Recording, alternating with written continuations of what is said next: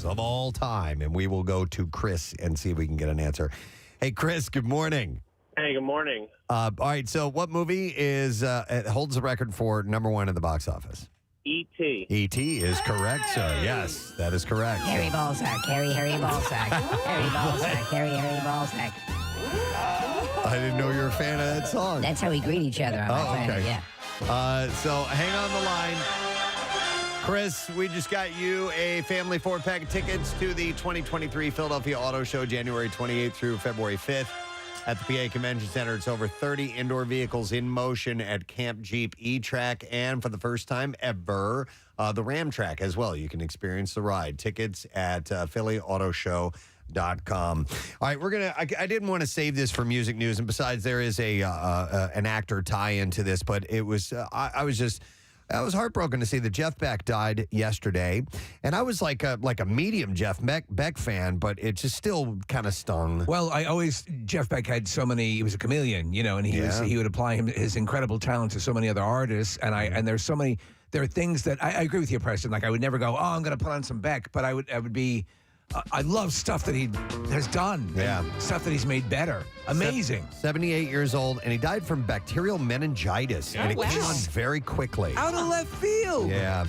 This is a great song, Freeway Jam. This is when Jeff, he was in the Yardbirds, and at some point in his career, once he was kicked out of that band, actually, he started to segue into more jazz fusion. And there was a great documentary about him, and it changed his world when he realized that he loved this type of music and he could express himself more in this music.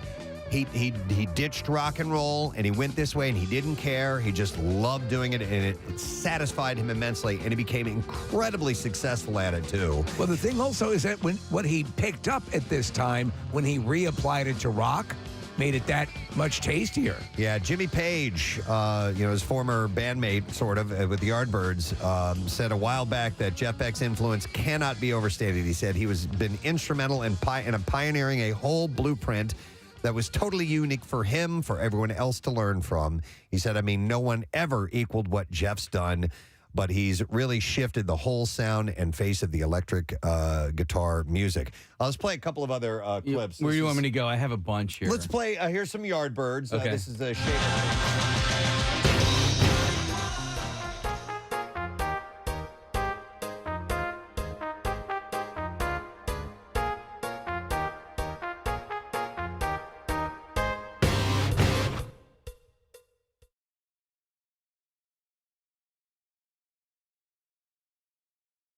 YouGov polled adults who said that they intend to watch Super Bowl, and revealed how they answered the question, which, if any, of the following foods do you plan to serve or eat while watching the Super Bowl this year? So I'm gonna read off all of the ones that they asked about. Mm-hmm. You guys tell me which one you thought was most people said yes to. Right. Okay. All right, so pizza, nachos, cheese and crackers, burgers, chicken wings, cookies, ice cream, and chips and dip.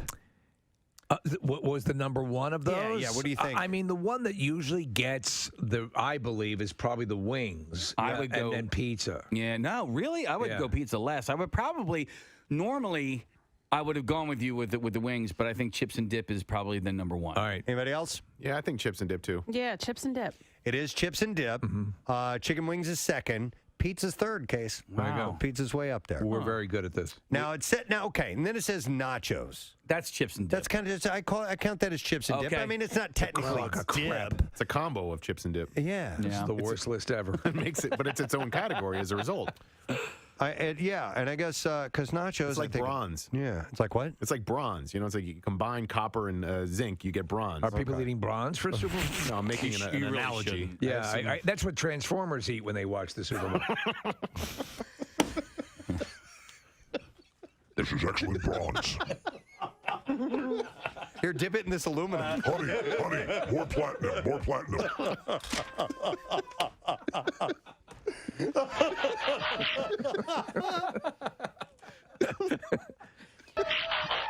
Very good.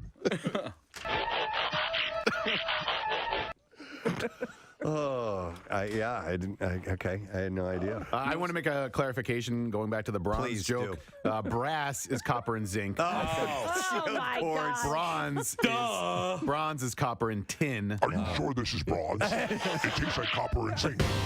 We had a beautiful sunrise this morning. I mean, and it was great because, as Nick noted, as I looked outside, it was like 6:05 and there was daybreak, and that's a wonderful thing for us early risers starting to see the sun that early in the day. Well, the exact moment that the sun creases the sky every morning, people don't know this, but Kathy stands in a pentagram and slits a chicken's throat. Yeah. Oh, my God. Hey, we get to eat chicken for breakfast. So. Yeah. Also, it stays darker later. So Stays darker later? I mean, stays lighter later. Longer, yeah. It stays later darker. Oh, my God. No, because I noticed that yesterday, too. It was 6-ish, and it was still nice and bright out. Yeah. This is good. Lighter later. Yeah. It gets darker later. It stays lighter later. It dark. It gets lighter dark and dark sooner. Yeah. Have you been off since you left the house this morning because of what happened with your coffee mug? Yeah, probably. You didn't hear this story, Preston. No, it's going to be a Lifetime movie. Judd What's Nelson's going- playing. I'm sorry, guys. I got to answer this. Donna Levine's calling me. I don't even know who that is. I just got a call on my watch that distracted me. Preston, I made myself some coffee last night. Okay. All right. So can I tell you a quick story? Yeah. Let me just.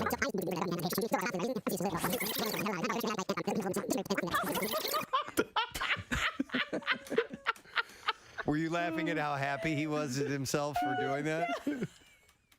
The audio. Yeah, it was my quick story. Yeah, that was his joke. Preston, I'm going to tell you a quick story. Wow.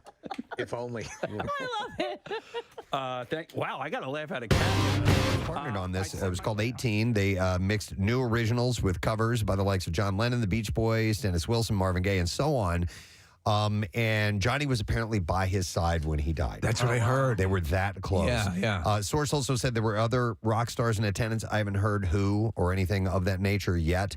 But a source said he and Johnny had a really tight friendship, and they were extremely close. He got even closer over this past summer when they were touring together. And apparently Johnny's, obviously destroyed. Well, you remember this. it was just a couple months ago, he was joining Beck on stage, Johnny Depp was, and playing in concert. Yep.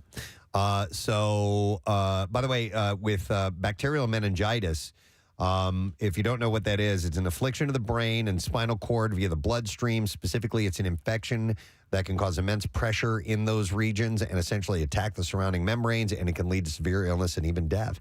And unfortunately, it happens quickly and without much warning. So there are some symptoms like headaches, confusion, fever, rashes, sore neck is another thing they look for. But apparently, once it gets a hold, it can move very, very quickly, and that's what happened. Yeah, I was not aware. Terrible news. I'm sure Pierre's going to musically pay a tribute to Jeff Beck later on today. So we'll hear that. I have some other things to get to. After pleading not guilty to felony burglary charges back in October, the Flash star Ezra Miller has entered a guilty plea for a lesser charge of trespassing after being accused of stealing 3 bottles of liquor, gin, vodka, and rum, from the pantry of a Stamford, Vermont neighbor, Isaac Wincor. Miller's change of plea hearing is this Friday. Miller, whose Flash movie arrives in theaters on June 16th, had quite a 2022, as we know. We covered a bit of it. Ton of stuff. Dust-ups and other questionable actions as well. He reportedly had a successful sit-down in the fall with Warner Brothers motion picture chairs Michael DeLuca and Pamela Adby to apologize for all the legal and media spotlight that their behavior caused. And it's not been decided yet by new DC bosses James Gunn or Peter Safran what the future of The Flash is. Deadline has heard from sources, though, who've attended test screenings that the movie is as riveting as last year's billion-dollar smash Spider-Man No Way Home in its multiverse approach. So it's supposed to be really good. Its audience testing is great. And you have Andy Machado, who, did the It. He's a really competent director. So Miller has sat down with the higher ups, and Miller also issued a statement apologizing for all this and saying that they realize that there's some mental illness there and that they need to get treatment. So it'd be wild if they stick with him, considering all this stuff, because it's not just the booze. there are other charges against him as well, are there not? Yes. Yeah. So, besides Human the trafficking, right? Yeah. Yeah, there was harassment, allegations of sexual abuse, and things like that. So, yeah, hopefully they get the treatment, and we'll see where the legal issues go. Ads for Demi Lovato's Holy F album has been banned in the UK for being blasphemous. Blasphemous? After posters, is from the posters, of Lovato in full body bondage laying on a bed that's shaped like a crucifix, or it's like a cross, started popping up in London. England's Advertising Standards Authority got involved. According to the publication, The Drum, it was too offensive to Christians and considered inappropriate for children. The regulator stated that linking sexuality to the sacred Christian symbol, as well as the crucifixion of Jesus, would cause serious offense to members of the religious group.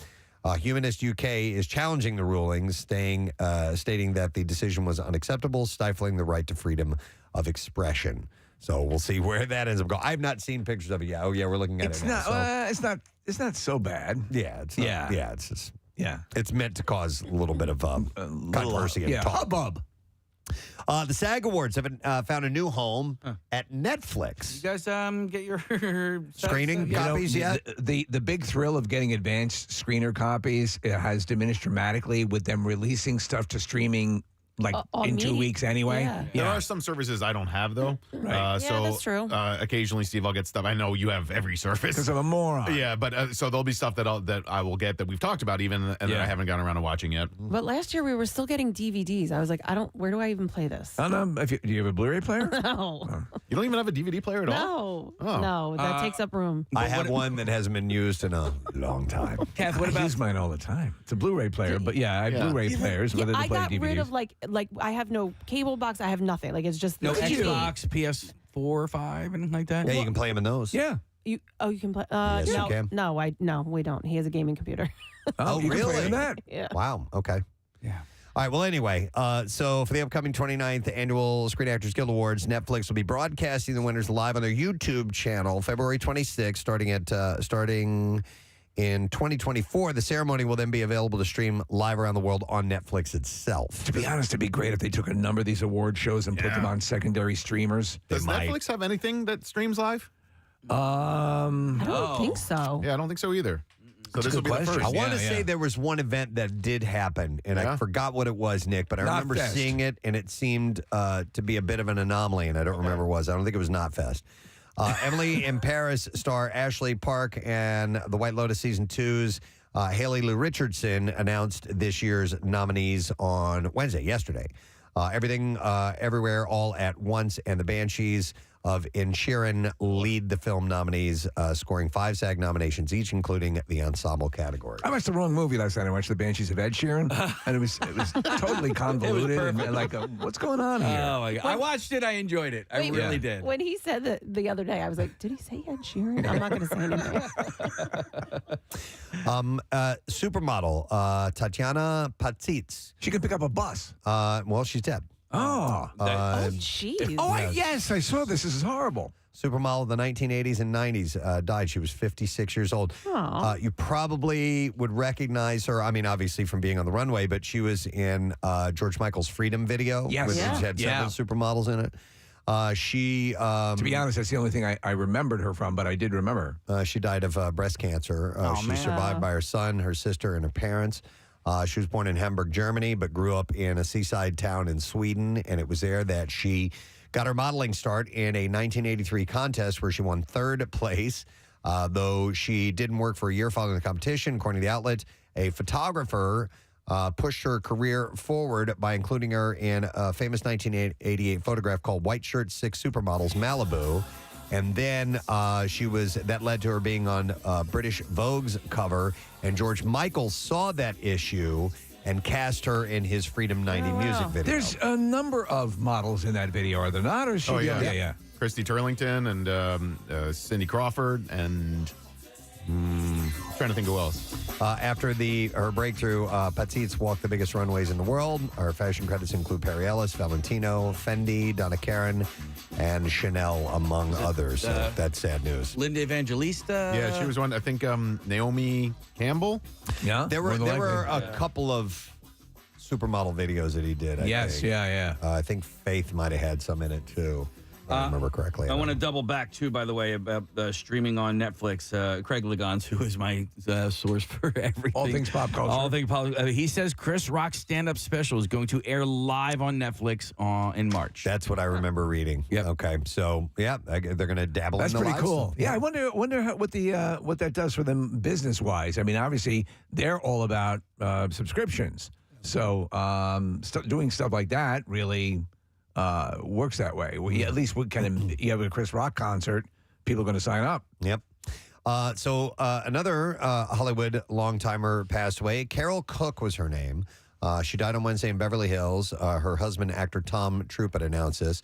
She would have been 99 years old on Saturday. She was really close friends with Lucille Ball. Yeah. And in fact, had the I Love Lucy star had convinced the budding comedian to change her name from Mildred to Carol, by the way. And she was Lucille Ball's kind of protege. And she ended up on a few of Lucy's shows throughout the years. I remember her from a couple of different things. So I took a look at her credits, and in 1964, she portrayed the wife of Don Knotts' character in The Incredible Mr. Limpet. Which I love. And then 20 years later, she took on the role of Molly Ringwald's grandmother, Helen, in 16 Candles. All right, I know her. So she's the one when they're She looks cooking familiar. breakfast. Yep. And she's like, well, I'll just open the donuts. And she's got a And she's cigarette smoking, with a really long ash on it. But she had worked in and out of everything throughout the years. In 2006, she actually popped up in an episode of Grey's Anatomy, but she passed away on Saturday. She was 99. This is the curse of I Love Lucy. Everyone associated with that show Has is dead died. now. Crazy. By the way, the trick, there's a little trick to getting your ash really long in a cigarette. Do you guys know the trick? No. You stick a straight pin into the cigarette, Right. and then it holds the ash together. So you Really? get that little gag going. It's enough to make me take up smoking. You should try it. You should. Everybody listening, you guys should try smoking. Start smoking. Yeah, it looks You really do fun cool. things. Yeah, because you can do fun stuff like that. Listen, as a smoker, I had to do all those things. Remember when Kanicki, I think it's Kanicki, he flips the cigarette around his mouth? Yes. I learned how to do that. I can flip the cigarette around in my mouth. Start smoking today. Yep.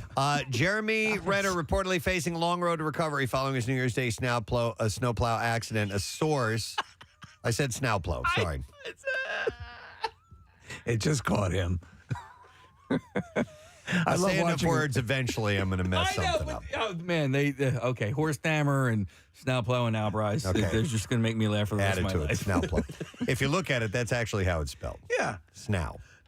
Yeah, why You're is it right. why is it snow plow and not snow? That is a great question. Right? I think Preston's right. Or why not snowplow? 60 Minutes, a linguistic question for the ages. Right? Why is Julio Jones not Julio Jones or Julio Hones? Right. Both of them. God damn it. His first name and last name start with J. Yeah. Why is hell? it not Pahone? I don't know. It's the English language. Anyway, he's got a long way to go. Yeah. All right, there you go. Has there actually been an accounting of the injuries that he incurred? No, but I did see that I think he has two. He might have a couple of delicate surgeries left, and they said, there's a long shot, but there's potential that his leg could be in danger, or he really? could, walking could be a serious issue for him You down had the road. a 3-ton vehicle on you. Yeah. It's not good. They recommend against that. Yeah. This is pretty wild. Frankie Muniz, the actor, is set to drive full time in the NASCAR-owned ARCA season this year. Yeah, He's full time. He's been racing. Yeah, I know. On and off for years. That's very cool. That's his number one love. TMZ reported Wednesday that the Malcolm in the Middle alum will be behind the wheel for Rhett Jones Racing number 30 Ford Mustang when the series hits Daytona International Speedway next month. They don't mess around with that. Like, if you're not legit and the real deal, they don't put you behind the wheel full time. There's no way. So he knows what he's doing, obviously. He was on the Steve-O podcast, and talking about he's had in his past he had a whole series of mini strokes and issues with that stuff. He's passed a lot of that, but he's a really down to earth guy. Yeah. I don't know what ARCA is, though. I don't. And like when you go to like a date, like ARCA. Yeah, but when you go to a NASCAR event, right? Yeah. The big event is on Sunday, but they have all these other events like it's a pickup truck Right. type. So I wonder if that's Mobility part of, scooters? No, but I wonder if that's part of the NASCAR weekend. Yeah, so that's how they pad the thing. You think? Yeah. Yeah. It could be. Frankie Muniz. What's happening? I wonder how much of a strategy there would be in racing mobility scooters. We should do it. Yeah. Yeah. If you're talking about a much slower speed, there's still got to be some strategy involved to make sure that you end up ahead of someone else. How long would it take to do? Let's just say in Dover. So that's to go around the track yeah. once? Well, we did a mile race. Remember, we did a foot race at that track. Brent Porsche's down there calling it. Or was it, did people skip that? It's a mile, right? It's the Monster Mile. Monster Mile. Yeah. And I guarantee you, like, they have lawnmower racing. There are mobility scooter racing. Oh, my God. They The have to. lawnmower races. Yeah. Hilarious. I love them. Yeah. Those things haul ass. And they're on these little bitty lawnmowers. I love when they mod them. Yeah. And get them up to like 55, 60 miles an hour. Yeah. Mod? Yeah. Do they have skateboard races? Motorized skateboards? No. Like races to see. That's a good question, Case. I don't know. I would think that'd be pretty dangerous because you could really knock each other off very, very easily. But Yeah. I don't really know. Huh. That's a good question. They usually go for style and whatnot. So ARCA is kind of like the minor league of NASCAR. Okay. And they'll use sometimes older generation stock cars. I don't know this. I just looked it up. Okay. So if you're looking to get into NASCAR, you usually go through ARCA first. So is that kind of their secondary league? Well, where they you have graduate. Okay. Kind of like minor league. It's like AAA. Yeah. All right, Steve, I bring this up for you because you remember this gentleman, Riverdance star Michael Flatley. Absolutely. Is now home recovering from surgery after a cancer diagnosis. Yeah. Flatley, who's 64, also had cancer in 2003. An alert viewer had spotted a malignant melanoma after seeing him on MTV during an appearance. He was later successfully treated. Yeah, what was that music we were just playing? It was Irish flogging Molly. Sorry. Okay. I hit the wrong Irish bed. He was later successfully treated for skin cancer, telling the Irish Independent it was purely by chance that it was noticed, and I had never even noticed it. It can be a frightening place to be. Writing about that in his autobiography, he said, a scare like that makes you even more aware that you need to live every moment while you can. So Riverdance was huge. Yeah. I mean, It was cool. Yeah. I mean, they were insanely talented. Yeah. Almost like Celtic Stomp. Yeah. Like Kath, really fast stuff, yeah. really fat foot movements. did you ever get into it? I didn't know. No? Okay. And then he actually lost the rights to that. He created his own league or whatever. Yeah. Michael Flatley's Lord of the Dance was because of Riverdance. Riverdance. I don't know if they kicked him out or he just wanted to make money on the side or whatever. But yeah. Stop dancing and leave this river. Wow. Abbott Elementary has officially been renewed for a third season at Yay. ABC. Obviously, it's winning all the awards, so you know. I've gotten into it now. Yeah, because I would casually watch it. Now I'm getting caught up on old episodes. It is very much like that Office dynamic, but a lot of fun. The characters are all really quirky and fun, and she's great. TV insiders say Rich Ray's daytime talk show may be ending after 17 seasons, by the way. 17 seasons. Right! Page 6 reports that the show will likely end at the season because ratings are slipping, apparently. So Stink. Yeah. I'm surprised. I remember like years ago being like, she's still on. Like, Yeah. it's Yeah, I still, know. still going. You had a good experience with her, though, right? I did. Yeah, no, the First one was bad. First one she was, called you the C word. No, the first one was in her environment, like at her show. Yeah. She basically told us she was hungover, as she had been at a concert, and so she was. It wasn't terrible. It just wasn't all that friendly. And then she came and spoke at my Her Story luncheon, and she was great. She was amazing. She did it for free, and yeah, she was really nice. All right, then one last story. Both Jennifer Hudson and Sherry Shepherd can celebrate the news that their talk shows have been renewed. That's all I watch. Fox announced on Wednesday that Hudson's eponymous show will get a second season, and Shepherd's is guaranteed 2 more years on I always air. carve out a 2-hour block every day, Preston, to catch them. So they extended that. All right, we're ready for the clips now.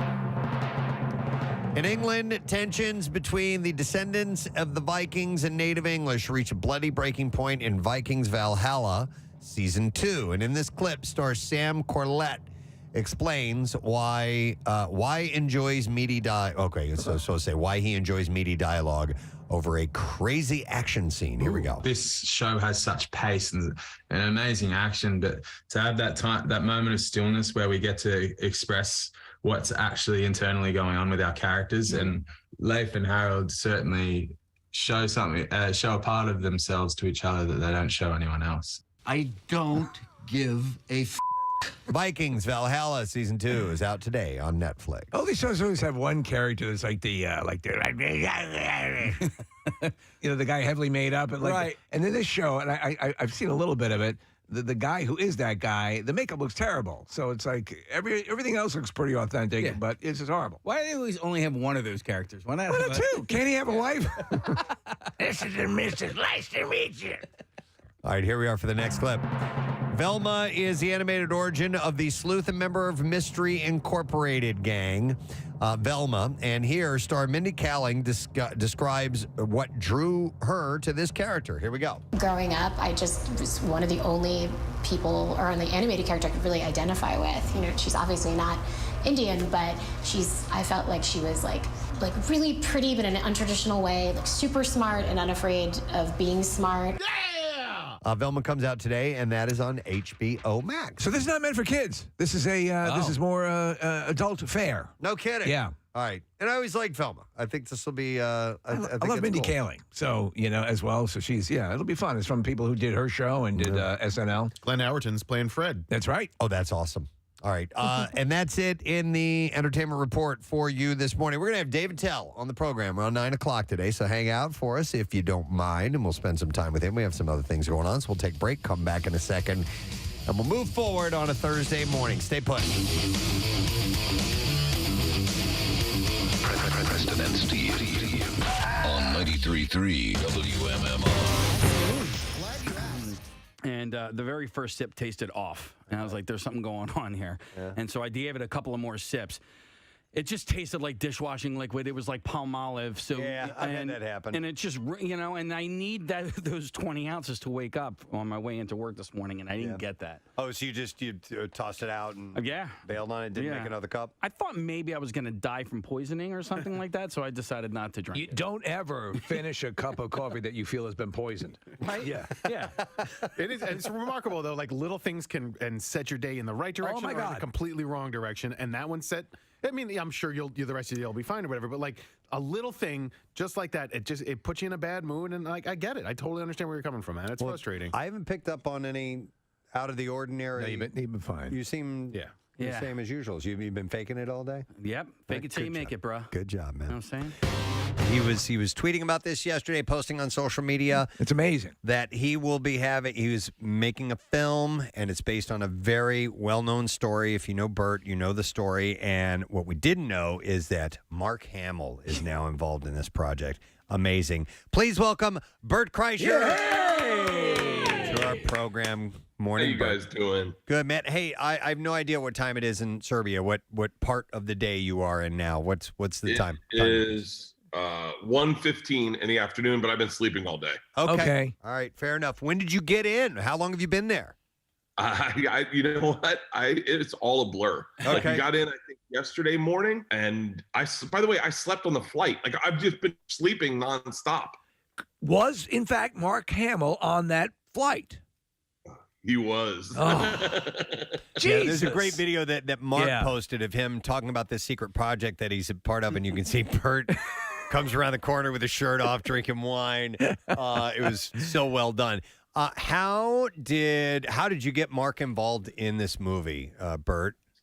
So it's kind of tricky because of COVID. We kind of had to narrow it down to like it was a difficult sell, because not everyone that is old enough to play my dad would want to come to Serbia. Right. Mm-hmm. And we got word that Mark Hamill was just interested, and everyone dropped everything and was like, hold on. That means Darth Vader's my grandfather. I didn't even think about that.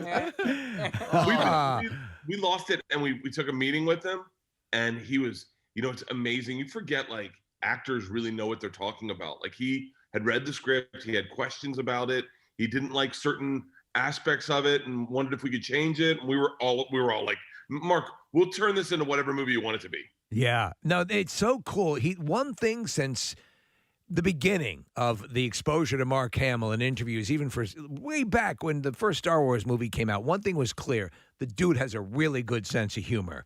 So he's got to connect to stuff like this. I told him, I said, I want to shoot a promo outside the private jet like I do for my tours for this. And so we had like a crew from Legendary to go shoot it. And I said, I gave him, I mean, I swear to God, I've given so many more notes to people. All I said was, I'm going to do like an intro read. You just come up and I'll be like, what's up? And just say, just get on the plane. And I'll go, hey, I thought we could do that. And then just cut me off. We did one take and it turned perfectly. I sat with the executive from Legendary and I go, okay, I can't tell if that's because he's such a great actor or did we just get lucky? Like, yeah. Well, Bert, you strike me as somebody that not much rattles you, but maybe you'd be not intimidated by Mark, but are you blown away by the fact that he's in this movie with you? Because he is legendary. He is Luke Skywalker. We watched Star Wars the day before I left with my kids. Yes. And my daughters are like, I cannot believe that's going to be Papa. Like, I cannot believe. He is the reason I got into movies. Like, it's not lost on me at all. Wow. So a couple things you mentioned. Is Legendary behind this? Are they is that the company? Legendary. So they're on a huge roll. And is this a Netflix movie or is it okay? It's no. I know you can see me. I just shook my head as if we're not doing radio right now. Full theatrical release. We want to put it in theaters. Yeah. Yes. Dude, that's awesome. It's so cool. And so the fact that this, I was thinking about this when the whole idea of the machine, the movie came up. This was such a part of your embryonic act early on, and what you would talk about in the story is just incredibly. People never get sick of hearing about it, but this will now give you the opportunity once it's done. When people ask about it, you can just say, "Watch the movie," because how many times have you told the story? This isn't the origin. This isn't that story, though, isn't this? It's a little bit past. It's a follow up to it, Bert. So we had pitched versions of the story to a bunch of different places, and we went into Legendary, and this guy Kale, who is a guy who I ran into like 9 years ago, and he saw me do stand-up once in Burbank, and he gave me his card, and he goes, I want to do a movie with you. Wow. This is like 9 years ago. And now I'm in his office, and he goes, all right, you got to do one movie. He's like, I want to do a movie with you. What movie do you want to do? And I said, well, if I got one movie to do, it's The Machine. And he goes, how would you tell that? And I go, I got to be honest with you, Kale. I don't know. I said, my biggest fear is I'm going to get hired for a corporate one day, and I'll get there, and they'll go, just tell The Machine. And it'll be the Russian mafia. And he lit up and he goes, say no more, say no more. Wow. Let's do this movie. And so based off that little pitch, we got writers attached, then a director, and then all of a sudden everything kind of built off of that. The director is Peter Antencio. Is that how it's pronounced? Peter Intencio. Intencio. So he's from Key and Peele, and he did the movie Keanu as well, right? Yeah. The guy. And then you forget, like, he really puts the work in. Like, I'm doing a wardrobe fitting the other day, and they're like, well, he sees a lot of oranges in this movie. And I was like, he's thinking about colors? And they're like, yeah, he's a director, you moron. He's concerned with visuals? I was like, I'm so used to doing like Instagram videos, I don't think about anything. You don't think about color correction and things like that. Oh, that's great. So you're in quarantine right now for a couple days, right? When does filming actually start?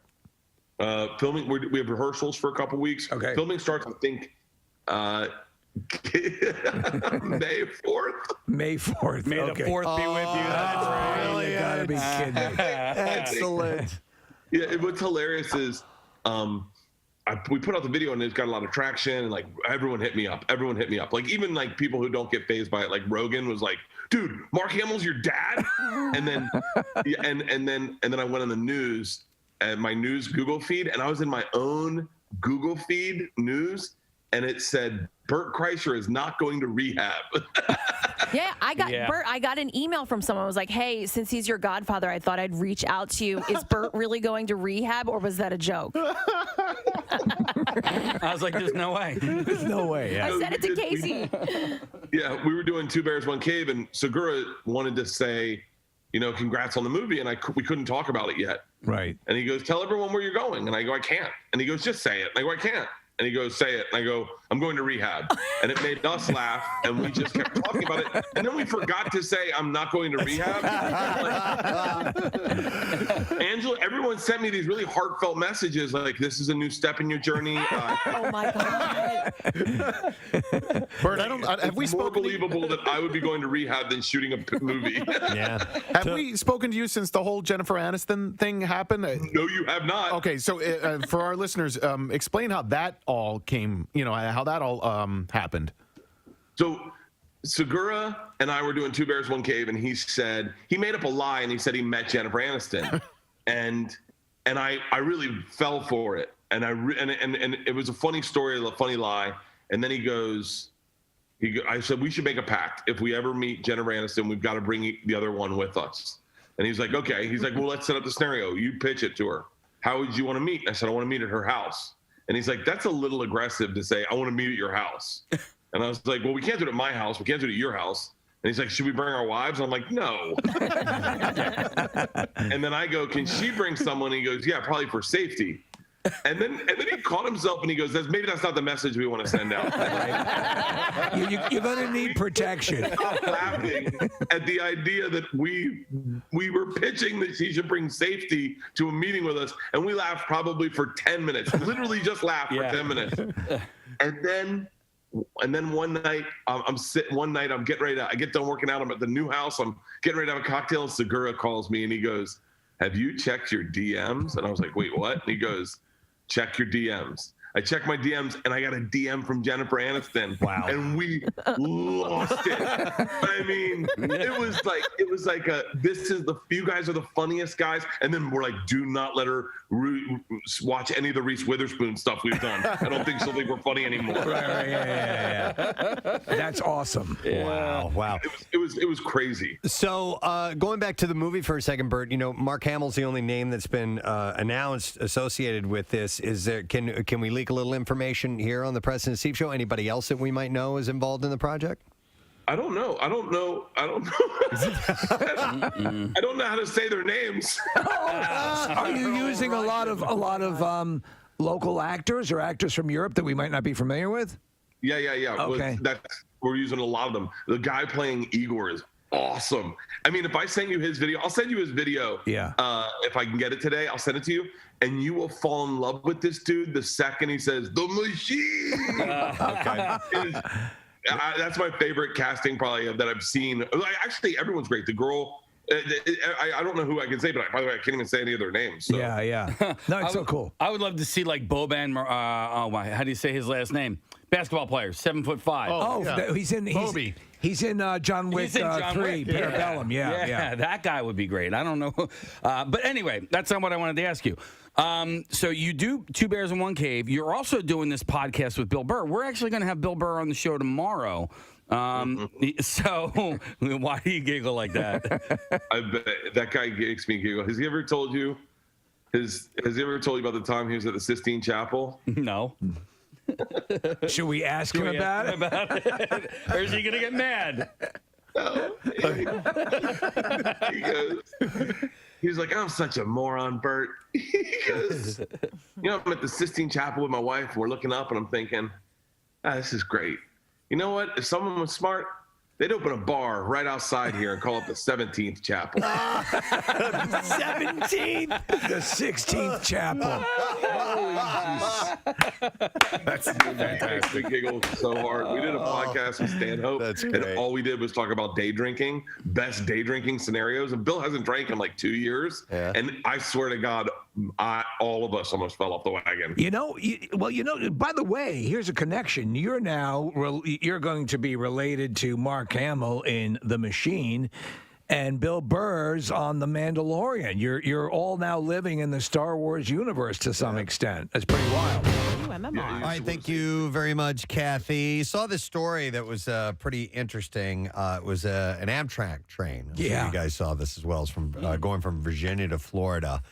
And apparently, people were stuck on board that for more than 29 hours. Oh, no. Stuck. Yeah. Yeah, 29 hours. It was forced to take a detour because a freight train had hit a car on the tracks. Okay. And so they had to move over. So it was going from Lorton, Virginia to Stanford, Florida. It was going to take around 17 hours. That's a pretty long train ride. However, the train came to a halt in rural South Carolina around Monday at 11 p.m. When the accident had forced the train to reroute, they then had to wait for a backup crew. And during the delay, some of the passengers, there were 563 people on board, some of the passengers actually called 911 to report that they were being held hostage on the train. They were not allowed to deboard or they didn't allow their pets to go outside either. Passengers were also told not to open their windows or smoke on the train. Yeah. I assume that's because I'm guessing the train was probably stopped in an isolated area with nothing around, and they didn't want somebody to get off and wander away, or maybe there's liability issues once you leave the train and have to get back on board. I don't know. You step out into an active track situation, or inactive at this point, but still. But you always think, okay, can you make an accommodation for 29 hours? I mean, come on. Yeah, passengers were also told they couldn't open their windows or smoke. At one point, a conductor who could be heard all over the loudspeaker asking passengers said, please to not call the police.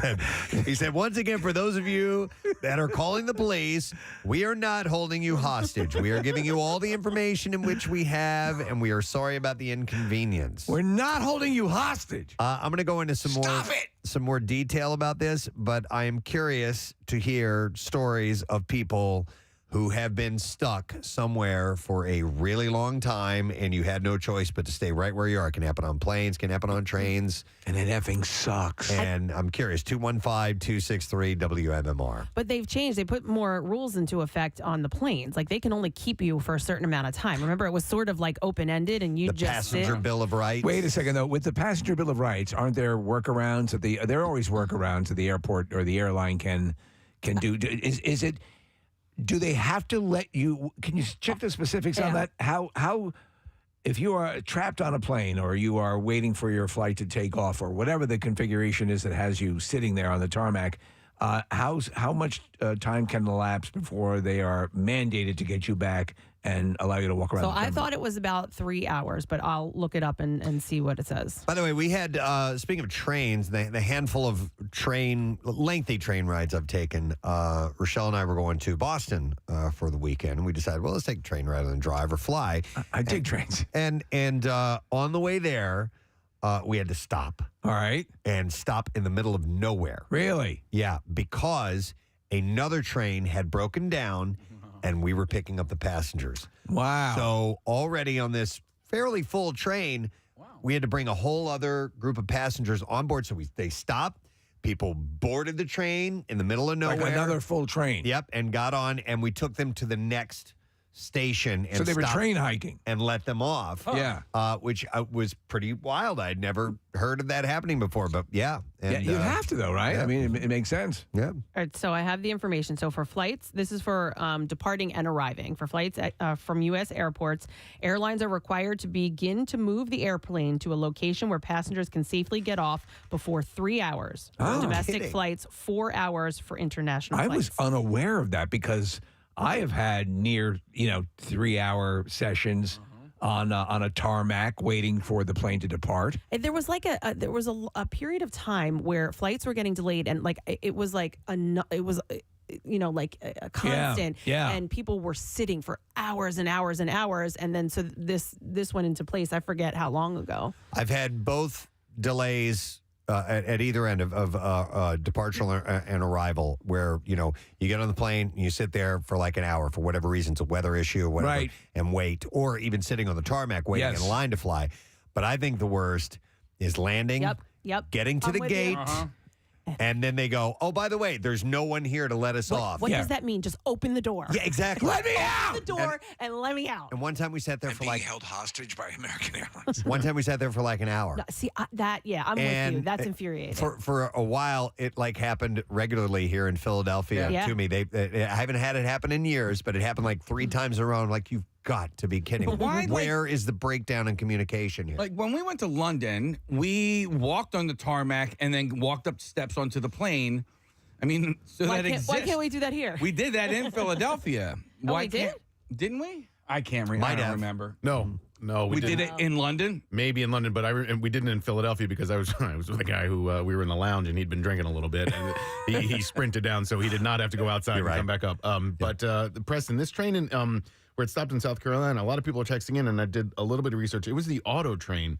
So people had their cars on this train as well. And I think that might have been one of the reasons why they couldn't let them out. When you said auto train, I thought you meant there was like autonomous. Yeah, there was no captain on board. There's no Welcome conductor. to Auto Train. No. I'm your engineer, Johnny Five. Right. So, OTTO, the auto train. Auto train. Auto train. My in-laws. Wow. Hey, man. Those are going to be sitting for a while. My in-laws did the auto train last year to Florida because they spent, I guess, 2 or 3 months in Florida in the winter, and they said it was the worst experience of their lives. They didn't even get stuck. Yeah, they didn't even get stuck. I mean, it was a fine train ride, but they hated it. Well, the whole idea is that you're going to go down to Florida, you can bring your car with you and have that mobility. But I've heard a lot of bad stuff, Case, to your point about traveling the auto train way. By the way, this particular train, to make matters worse, they ran out of food after employees provided passengers with meals, snack packs, and beverages. However, it did stop in Savannah, Georgia overnight, and pizza was delivered to the train. I mean, you come 29 hours. You have to feed them. You have to. With limited food options. You know what they say? We're going on a fast. Ladies and gentlemen, we're going on an unintended fast. You're not going to be happy for 24 hours. So with limited food options, disgusting bathrooms, and not being able to leave the train, many passengers said that they felt trapped. Where's my snack pack? You got a banana. You don't need no snack pack. It gets better. You know I like snack pack. Why can't you just give me a snack pack? I thought I was your snack pack. So I'm just reading more about it, and they're actually not required to give you anything to eat or drink on the airlines. What about on a train? I don't know. I'm just looking. This is the U.S. What about an auto train? U.S. Department of Transportation. So this is about the airlines. All right, we're going to go to some calls here. I'm going to go to McKinley on the line. McKinley, good morning. Good morning. Sorry to bother you at work. No, it's all right, man. All right, you got a story for us? Yes, I do. I'm originally from NYC, but I'm in Pennsylvania concurrently. We usually take the MTA, the big trains in the city, and it goes throughout the entire city. Okay. This is one time I was coming from school, and I was just heading home. I had a very strong meal that day, so my beans was really tossing that day. Oh, my God. Yeah. My stomach was grumbling. I'm over here dying in the train, and all of a sudden, we stopped at a stop at Manhattan. Mind you, I live like an hour away. So I'm sitting here like, okay, maybe this is not going to take long. The MTA conductor says, yeah, there's somebody doing some foolishness on the next track over, so we're going to have to stop and wait until that stops. 1 hour go by, my stomach is bubbling. Oh, man. I'm dying, I'm sweating. Everybody's in it. Mind you, the train is packed. In New York, they do not care. It's going to be a packed train if it has to be one. So I'm sweating. I'm dying. I look uncomfortable. The women are looking at me. I don't know what to do. Is it McKinley? Is there no bathroom on board? No, zero. The only way for you to take a shit. Oh, wait. Hold on. I appreciate your enthusiasm, but we can't say that on the radio. My bad. Yeah. Yeah, the only way for you to defecate is to go in between trains.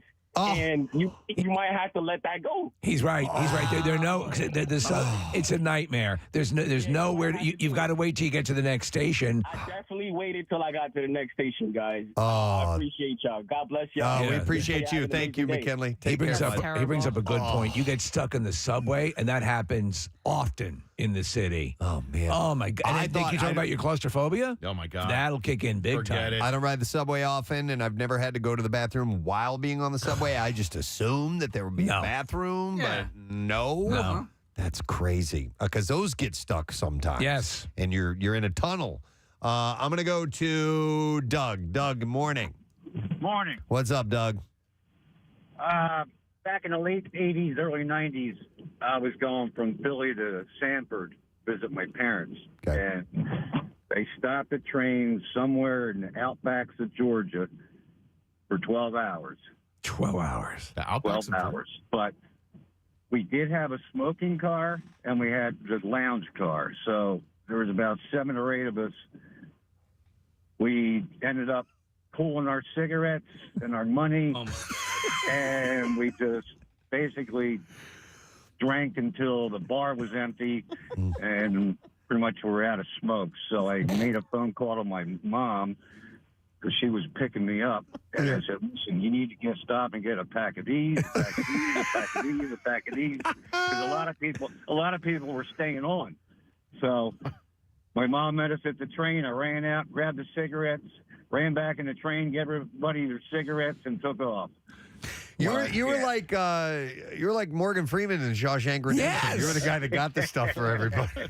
Pack of smokes. Well, little reefer, if that's your thing. Yeah. I didn't charge them, because everybody. Well, that's very generous of you. I'm sipping whiskey. They should have emergency cigarettes on a train, shouldn't they? Yeah. By the way, when things like this happen, the smokers gather. Oh, yeah. Because my sister was a hardcore smoker, and I remember we had a delay, and I believe they talked them into letting the smokers off so they could go smoke because they were going to kill people. And that's all there's to it. But the smokers usually gather in times of crisis. Would they make that accommodation now, you think? Probably not, right? No, definitely not. It's like, deal with it. Yeah. Let's go to Mike. Hey, Mike, good morning. Hey, this is Baltimore Mike. Baltimore Mike. Hey, Mike. Hey, Baltimore Mike. What's up? Oh, it's like Baltimore Jack. Much, guys. I remember... Got a wife and kids in Baltimore, Mike.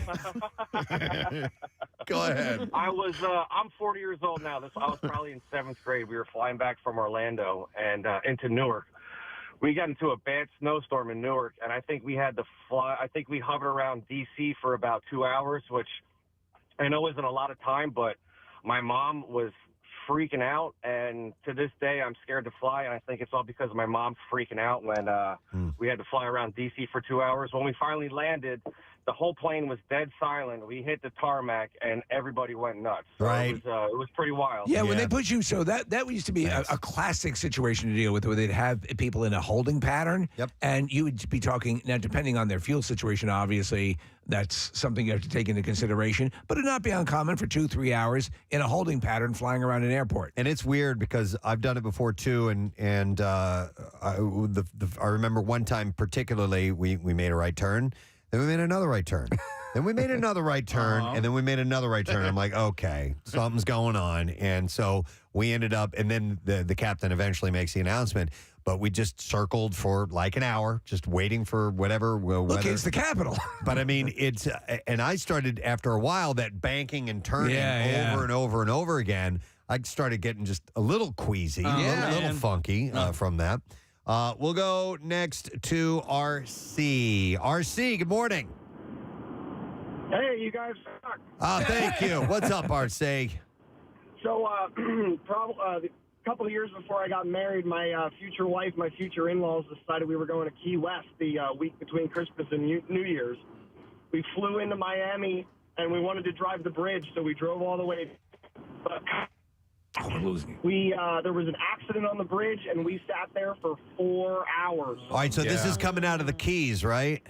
Yeah. So, you have nowhere to go. That's it. Yeah, it's 2 lanes a lot of the way, and if there's any accidents or there's any delay, you can't get past it. I remember this. A fighter jet was shooting at a limo. Yeah, it was Harry's jet, woman hanging out of it. Yeah. Scary, man. Scary times. Not quite, but we did have a helicopter. They had to medevac somebody off, so we saw the chopper come down. Thank God we had stopped at McDonald's right before we got on the bridge. Oh, no kidding. Yeah, you would have been starving, yeah. We missed our flight. As soon as you got off the bridge, you saw everybody dive off to the nearest gas station to go pee. Yeah. There were guys just wandering off into the bushes. There was a football game going on for a couple miles. They just followed the cars. It was a great time. Yeah, that sucks. All right, thanks, man. So if you have obviously you don't want to be trapped on the plane if they can put you back in the terminal. There are different versions of the same story that are more amenable, you know. At least you can walk around. At least on you can train walk around a little bit. Like, if you're stuck on the side of a highway, there's not a whole lot that you can do when you can't go many places. I think plane would probably be the worst of these, but this is to be in the tube, sitting in the fuselage of a plane, just strapped in like you're a child in a safety seat. Kathy, you remember we were coming back? We were coming back from some sort of thing for the safety. You come back on I got out, laid down on the blue. No, it was the Pennsylvania Turnpike. You laid on the Pennsylvania Turnpike. Yep. You guys ever traveled by bus? Yeah. Like No. a Greyhound type of bus? 2 or 3 times. I took Susquehanna Trailways. I've done it a couple times. We took a trip down to, it was a spring break trip down to Daytona Beach, Florida. How old were you, Preston? I was a junior in high school. I had no business being in Daytona. How did my parents let me do this? But anyway, the bus had mechanical problems on the way there. Of course. And it happened overnight, too. And I remember just hearing the engine like revving really, really high. Oh, that's not good. And we're going up a hill, and I kid you not, we're doing like 10 miles an hour. And we're all going, something's going on here. And we ended up having to pull over, and we had to just wait until the bus company got another bus and get on that. And that took forever. I don't know how it went from night to daylight while we were there. I know that. So you spent the whole night? Yeah. Yeah. So first thing we did is we all got out and each one of us lit up our own joint. It was like the bus company didn't hand out joints? No, it was BYOJ. Okay. I know people use Bolt Bus to get to and from DC to all Philly. the time. Yeah, and they rave about it. It's like free wireless. It's not expensive at all. It's like $10, It right? is, and so it's if it works and there's little traffic, it's a great way to travel. If there are any delays or you get stuck or something goes wrong, I'm sure it's fairly terrible. Let me go next to Matt. Hey, Matt, good morning. Hey, good morning. Put a bomb in a possum and you feed him to the sharks. That's what you do. Exactly. What's up, buddy? So this is a story about getting stuck on a plane with a bachelor party in 2015 going out to Vegas. Oh, so no. It's March, one of those late winter storms. We're supposed to go out of Philly, and they're saying flights might be delayed or they might be canceled. So one of my buddies says, you know what, we're going to switch it. We're going to go out of Baltimore instead, even though the storm was going to hit there first. So we switch it. The flight's supposed to be at like 7, 8 o'clock in the morning so we can get out to Vegas, hit it hard early. Some guys decided that they were going to go out the whole night before. So we've got like 4 of the guys are already super hungover. We get down to Baltimore. We check in. We get on the plane. And it might have been like 10 or 11 was the flight. So we get on and they tell us there's some weather delays because it's already starting to hit us. So we sit at the gate for a while. And then we go out to the de-ice pad. We de-ice, we wait. They say, nope, we gotta go. We gotta go back and wait. So we go back and wait. We go back out to the de-ice pad again. Looks like we're ready to go take off. We're in a line of a bunch of planes. This is now a couple hours in. They were like, sorry, guys, we're not taking off.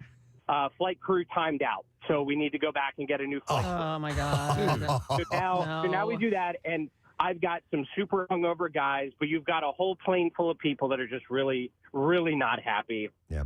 They let everyone off. They said, you've got 15 minutes, go to the bathroom. You know, they let everybody off real quick, but they said you need to be back ASAP because this flight crew is ready to go. They knew everybody was ready to mutiny. Well, they get the crew back on, and then we still sat for another probably 3 hours or so.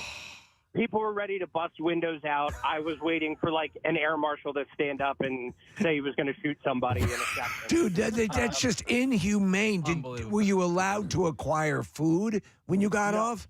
No. So, and at that point, you know, the bachelor party was ready to party. We were like, we don't care if we're sitting here. Just give us a drink, give us snacks, whatever. They were like, no, FAA rules. We can't give you any booze until we get off the ground. So finally, you know, people had whatever snacks they had with them. Finally, it's like the sun's going down. We're like in the middle of this storm, and they're like, screw it, we're going to take off. So it's dark now, and I think we left at like 8 o'clock at night, 9 o'clock at night, Philly time. How many hours in total? What's that? How many hours in total? I'd say probably a good 8 or 9 hours before we took off. Oh my no! gosh. We get up in the air, and I swear to God, the flight crew was like, "Okay, everybody, what do you want to drink?" And I was like, "Can I have 3, please?" He goes, "You guys can have whatever you want. Nobody's paying for anything on this plane." Oh, wow. Within 10 minutes, this Southwest plane was soul plane. Okay, music was on, lights were going, serving drinks from the galley. Dude, that's wild because a lot of times they still won't do that. The fact that they opened up and allowed you to do that is pretty cool. Yeah, they were just like, okay, everybody. I mean, they were like, somebody said they were gonna kick in the flight door to get off the plane before we took off. So basically, they knew they had to do something. Yeah. That plane drank every bit of booze. It was like 160 mini bottles and 80 beers were gone by the time we were getting ready to descend to Vegas. One guy threw up in somebody else's shoes. Somebody was playing music over the intercom from the galley. It was wild. So it would ended up okay by the end, but it was I never want to ever have. No, you bring up a good point because sometimes events like that, while you're in it, you hate it. But it's a legendary story. No, you won't. Listen, did I enjoy it taking 8.5 hours coming back from the Cardboard Classic that year? Oh, that's right. But it's a story I tell. And by the way, you got to hand it to. I've flown a lot of airlines, and Southwest does have the best flight crew. The flight attendants are a lot of fun. They're really loose because they know they're on Southwest. Yeah. But I mean, the crew was great. Once we could get off the ground, I mean, they were like, "Sorry, there's just nothing we can do while we're wheels on the ground." But as soon as we got off, they were. I don't think they stopped moving. It was just up and down the aisle. They recruited people to help serve drinks. People were slinging drinks to everyone. That's wild. It's a great story, funny. Matt. Thanks, man. Appreciate it, bud. Thanks. All right, we'll see you. All right, I think we got a winner though for a train here. I'm going to go to I'm going to go to Mike. Or no, he was on a plane. I'm sorry. Hey, Mike, you're on the air. Good morning.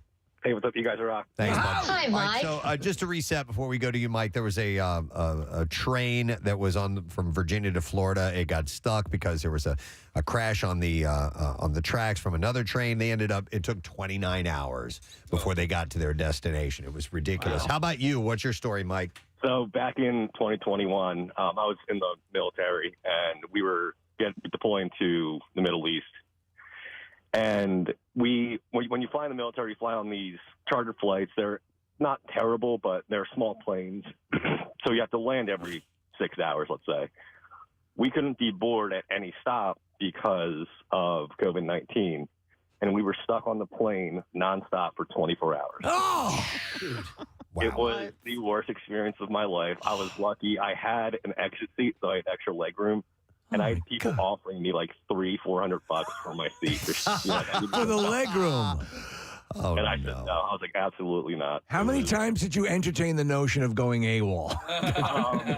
So we flew with our rifles, and they are very lucky that they didn't give us rounds. Because I think they would have shot themselves. Oh, my God. 24 hours. That's gnarly. We got to Shannon, Ireland, and we had a 6-hour layover where we were about to go out and eat and, have a beer or two. We were stuck on the plane.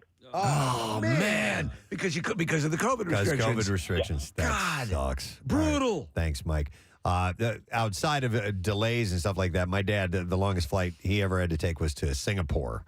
And that's like a 19, 20-hour excursion on the plane. And while it doesn't sound like that much, if your only options are get up, walk to the bathroom, go back to your seat, it's a long time. To be honest, a flight of any distance, it is now my go-to thing. I buy a muffin. I buy I buy some food just to have, because you don't know how long you're gonna have to wait there, and that whole wheels off the ground thing allowing you to eat or not eat is ridiculous. You know what I've started doing now too is I stretch before getting you get on. I will stretch out my legs every bit I can. Because I know that I'm going to be in a fixed position for a fair amount of time. Yeah. And if you got stuck for hours and hours and hours, that's even worse. To be honest, that's why I switched. I used to be a window-only guy, but I switched to the aisle. Same. Yeah. You guys should try being 5'7". That's much better, that's right? way better on a plane. I think. Yeah, that's when I know you have desire to be taller. That's when you don't I just want to be able to slam dunk a basketball on a 10-foot net, but I'd also like to be comfortable on a plane. Yeah, Press stop that- into the overhead. I had a friend who used to have to travel to China and India, and she would go twice a year.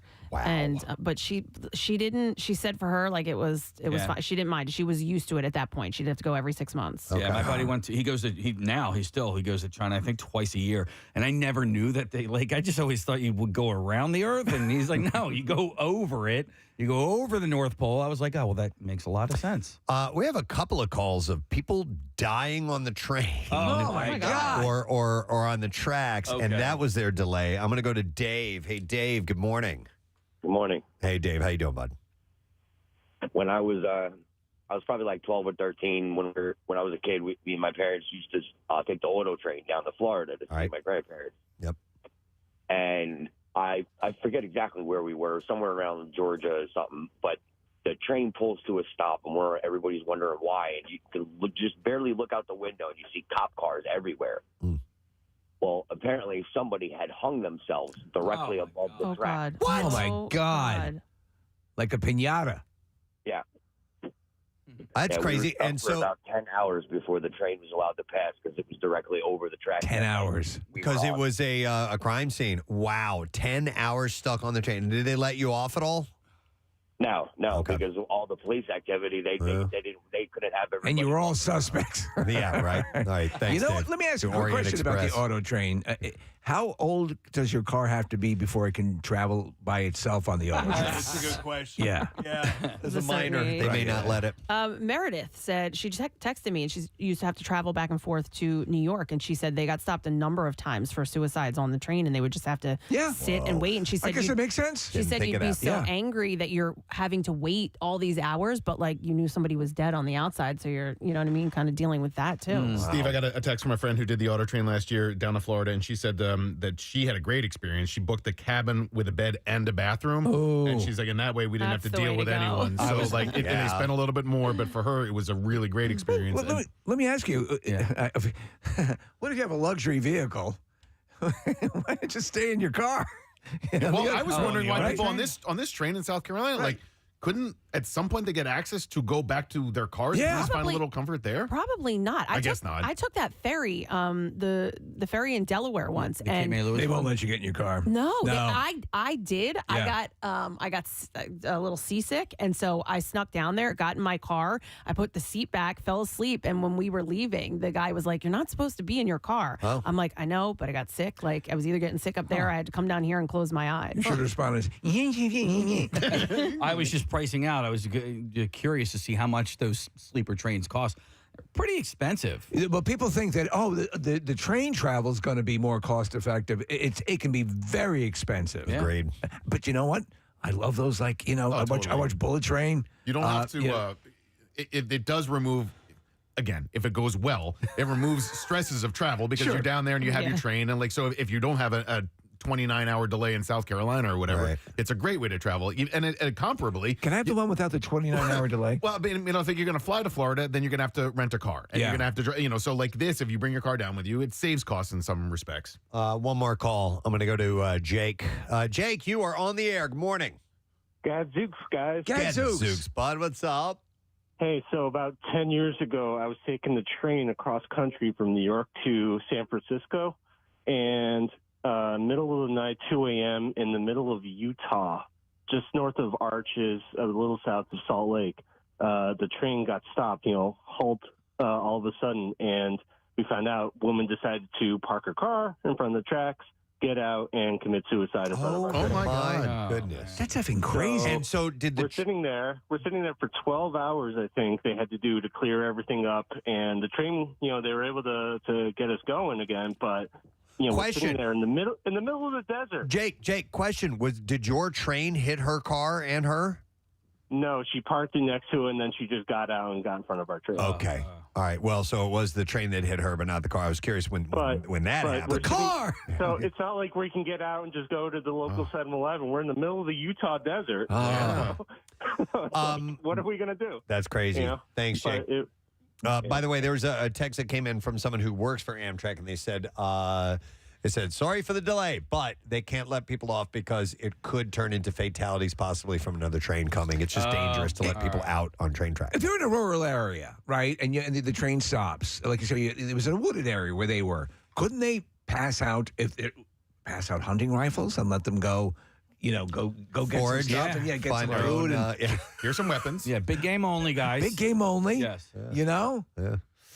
I don't know. That's something to consider. Maybe when they're out in the more rural areas. You guys have guns. Yeah. I'm actually we have machine gun. We have a bazooka. Oh yeah, let's do that. No, but I am considering this summer maybe taking the train because I'm going to the Grand Canyon. I was thinking about maybe driving up towards like Wyoming area. So I only have I have a flight out, and I have not booked a flight back yet. Because I thought about driving across the country back home. You're going to Thelma and Louise it in the canyon? No, but I thought about maybe doing a sleeper train on the way back, like driving up to Wyoming or, one of the Dakotas and then hopping over there. Right. And then just kind of when I was looking, I was like, it's too expensive. Okay. Yeah, it's a little pricey. Yeah. You can take a train to the Grand Canyon. There's a train stop literally on the south rim of the Grand Canyon. Yep. And take that up from Phoenix or LA or whatever. But it's a great way to travel. It is a little expensive. Yeah. And it can could turn into a nightmare. I'm going to kill you and then eat you. Yeah. All right. Welcome to Donner Railways. Yeah. All right. Anyhow, well, thank you for sharing your stories. We do appreciate that. We got to take a break. We'll come back in a moment. Don't forget, David Tell's going to be on the show this morning. We'll chat with him around 9 o'clock, but we have some bizarre file stories, which are on the way next. Preston and Steve on 93.3 WMMR. What's new?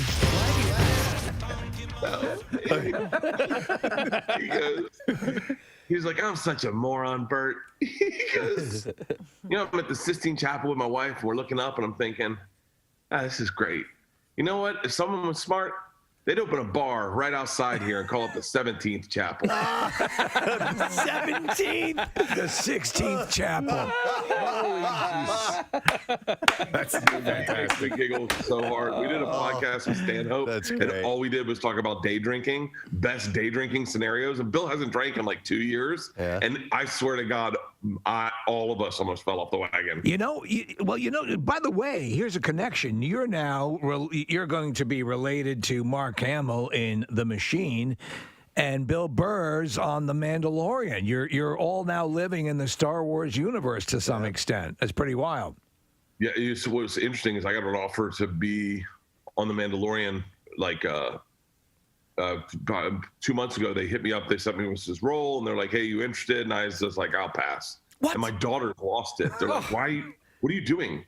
And I was like, well, I don't know. I mean, I don't really, not really like I don't watch The Mandalorian. Like I tried to watch it. I couldn't get into it. Right. And my daughters lost it. They lost it. It's a great show. It's so freaking good. Yeah. Yeah. And so then when we got Mark Hamill to play my dad, I went, I think I'm still a Jedi, guys. Like, it runs in the family.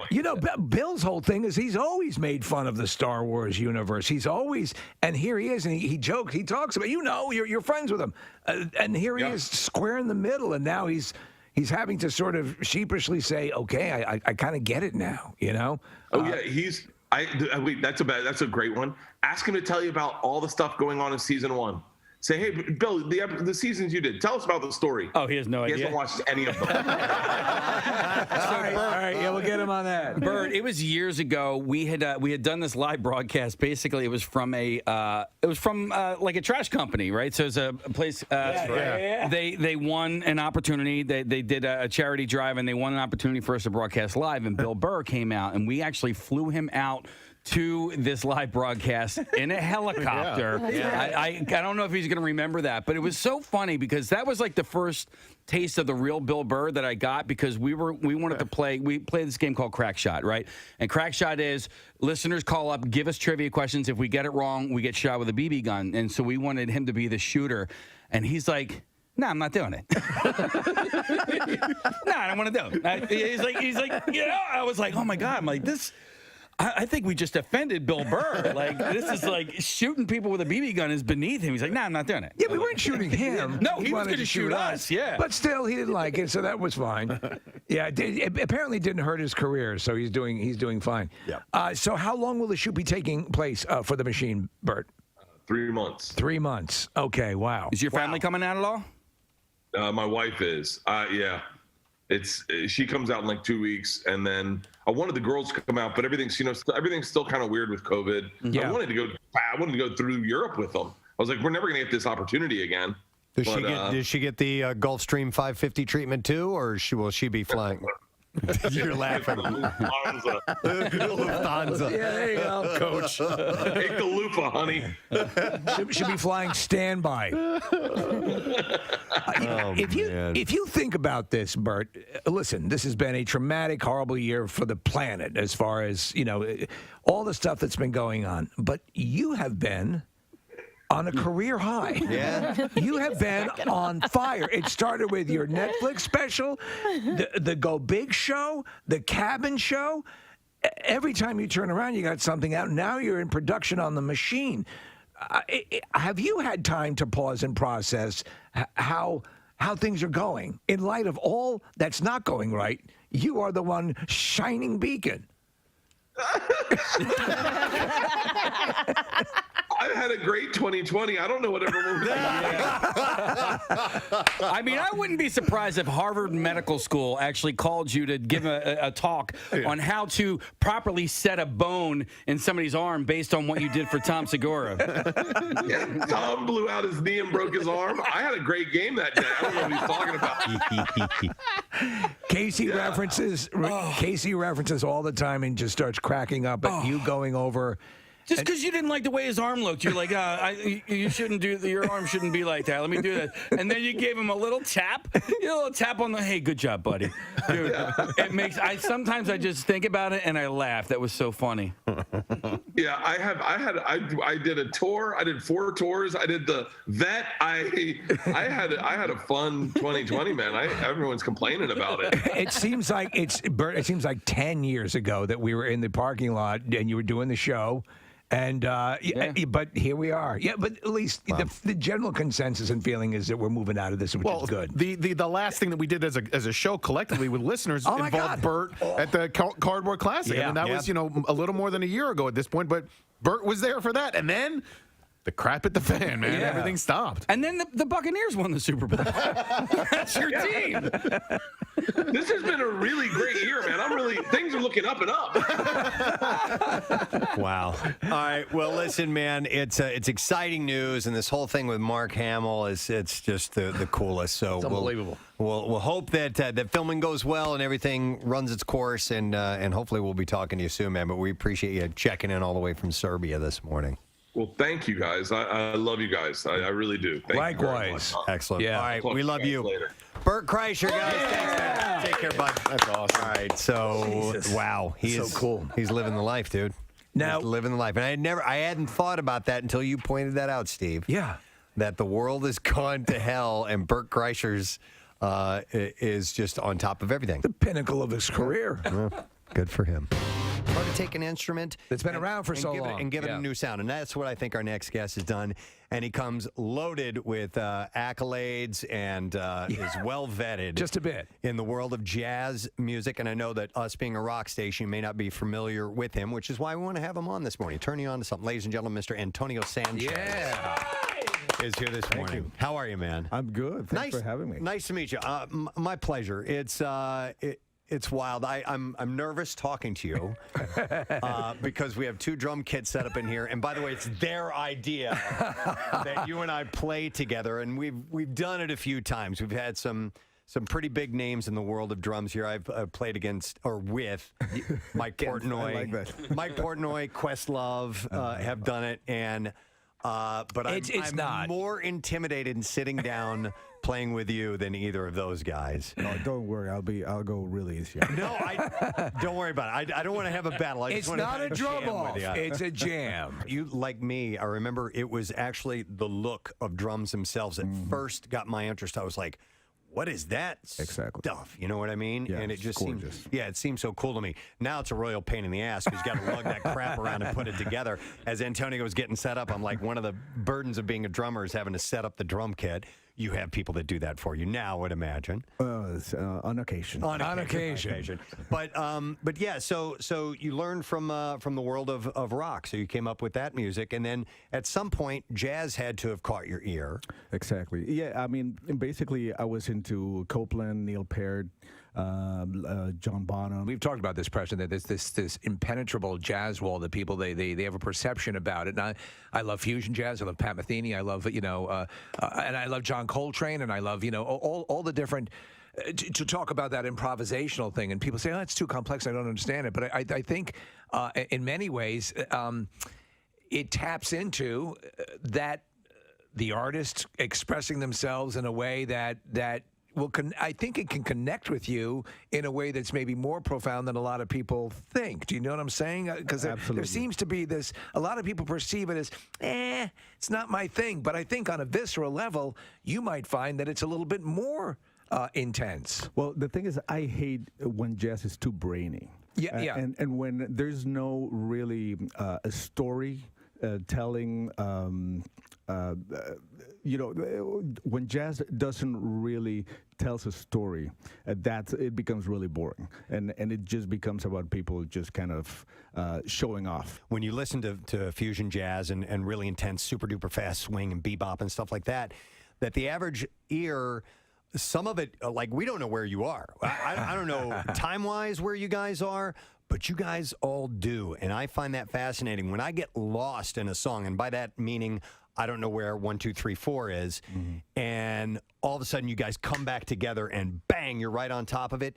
It fascinates me. As a percussionist, I'm like, how the hell did they do that? It's so cool. I think anyone can appreciate that. But you can see how daunting that is to people who don't understand what you guys are doing, because it can sound like noise. Exactly. You know what I mean? But that's one of my main missions. And, Steve, you mentioned Pat Metheny. I've been playing with him for 18 years. So, one of the things I learned from him is to try to make things accessible. You don't have to be complicated for the sake of being complicated. And it's a lot about lyricism, about melody, and about communicating something to the audience. If you're overly complicated just for the fact, just for the sake of complication, then you lose me as well. A couple of drummer questions for you, going back to Stuart Copeland for a moment. One of the things Antonio does that caught my eye and ear is that he uses all of the voices of the drum kit that are available, and ones that you may not have heard before. And I'm talking about hitting the rims, hitting the shells, playing with your fingers, hands, and so on and so forth, and incorporating all that stuff. And going back to Stuart Copeland, is your affinity for rim knocks, does some of that come back from listening to Stuart growing up? Oh, absolutely. Okay. Yeah, he was the man for that. And then when I started playing Latin jazz, there's tons of that. Okay. How about using, because the first thing that I found really, really interesting about, I just pulled up and it just said on YouTube, Antonio Sanchez drum solo. And I watched you, and you're playing along without setting the sticks down. You're also holding on the sticks and playing with your fingers on the snare drum and here and there. And it sounds like more than one drummer is playing at the same time, which I found really interesting. Is that a technique you just kind of stumbled across and decided to expand on, or did you get some influence from that? Well, I studied quite a bit of percussion when I was at Berkeley as well, like congas and bongos and stuff like that, instruments that you play with your hands. And I just started incorporating it little by little as I was holding the sticks. And a lot of things as well I stumbled upon. So this week, or last week even, when I knew you were coming in, I'm like, well, I better practice, because I'm going to play with Antonio Sanchez. And I sat down to play a couple times, and I was just like, this is a waste of time. I'm just going to wait till he comes in here, and I will just do what I can. He was in here early, by the way, before the show, banging away and trying to get up to speed. But, but it is what it is. It's all good. But when someone is, when you were really into it, how much were you practicing a day? It had to have been a lot. You know, I was never the kind of guy that would practice like 7 hours, 8 hours a day. I saw a lot of those people at Berkeley, and I was like, oh man, I should practice more. And then I realized that I was playing way better than a lot of those guys because I thought, I was practicing in a smarter way. Okay. You know, I was working on my weaknesses way more than my strengths. Right. And I would do like 3 hours a day, 4 hours a day. Those. What would you say to people who, because I tried. WMMR presents Preston and Steve's Bizarre File. Just had a number of stories about people being trapped on trains and planes and so on. Well, we have a plane story to begin with. Passengers on a Russian flight survived a terrifying air safety incident on Monday as an aircraft door swung open mid-flight. It's not supposed to happen. No. Video footage showed a part of the aircraft fuselage open to the sky as passengers clung to seats and pulled hoods up. The AN 26100 aircraft took off from Maga en route to the city of Magadan, with the rear entry ramp door sliding open shortly after takeoff. By the way, in case you're wondering, no, that's not supposed to happen. The terrifying moment occurred around 9,000 feet with 25 passengers and 6 crew on board. Another video taken by a passenger shows the plane flying low over snowy mountains. A statement by Magan Airport confirmed the incident, saying that some passengers' hats and belongings had been sucked out of the plane after the doors swung open. And they said the plane had circled back and landed immediately. No passengers harmed in the incident, by the way. It scared the F out of you. Listen to this little controversy. A small Tennessee police station has been rocked by allegations of wild sexual misconduct after a married female officer allegedly had steamy romps with 6 male officers, including illicit on-duty liaisons. 6? Officer Megan Hall and her fellow law officers allegedly engaged in wild sexcapades that included sending dirty pictures, taking her top off at a Girls Gone Wild hot tub party, and even having oral with 2 officers at the Laverne, Tennessee police station.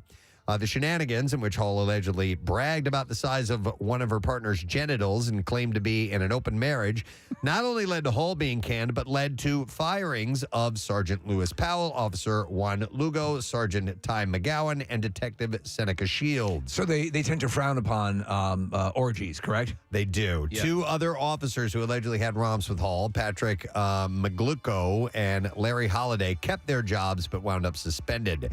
The extracurricular trysts took place at hotels and parties at other officers' houses and on a boat, while Hall also accused of performing oral on Powell and Shields while on duty at the police station and police gym. During this time, did they ever pull any people over for tickets or stuff like that? I don't know if they were working on that stuff or not.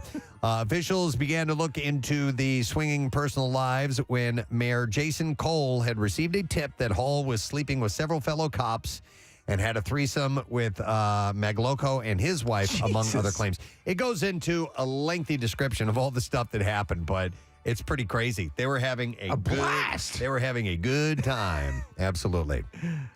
A frightening video captured the moment a snowboarder was swept away in an avalanche as he tore down a mountain in Utah on Sunday. It was his own, helmet cam. It's pretty amazing footage. Blake Nielsen filmed the heart-stopping close call as he was snowboarding in Big Cottonwood Canyon in Salt Lake. The boarder said that he dropped into a bowl near Kessler Peak and made a hillside turn when an isolated wind slab broke loose below. He said, it was above me, and it knocked me off my feet and took me for a ride. Dude, you get the best barrels ever, dude. Just you pull in, and you just get spit right out of them, and you just drop in and just smack the lip.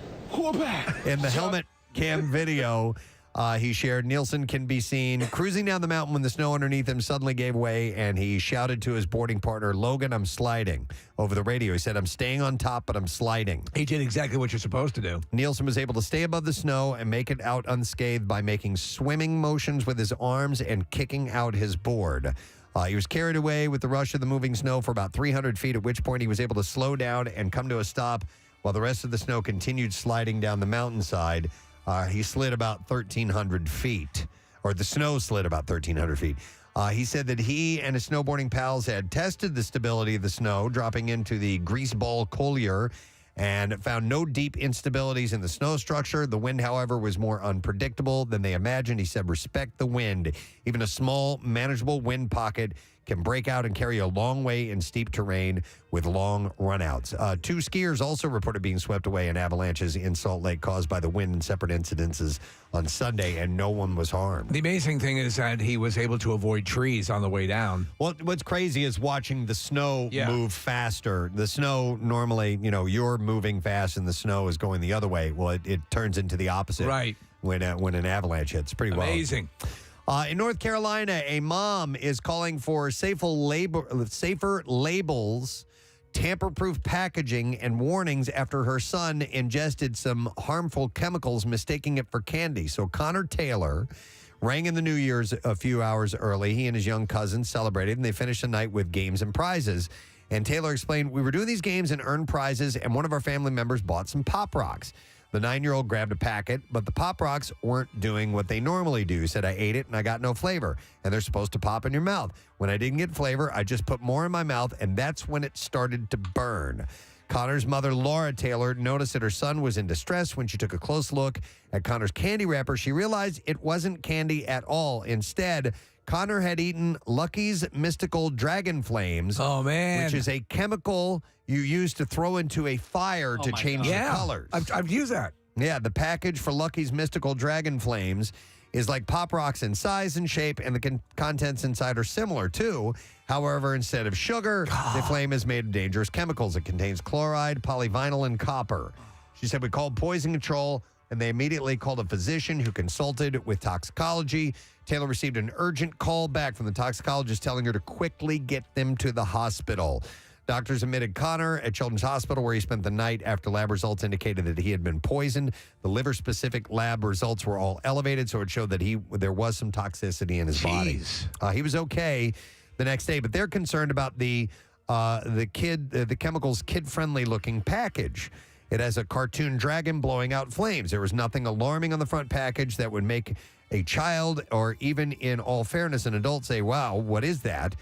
It does not need to be alluring to children. And it does. It looks like it's candy or something like that. This is like the Clorox Pops, which it's just a bad idea. Yeah. So this kid is lucky that he didn't have anything really serious happen to him, and he's okay. All right, and there you go. That is what I have in the bizarre file for you. Let's take a break. Come back in a moment. Don't forget, David Tell's going to be joining us this morning. We'll be back in a second. Hang in there. Preston and Steve on 93.3 WMMR. There is a thing as natural ability versus effort, and you can work as hard as you can, but sometimes, listen, otherwise everybody would be hitting a home run every single time out of the park if they could do it. Right. There's some people that have more of an ability. If you find yourself plateauing technique-wise, ability-wise, and it frustrates you, is there anything that you would give as advice to people as to, don't give up? To me, the most important thing, I always say that a technique without concept is like giving a machine gun to a kid. Okay. It's a very powerful weapon that if you don't know how to use it, you're just going to injure other people around you, with your lack of musicality. Yeah. So to me, it's always go back to the music. What is musical? Sometimes you hear this term, oh, he's such a musical drummer. Yeah. What does that mean? That he plays with taste. You never say, oh, he's such a musical piano player. Right. Because it's understood that musicians play music, and a lot of times drummers are not musicians. There's just drummers that bang away at the instrument. You and I are going to play together. Okay. Here's what I'd like to do. We jam a little bit. All right. And then I want you to show me something stupid. So, or something awesome, because we got to get a taste of. All right, so sounds good. Sashay on over there. Preston's ambling on over, and Antonio's getting in place, and we have two drum kits here side by side. Hey. I am so nervous. I'm shaking a little bit. Antonio, do you know how to play Wipeout? Can you play Wipeout? Stop it. I never did, but we can.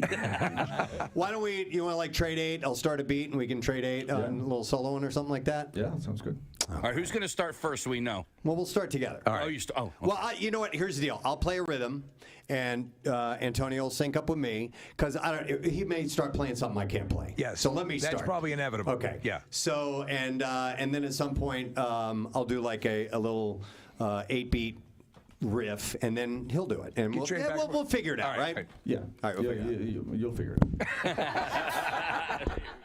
All right. I don't know what to do.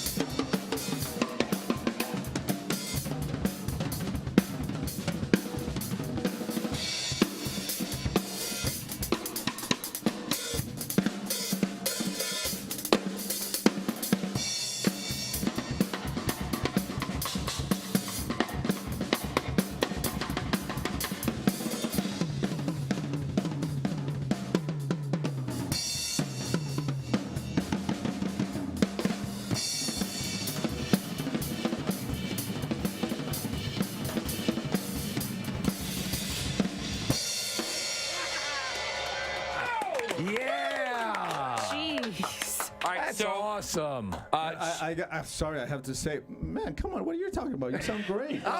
See? Yeah.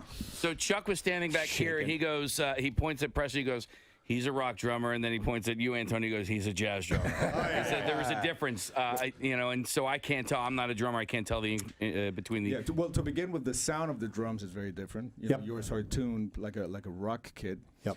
But man, your time is really good. Seriously? Yeah. Well, thank you. That's you see. I appreciate You beat it. yourself up for nothing. Listen to the man. He knows what he's talking about. I don't even know what just happened and what I just watched, but the beats and your hands going at different times and your feet going at different times, it was amazing. Well, but Kathy, and that speaks to why you need to go see. You need to go see in person, at the Ardmore, because it's obviously it's something that it's to see it and see it performed live is a wholly other thing. You appreciate it, hearing it, but seeing it is a whole other realm. Yeah, well, I think seeing like a really good musician doing what they do live is like going to see an amazing, sports person. Yeah.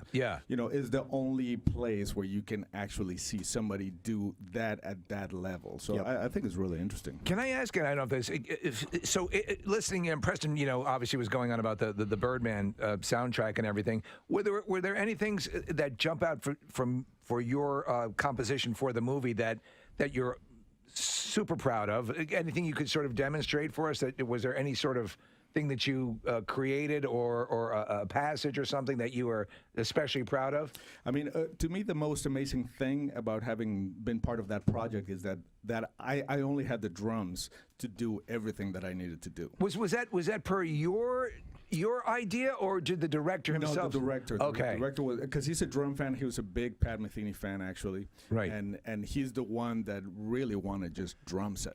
So I had to figure out different ways of making the drums sound completely different. To give them different shades of character. Yeah. So that was one of the most interesting things about the whole project. Just the research I had to do to get different sounds out of the drums. And Antonio, I know about the how you recorded that, Steve. They didn't film it and show Antonio the scenes as he was playing along. Can you tell him how they did it? Yeah, it was a really unorthodox way of doing it, because they sent me the script, and Iñárritu, the director, wanted already some tracks before they started shooting. So we did the whole movie just off of the script.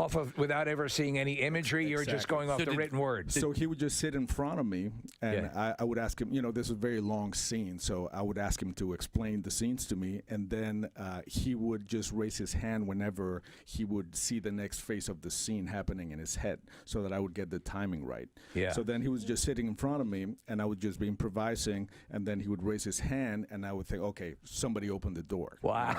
And then That's I would play crazy. an accent and then keep playing. So we did the whole movie like that. Yeah. It was really cool. And then they superimposed those passages, tracks, on the rough cut of the film. Then they showed me what they did, and then we redid a lot of the things. You sort of shorted up. Yeah, and this time looking at the film. Huh. Yeah. It's pretty amazing. Yeah, that's why you have that it has such a jazz feel to it. Yep. Yeah, even Absolutely. cinematically. Hey, Press, we only have a couple of more minutes if you wanted to. Yeah, I want to get, if you don't mind, if you wouldn't mind doing a little improv for us real quick. Yeah, Just sure. Antonio Sanchez, here we go.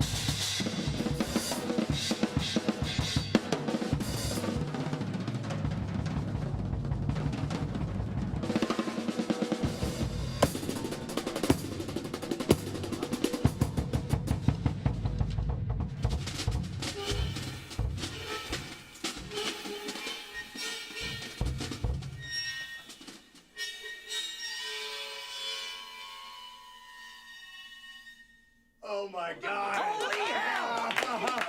That's freaking amazing! Oh my God! I'm telling you.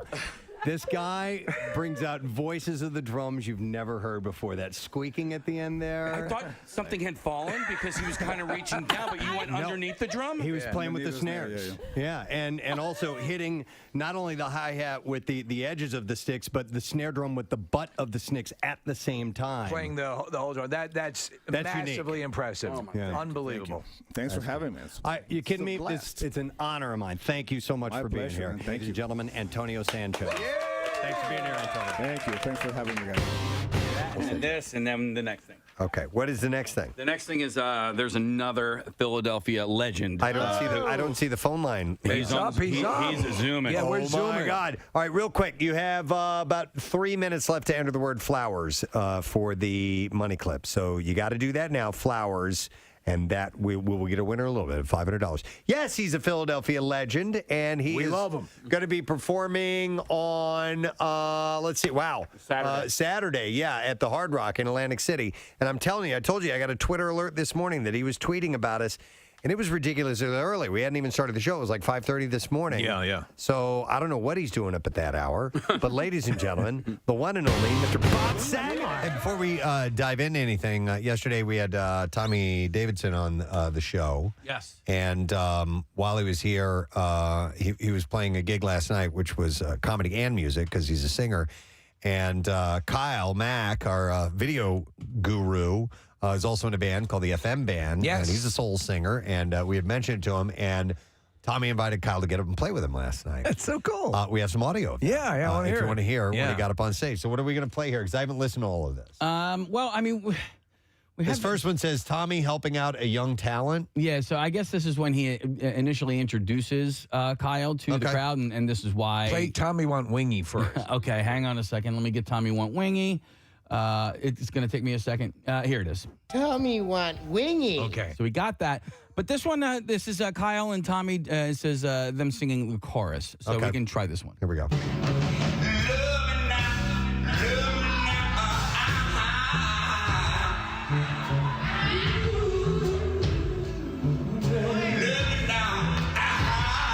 I think that's Tommy. That's Kyle.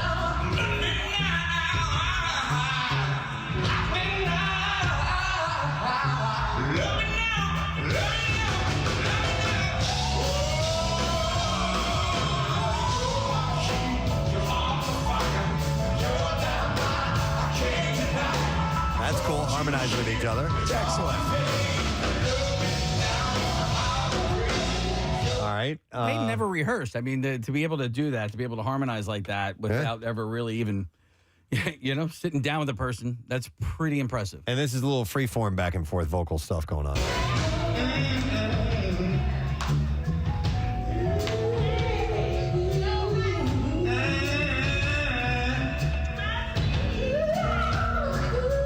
That's Kyle going up high. I've heard him do that before.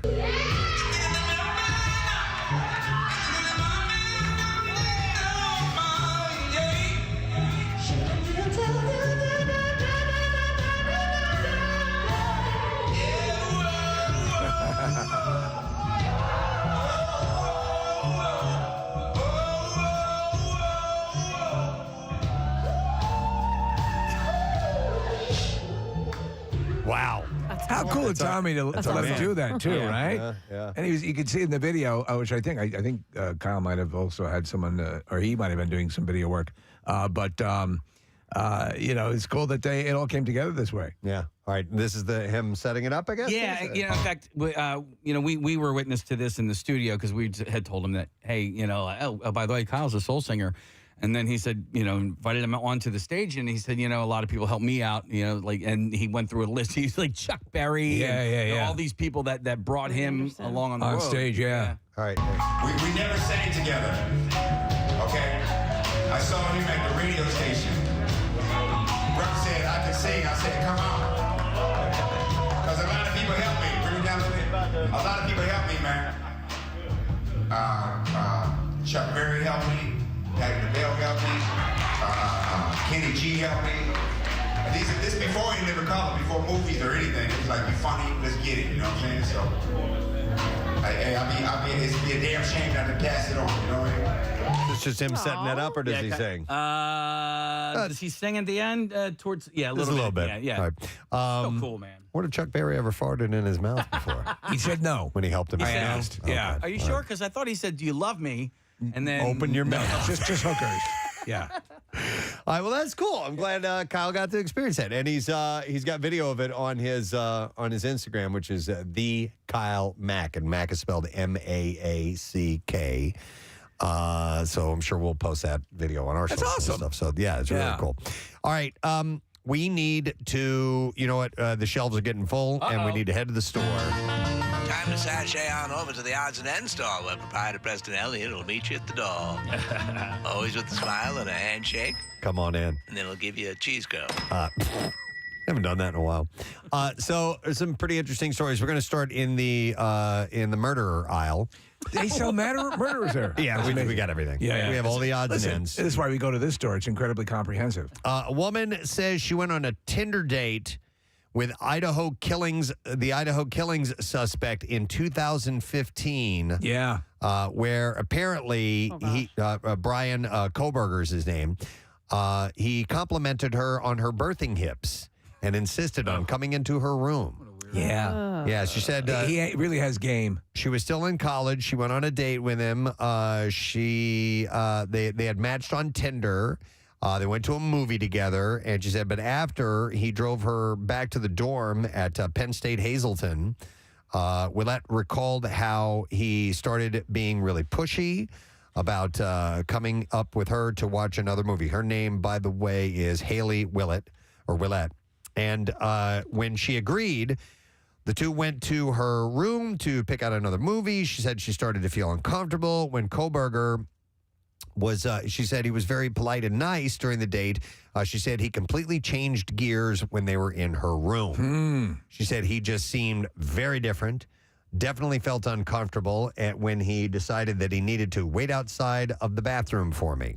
While in the bathroom, she pretended to, quote, loudly throw up before Koberger left.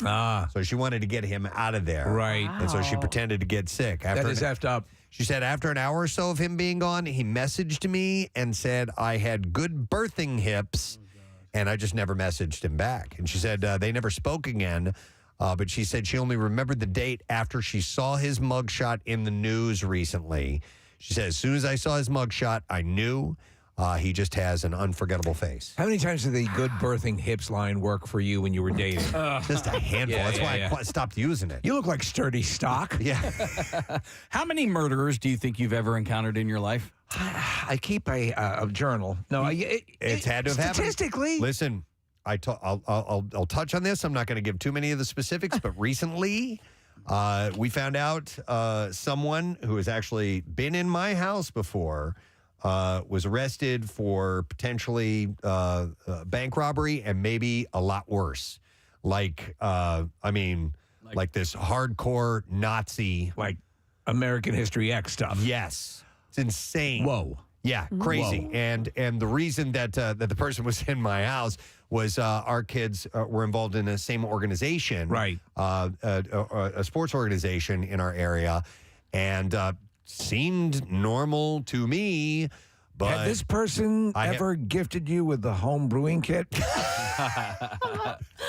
but no, like this person ended up becoming like a proponent of hardcore white supremacist, just crazy stuff. And this recently happened. Like this arrest recently happened. Like the article was sent to us by That's effed up. by people who we know that knew this person as well, and was like, look at this, and we're like, oh my God.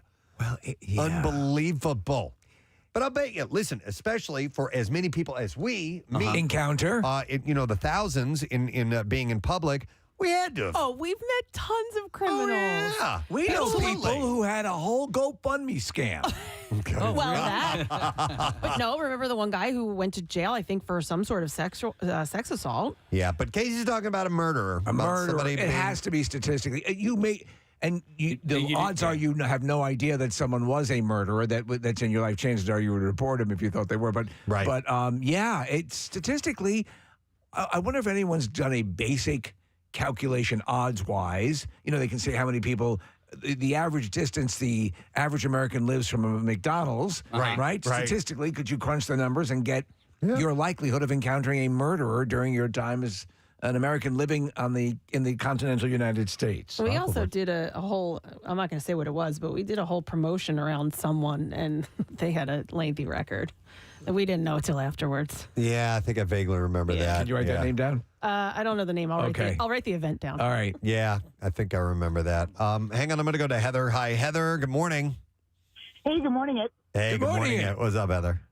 So I'm going to say about 30 years ago, because I was probably about 17, 18 years old.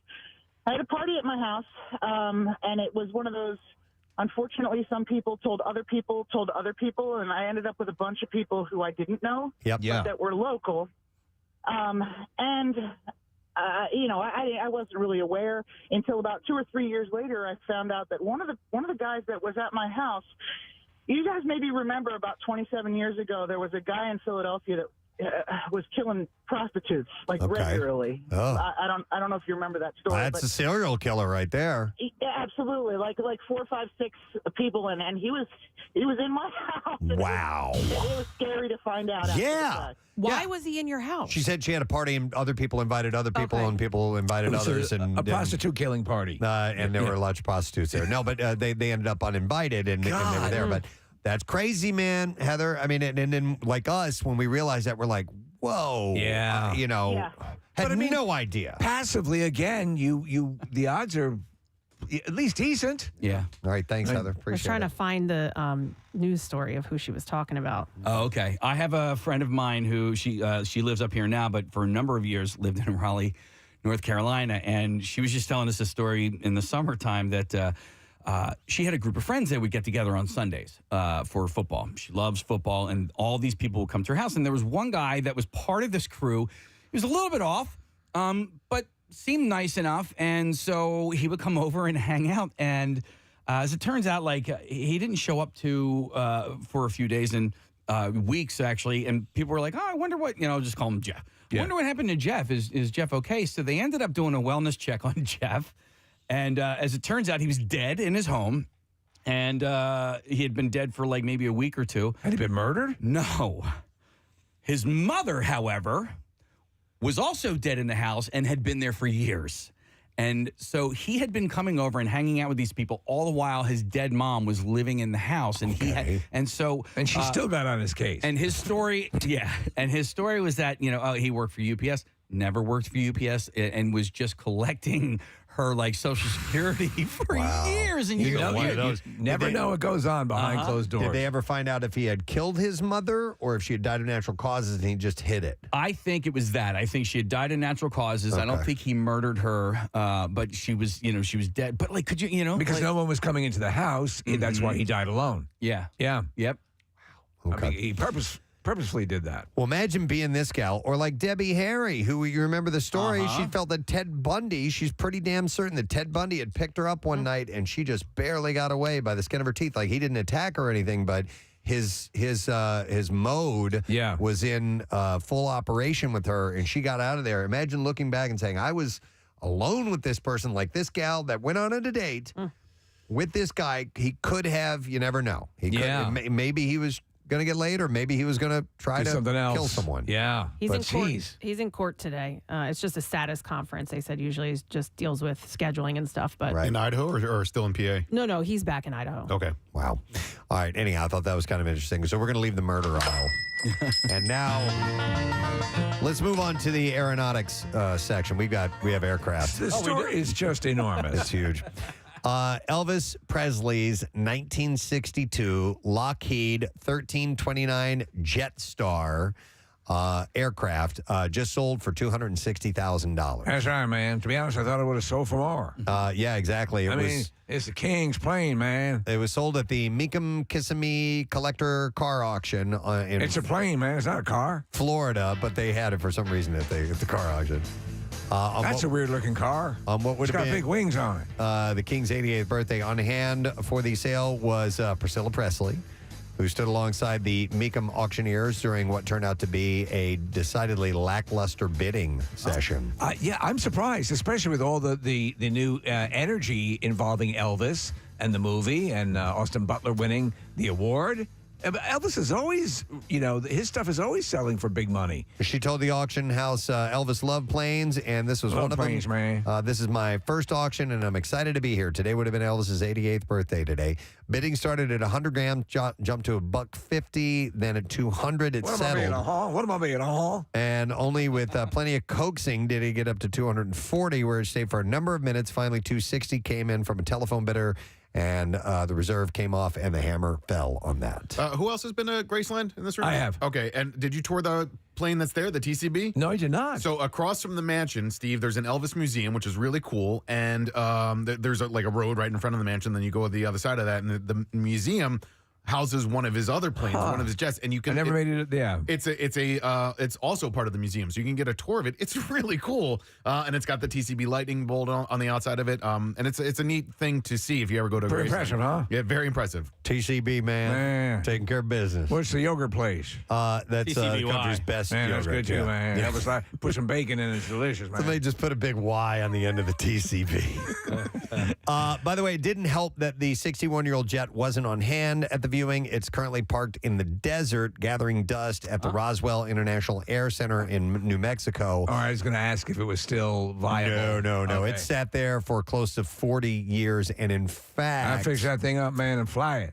Part of the challenge for the new undisclosed buyer will be logistics. The Lockheed's 4 engines and most of its cockpit instrumentation were removed years ago, so it's not flying anywhere. Well, so now we know why it went for that price. And to transport the plane will require plenty of disassembling. As it was reported last month, Elvis had bought the red and silver jet in 1976, a year before his death, for $840,000, which would be worth about $4.4 million today. With room for 9 passengers and 3 crew, the plane had a top speed of 565 miles per hour and a range of about 2,500 miles. Yeah, it's in crap shape. We're looking at pictures of it.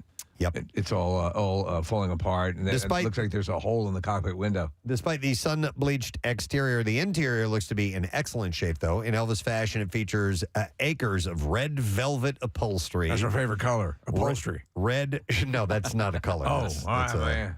I was confused. No, it's a fabric. A fabric. Thank you. I can't even think. Thanks, Elvis. Elvis knows. See, he knew. Yeah, I know, man. Also, everyone thought I was stupid, but I'm not, man. Also, red shag carpet and gold finished hardware. So Elvis knows fabrics. Yeah. Well, what are you looking for? Something like taffeta? Is that a fabric? He opens up a Fabrics R Us type of shop in his later years. Let's look at some swatches. Hey, Elvis, is this felt? It must be. That's a joke I do with Scylla. Grab her breast and say, this must be felt.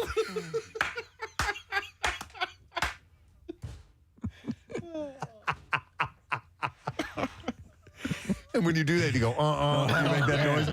Tune in Tokyo, man. This must be felt.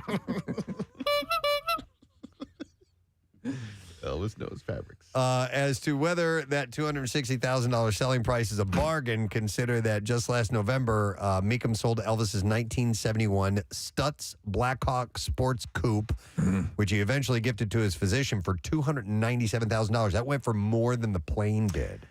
But it's probably in better shape. I would say you could take the fuselage and turn it into sort of a like a room or you know. But listen, people with that crazy money will do stuff like that. Yeah. That's crazy, man. Yeah, buy all the fabric you want. Yeah. I really recommend that you see the movie, the Elvis movie. I mean, it's and I must have seen it now 7-8 times. Right. Yeah, I enjoy it. Is it the greatest movie ever made? No, but the performances are terrific. I love the way Baz Luhrmann directs, and it's a pretty good framing of that story. I will eventually get to that. Tom Hanks is good too. By the way, I just watched. I was telling Casey. Sorry, that's right. Man. I just watched. Where are you going? Sometimes I wait forever to see movies, and there was a Tom Hanks movie I watched like last week. What's the name of it, man? I put it off forever. It's a Beautiful Day in the Neighborhood. Oh, it's an excellent It's a movie. fantastic movie. Mr. Elvis, Rogers, right? you liked it? Absolutely, man. That guy had a lot of fabrics. Yeah. Well, he had to make puppets and things, so he had to use fabrics. Some, Naga hide and stuff like that. Naga hide? Yeah. Anyway, I finally watched that movie, and Tom Hanks is in that, and It's a beautiful day in the neighborhood, man. It's phenomenal. Does Elvis? Do you remember that song, Elvis? Beautiful day. It's a beautiful day in the neighborhood. Yeah. Okay. Went to a party at the neighborhood. Yeah. What did you think it was? It was I went to a party in the county jail. It's Warden threw a party. In the Warden county. threw a party. Okay. Yeah. It's general invite. You can go down to the prison party. Anyway, I really loved that movie, Beautiful Day in the Neighborhood. All right, we're moving on now. Thank you. Let's go into the hardware section. We do have a hardware store inside the. I mean, if we can sell murderers, you can sell hardware. Yep. And airplanes. Inside the general store. So, a new study from the Indian Institute of Technology suggests that transparent wood could one day replace plastic and glass packaging and biomedical tools. So wood that is actually you can see through. It's an weird. organic type of wood. I had never heard of this before. And apparently it is a thing. So annually, You'd be able to see the Keebler elves. 400 million tons of plastic waste is produced worldwide, but transparent wood could help solve the eco-crisis. So according to Professor Anish Kathalth, that's his name, Kathalth. What is that, Lord of the Rings? Had said transparent wood is mostly developed using thin slices of wood and has good strength as that of regular wood, but is lighter in weight. So is the ultimate goal to grow transparent trees? I don't know about that. That could be difficult if you're going into the woods. Especially if you're skiing. In recent times, transparent wood has been used in construction, energy storage, flexible electronics, and packaging applications. That's pretty amazing. I still don't understand, even though it's thin. Is it like the cellulose of the That's what I'm thinking. walls? I guess. It says thin slices of wood, but I mean, like silk, man. It's gonna thicken up eventually. I might be speaking out of turn, but I think cellulose is really hard and also see-through. And so if they're able to extract the cellulose from the plant cell, they might be able to make thin wood that way. Elvis, it might be like the fabric in the Emperor's New Clothes. That's right, man. You see right through that stuff. But hey, I was being scammed, man. He's completely naked. He fell for it, man, the way I fell for a few things. That's right. Like Colonel Tom Parker. Yeah. Can it be any wood, or is there a specific? Norwegian wood. Okay. That's a Beatles song. That's right, man. Okay. I I'll don't take know. potable fish. Can you look up transparent wood and see what Inhumans. what it is all about? It says while transparent wood was created in 1992, It was a big year for wood. Production technology would need to improve to see widespread use of it. Well, how would you see it if you actually perfected it? That's a damn good question. Where is it? But I don't know if it's so transparent that it would be replacing things like glass. I'd say it's more, it looks fogged or more opaque, a little. So in other words, we're seeing a picture where it's frosty, where there's a leaf behind it, and you can see the leaf sort of through it. Is glass? I mean, does it put a strain on our ecology? And no, this is more for plastic. Plastic, right? Yeah. But like honestly, I mean, do you have to see through the same way you see through plastic? Like if you're drinking a Diet Coke or something like that, I mean, you just. I mean, you drink it out of a can, you don't see through the can. There are plenty of cups that are, you know, like this coffee mug. Yeah. Here. They're opaque. I don't think that's what they're saying they're using it for, but there may be applications for it. Right. Where something does need to be somewhat transparent. So I assume as a result, or it's biodegradable, yes? I don't know. I think so. I think if it's wood. What do you think it is, man? I'm going to Andrew. He's got something to tell us about transparent wood. Hey, morning, Andrew. Hey, guys. Good morning. What's up, buddy?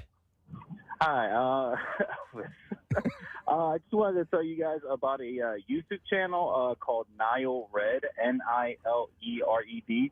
And he goes through the process of how the thin strips of wood become transparent. He actually does it goes through the whole process of doing it in a video. Okay. It's a pretty scientific video, and it's kind of long, but if you're even remotely interested in it, I would just say, check it out.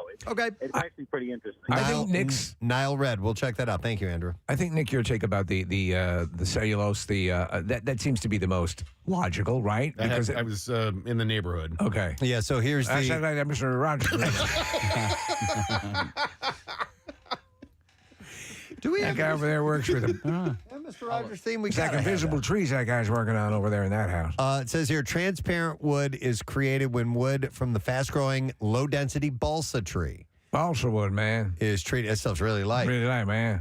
Treated to a room temperature oxidizing bath that bleaches it of nearly all visibility. That's pretty wild. The wood is then penetrated with a synthetic polymer called polyvinyl alcohol, or PVA, creating a product that is virtually transparent. The natural cellulose in its wood structure and energy-absorbing polymer filler in transparent wood means that it is far more durable and lighter than glass. Not to go off on a complete tangent here, but have you seen... In this neighborhood, a beautiful day for a neighbor. Would you be mine? I'm just happy that we have this. Would you be mine? Anyway, they have this other polymer that bends light that basically provides you an invisibility shield. Have you seen this that they've worked on? No. It's pretty amazing. Now, you can sort of see shadowy movement, if somebody's behind it a little bit, but if you weren't looking for it, someone could hide behind something like this and you would not be able to see them. Okay. It's pretty wild. I do think, though, with the plastics and stuff that we use, that there is, they use too much of it. There's an excess of it. We for instance, we will drink this peached iced tea, and the iced tea, it's like the sugary stuff that you pour in, and then yes. all right. So they come in these little packets, right? And they're perfect by themselves, but for some reason they put these little packets inside a plastic jar that is unnecessary. Do you know what I mean? And it to me it makes zero sense, and I'm like, this is just a waste. Right. No, I know what you're saying. There are times when I use Keurigs, and I'm like, wow, that's a lot of plastic. That's a lot of waste. And Kathy, try to use the reusable thing. What's that brand of tampons that comes in a steamer trunk? It's a big waste. All right, let me see. One more story, and then we got to take a break because Donatel's coming up. One more. A typical Philadelphia driver spent last year 114 hours stuck in traffic. Oh, God. And it's apparently the fourth worst road congestion among urban centers in the United States. And what's crazy is Los Angeles. Yeah. Their drivers spent about 95 hours on average. That was a real eye-opener when I read this, because it's like Los Angeles has that rep case. You got caught in a bit of it on your road trip. But and apparently everything, Preston, by the estimation here, is pretty much up to pre-COVID levels as far as your duration of your morning commute or evening commute, and just the congestion of the roads in general. Yeah, depending on where you are. In a nutshell, growing congestion tells the story of recovering from COVID-19. During much of the pandemic, traffic steadily increased throughout the day, a change from the traditional pattern when it trailed off after a morning rush. And now the traditional morning peak associated with commuting is coming back, along with the usual traffic spikes in the afternoon and evening. One likely cause is an increase in hybrid work, as employers require people to spend at least some time back in the office with typical early morning start times. But even though time lost to bottlenecks rose 27% in Philadelphia and its most traveled suburbs compared with 2021, the metro area still has 20% less traffic than it did in 2019. So the city overall is not seeing an issue, but obviously the outlying areas right. all are having that. So it's almost 5 full days stuck in traffic. Yeah. Casey, if I were to do the math on the amount of days of my life that I've spent in traffic when I was working at Y100, when I was coming down from New York, I would come down on Sunday afternoon, and especially during the summer with traffic coming back from the Hamptons, it would take me like 5.5 hours. I've been in every crappy commute in the country. And you just want to die. You talk about being trapped. How great was it when Claire was like, I think I'll move down now. Oh, it was the best. It was the best, yeah. So I use Waze a lot, Press. I know you use Waze a lot. Yep. What if every single driver let's just say in the United States, every single driver in the United States sped up, used Waze?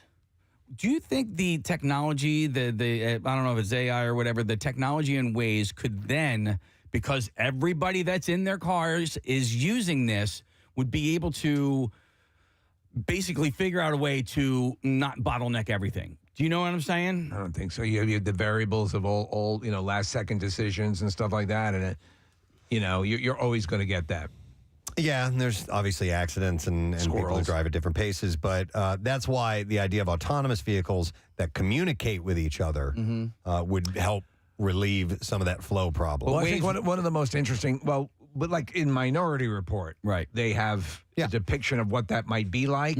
I think that would be your closest to what you're talking about. Yeah, I mean, and essentially that's what Waze is doing. It's talking to other Wazers. Like when you're driving, you can see who the other Wazers are. They're all. It gets its information from all the users. Yeah, without question. 23 years ago, whenever it was, I worked at traffic.com. I've talked to you guys about it before. Kathy ended up doing traffic reports from there. And Casey, part of their intent was when building these grids where they could measure how fast cars were going was to eliminate traffic or at least to reduce it. It's to Steve's point, the amount of chaos that's involved with drivers all but makes that impossible because you can't control it. I understand your point. And you can tamp it down a bit. Yeah, and knowledge of where traffic is actually happening helps to eliminate some of it. So when Kathy does a traffic report, in theory, that will allow somebody to avoid that, to not get on that road. By the way, with our 114 hours in traffic, wasn't that the number 114? Yeah, 114. Here's some perspective. Chicago is the most congested area in the United States. Drivers lose an average of 155 hours. Just no way to live. That was last year. And by the way, Chicago was second only worldwide to London. London is the worst in the world. Boston and New York follow that up. So if you're in Boston, which has horrible roads as well, just because it's an old city. And like Philadelphia. Things don't make sense. And even after the big dig, it's still... it's still that way. Boston's 134 hours, and New York City's 117 hours. I still think D.C.'s the worst. I hate driving in and around D.C. The Beltway's terrible. The Beltway is horrible. Steve, we're talking about L.A., yes, there are a lot of people in Los Angeles, but at least the roads are relatively modern and wide. Yeah. What is the road, Preston, or the thoroughfare that you will take every effort to avoid like the plague around DC? Around here. Oh, around here. What one will you take every opportunity to avoid? It's a Schuylkill. It's it's got to be, right? It's 2 lanes for most of it. At least where I travel, and you have very little option from time to time. I mean, the turnpike sucks because you've got long distances between exits, and if you just don't want to sit there, and even though it might take you the same amount of time to take back streets, you would prefer it because you're moving. You don't have that option. But yeah, Schuylkill Expressway is it's terrible. Awful. Schuylkill and the Boulevard. And you know what? And all that clogging that happens around the Conshohocken curve. You know why that is? Because the road turns a little bit. Yeah. And for some they're stepping reason. on the brake. Yeah. And and it causes this. You don't really. Did you get stuck in it yesterday? Yes. On the way home, yes. They were doing not construction. They were trimming tree trees. work. Yeah. And so I wrote a text to send to both of you, and I didn't hit send. Oh, I know. I'm going to F with them. I was so mad. I'm like, oh, they probably got stuck in it. I saw this video study, and it was just they had all these cars that were driving basically on a roundabout, and it just said this is how traffic happens, and just one car, one time, hit its, and there was no reason for it to put its brakes on, but it hit its brakes, and then sure enough, in a matter of like a half of a minute, it was cars coming to a complete stop for no reason. It's crazy. Casey, you know what? Actually, I saw a documentary on the efficacy of the traffic circle, and if we replaced intersections with traffic circles, which you think would be a nightmare, it would work. Yeah, it actually speeds up the flow of traffic and cuts down on all that nonsense. Press, you had asked the question yesterday, what makes you irrationally angry? When I come to a complete stop on a highway, okay, and then you end up going and you find out that there was no reason for you to make a complete stop. There was nobody was pulled over. There was no accidents. There was no construction. I want to see a fire. I want to see I want to see a helicopter taking people away. Yeah. This morning, I was stuck in something on the Schuylkill, and I never saw anything. There was nothing. I'm like, what? It's just effing with is it? Yeah. Well, we were all in it together. 114 hours last year. Wasted time. It's the one saving piece of what I hang on to when the alarm clock goes off at 3:45 in the morning, that I won't have to sit in traffic, much like people are doing at this very moment. Yes. So we get in early so we can hang out with you. What an eye opener, though, when you were off and we end up commuting in that. It's wild. Yep. All right, that's it. Closing up shop. That's all we have time for right now. So bye-bye. Thank you guys for stopping by. Preston Elliott. So long, soldier. We do have our buddy David Tallow is going to be joining us in a little bit. He is going to be at Helium Comedy Club, and he's got a bunch of shows. They're selling out real fast this next week. We'll be back in a moment. Stay with us. Preston and Steve. On 93.3 WMMR. The new and improved MMR app is out. It's faster, better organized, yet fully customizable to your liking. Start poking around now. If you want to know what's going on at MMR this week, select our featured section to show up in your app feed. Stay on top of what Pierre, Brent Porsche, and Jackie Bam Bam are up to and select for their show. Voices of the drums you've never heard before. That squeaking at the end there. I thought something had fallen because he was kind of reaching down, but you went underneath the drum? He was playing with the snares. Yeah, and also hitting not only the hi-hat with the edges of the sticks, but the snare drum with the butt of the sticks at the same time. Playing the whole drum. That's massively impressive. Unbelievable. Thanks for having me. You kidding me? It's an honor of mine. Thank you so much for being here. Ladies and gentlemen, Antonio Sanchez. Thanks for being here, Antonio. Thank you. Thanks for having me, guys. And this, and then the next thing. Okay, what is the next thing? The next thing is there's another Philadelphia legend. I don't see the phone line. He's zooming. Yeah, we're zooming. Oh my zooming. God! All right, real quick, you have about 3 minutes left to enter the word flowers for the money clip. So you got to do that now. Flowers. And that we will get a winner a little bit, $500. Yes, he's a Philadelphia legend, and we love him. Going to be performing on, let's see, Saturday, yeah, at the Hard Rock in Atlantic City. And I'm telling you, I told you, I got a Twitter alert this morning that he was tweeting about us. And it was ridiculously early. We hadn't even started the show. It was like 5:30 this morning. Yeah. So I don't know what he's doing up at that hour. But ladies and gentlemen, the one and only Mr. Bob Saget is joining us. Preston, Steve, I don't know what to say. And to hear 5 people applaud in the morning makes me feel like I'm on South Park. It's so good. I am so stupid. I got up as I do at my elderly age to go to the bathroom. And I said, hey, you know what? I'll tweet the show. That'll be great. And then I put, I'll be on at 7 a.m. because that's LA time. And I forgot that there is a time difference. Yes, but I was shocked. So that would have been we would have been up at like 2 o'clock in the morning doing that this morning. Yeah, 2:30 in the I morning. watched the movie Mank last night because I wanted to know how good Hollywood used to be. All right, let me ask you, Bob. I just couldn't sleep. How are you guys doing? How are you? We're doing well. And I wanted to ask you, by the way, because it's a story of Mankiewicz, who wrote the screenplay for it. Not to go off on this tangent. No, but, I love I am tangents. Are you? I contend a lot of people, when they finally see Citizen Kane, they get dismissive of it. It is a masterpiece, is it not? It is worth. I believe it is. Okay, I believe it is. And it did a lot for snow globes. And sleds. Sleds went up. Were those the tchotchkes they sold for the? That was the merch right out in the Grauman's Chinese Theater. So all the radio stations in the area, they got snow globes and they got snow globes and rosebud sleds. Yeah. Oh my God! I can't think of a lot of other RKO pictures except for 2 more that Orson Welles made after that. But but that has nothing to do. And you got to talk to my friend Bill Burr this morning, who is going to be where I'm going to be Saturday. He's going to be there in September, and he's one of my favorite people on the planet. Well, he was being very humble about. Casey had mentioned that he's kind of in that top upper echelon of he's Bob in the Saget ethos. range. Yeah, but he doesn't. I would put him higher than me, and he would also. Most people would, Bob. I was actually talking to him. He was over my house. I'm sorry, you were going to say something about Bill. Go ahead. Just how great he is. Yeah, no, I was just going to say, he won't.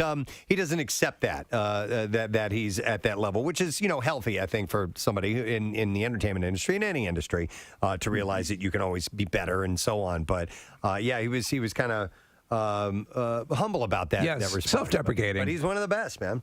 He is one of the best, and I was there. I was on before at the Twitter Center in Camden when he had that Opie and Anthony virus set. It's legendary. Booed. Yeah, I was standing backstage. I was standing next to Jeff Wills, the head of Live Nation Comedy. I was under the monitor. I'm watching it. And I'm going, this has gone great. And I said, this is amazing. This is exactly what I would do if I was going to get booed. But I had a sweet spot in the show, like right in the middle. Yeah. So by then they got tired of booing people. It was kind of what we call herds now. It wasn't a herd, it was just booers.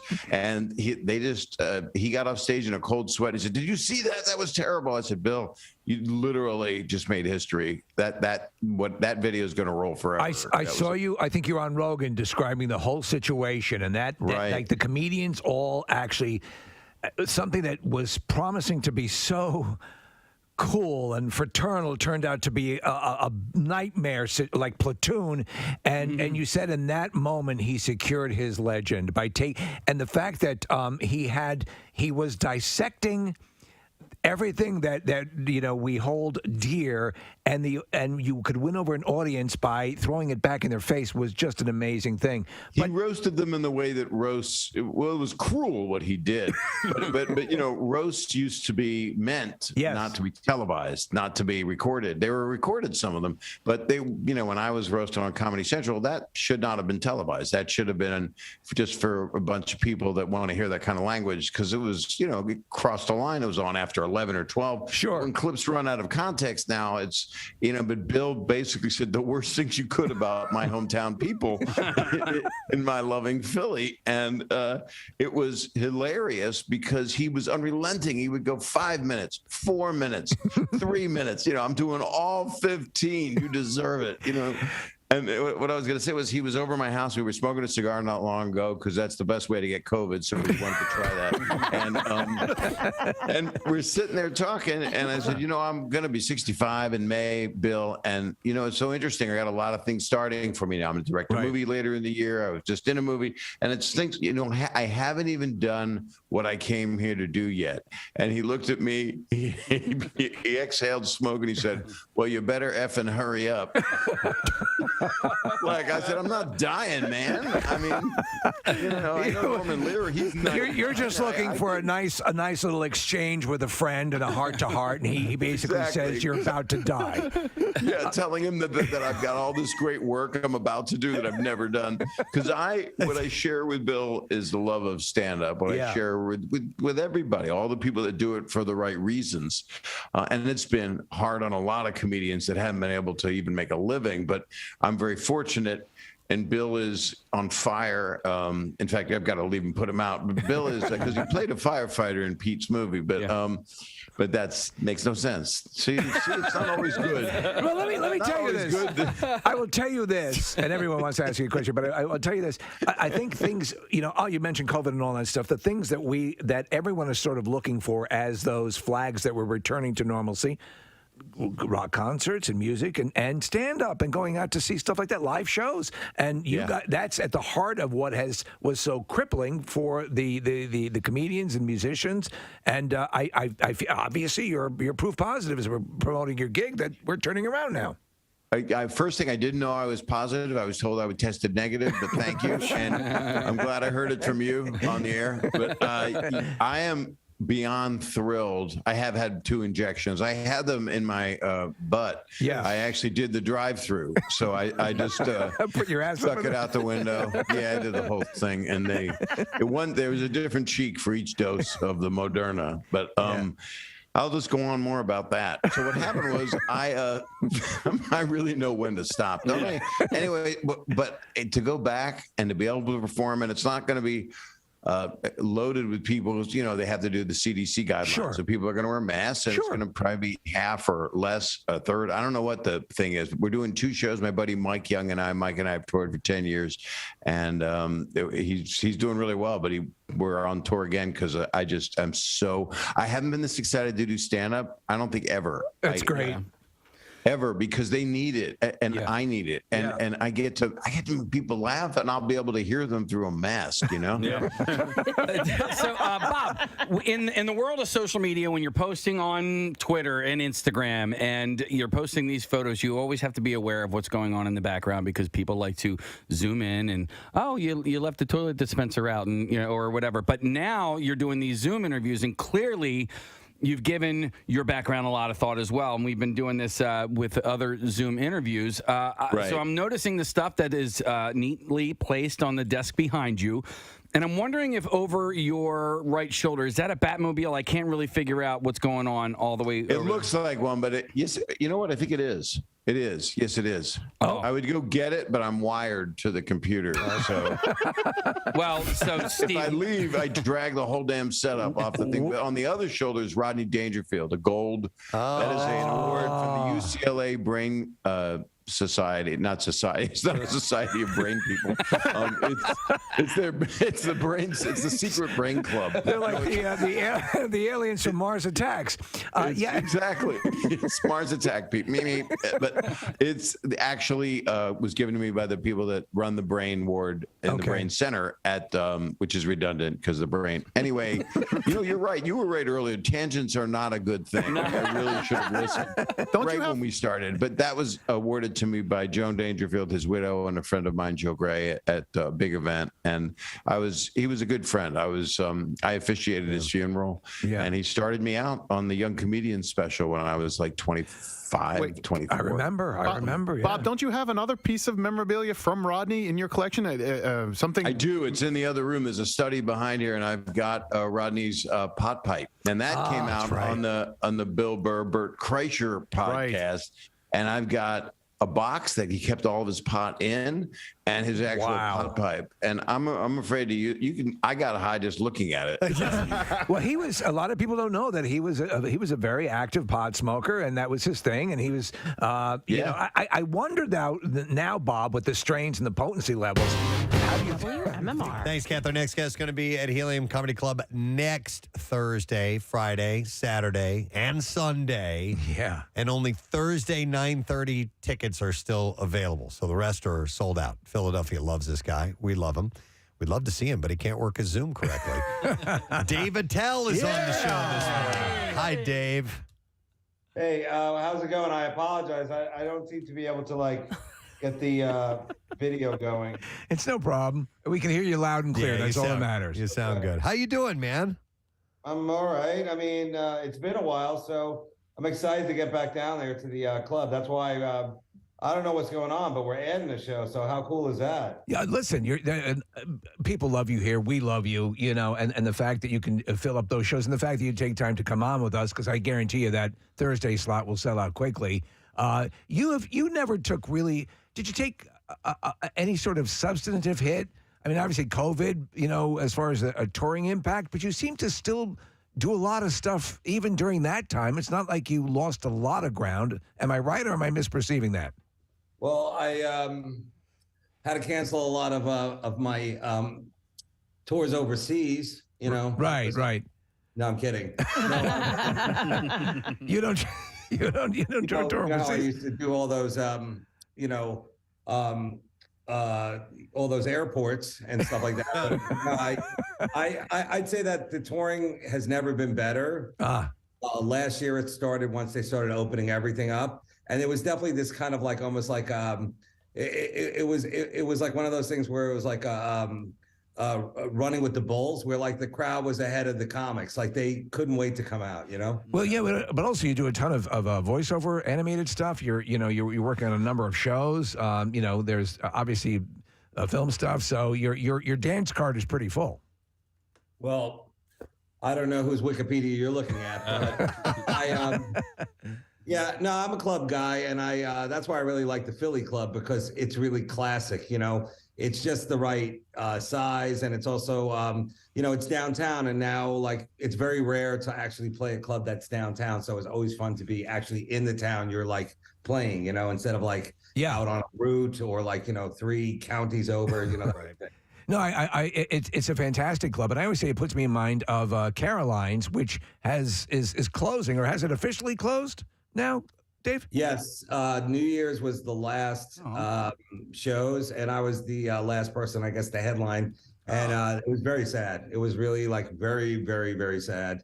And Caroline was there, and all the the staff and like a lot of people who had been a lot of New York comics all came by, and I had to put them all on because it's like everybody wanted to like be on the stage one last time. So it was sad, but it was also a lot of fun because the crowds, a lot of them had seen me there that week for years and years and years, because that was like the week between Christmas and New Year's. So it was kind of like part of their holiday tradition. That's awesome. And I was like, it was definitely. I don't know. I kind of feel now how the band on the Titanic felt. I didn't want to stop playing. Nearer, my God, to thee. Exactly. Dave, I've seen you in small settings. You were gracious enough and generous enough to play for us at the Camp Out for Hunger, our annual food drive, and that's a small setting. I've seen you in small clubs, and I've seen you in a theater setting. I saw you in Boston at the Wilbur Theater, and I've seen comedy in a big arena. And so I know you said you prefer these smaller clubs, but have you ever played a giant arena like a Wells Fargo Center or anything like that? And what is that like for you? That's a good question. I played the Madison Square Garden. They do the benefit for the 9/11, right? And I got to be a part of like one of like many comics. That's Jon Stewart charity. Pete Davidson. There was a lot of big names there. Dave Chappelle, of course, closed it, but it was cool to like actually be in that room. And it's amazing how like it's so big, but yet the acoustics, I don't know how they set it up. It really felt great. You could feel the crowd coming right back at you. So it was definitely like one of those moments, like, like, wow, man, this is like, like Deep Purple, like this is crazy. But I have one more Caroline's thing for you guys, is that we always were talking like, well, what are they going to do here? I mean, like, this is a weird space. You go down these steps and like in the basement. So I guess they're opening a ping pong place there. They're going to open one of these like ping pong bars. It's Sarandon's place, right? Susan Sarandon is like huge into that. Is it one of hers? Yeah, that's what I read. I think it is. Yeah. So we have to play it. I don't care. People can shoot the balls at us, whatever they want to do. How's your ping pong game? Is it good? I guess it'll get better, because if that's where the work is, you got to go where the work is. But it's weird how like, you're like, well, what else could like pay this kind of rent? This is right in Midtown. You're like, of course, ping pong. I don't know how much they're paying per ball or per paddle or per hour. But I'm surprised it wouldn't be a pickleball joint. That's really been taken off. Yeah, well, there you go. That's if you really want to make money. Is there any intent for? We didn't get the full story. I know that the original location was closing, but is there plans to go anywhere else, or is this done and done?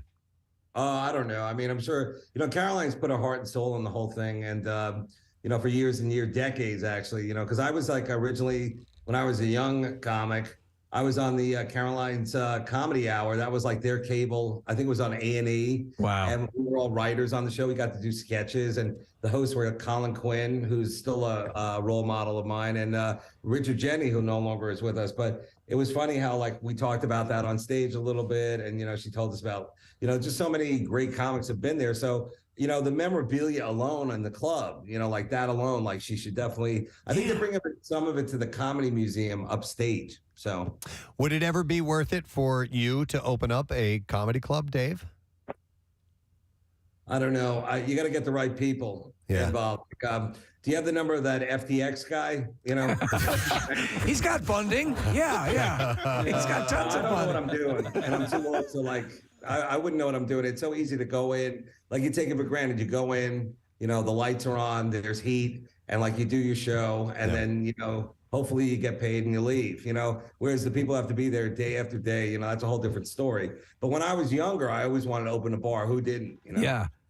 Well, I dodged that bullet. To me, it's like having rental properties. There's a nightmare with all that stuff and handling that all. And I think it would just eventually. I mean, obviously, you are. I mean, you're one of my absolute favorite stand-ups. You're just a state of the art, and I default to your material all the time when I put on stuff.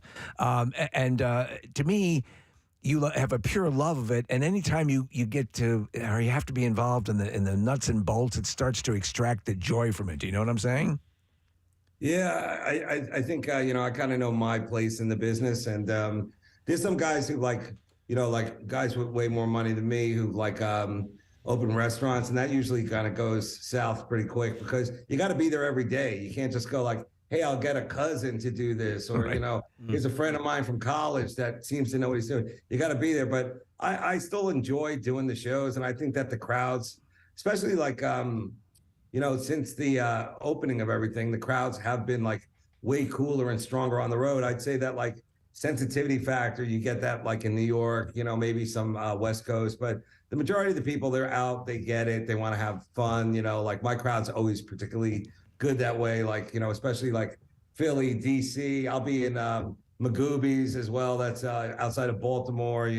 I'm playing a lot of the East Coast for now and then working my way west, but a lot of it has to do with just things are open. And people are coming out, and let's hope the economy holds up. I watch every day. I get up, I check the weather and the price of gas. Just Hey, that's pretty much it. Yeah, Dave, you mentioned some people who've hit the money train, and you are revered by comedians and people who have had tremendous amount of success, and so your legend is set in this world. But there are some people who all of a sudden, for whatever reason, connect and they hit this big money, this cash cow.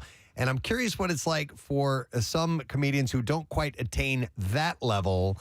And if you see somebody who hit it and you're like, hey, that's great for you, you son of a bitch. No, I'm always for, I'm not really competitive or anything like that. I mean, I know what I'm doing and I do what I do. And I guess that's kind of the way I've always been, kind of going through this process is just, it's my own game. And you can look at the other players, but really it's how you shoot the ball. But there's definitely a lot of money to be had. But there also is for a comic who makes big money, we're always all for it. When it's a guy out of the, the world, I guess you could say the digital world. Yeah. You see this TikToker over here, this guy who's balancing something on his, on his head. This guy, is 100 million hits and he's making all this kind of money. And you're like, wow, that's crazy. That's amazing. So I never thought I'd live to see something like that, Yeah, and it's kind of wild. It's funny though. We were talking to a couple of people, and the people over at Helium, and that sometimes they'll bring in these YouTube people or whatever, and they find out in short order that there's a difference between talking into your phone and talking to a room full of people who've paid to see you, and it can be very sobering. Yeah, it's different doing it live in front of the audience than actually doing it to the, I guess you could say, the metaverse people. But they seem to they draw their crowd. I don't know if their crowd, gets it or not, because not only is the comic a little shaky in person, it's also the audience. There's a lot of people who, this as well as me, is that they get most of their news and entertainment online. So when they actually come out, it kind of shakes them. They're like, what's going on here? I can't believe I can't fast forward or something like that. It's funny. On another note, Dave, is that anytime anything comes up in the classic porn realm, or the name pops up, or Preston and I'll chuckle. The story recently, I don't know if you saw about Ron Jeremy. In his lawsuits, they've determined that he has dementia. Did you see this? Does he have classic dementia? Because my mom has dementia, and that's I know we're leading in a different direction, but I will say one thing about dementia is that it is different for every person. Right. So I'll say right now, dementia is, I don't know if you've ever spent time with somebody with dementia. Yeah. It's very weird. And with my mom, who is still a sweetheart, thank God her personality hasn't changed. She will offer me a cup of coffee 100 times. Right. It's really one of these things where it's is this some kind of form of interrogation? But then I have to answer differently every time, so she doesn't think I'm making fun of her. I'll be like, you know what? No, I don't think I should. Or yeah, oh God, I just had one. I have to come up with different ways of saying no. Yeah, I don't know what type that Ron has or not, but both the in this legal suit that he's in, both the prosecution and the defense have said, yeah, he's gone. They tested him and he's got that. Whoa, that's a shock. Yeah, I would say anybody who has to take care of somebody with dementia, God bless, because no one seems to care about us, and that is a really rough ride. So any of these people, my fans or whoever's listening, who have to take care of adults with that, my sister's a real angel. I really just pay the bills and go out there. But honestly, that is a rough situation. It's one of those things where, like, when you're younger, and you're with your parents and you're like, one day I'll take care of you, but you're not thinking it's going to be something like this. Right.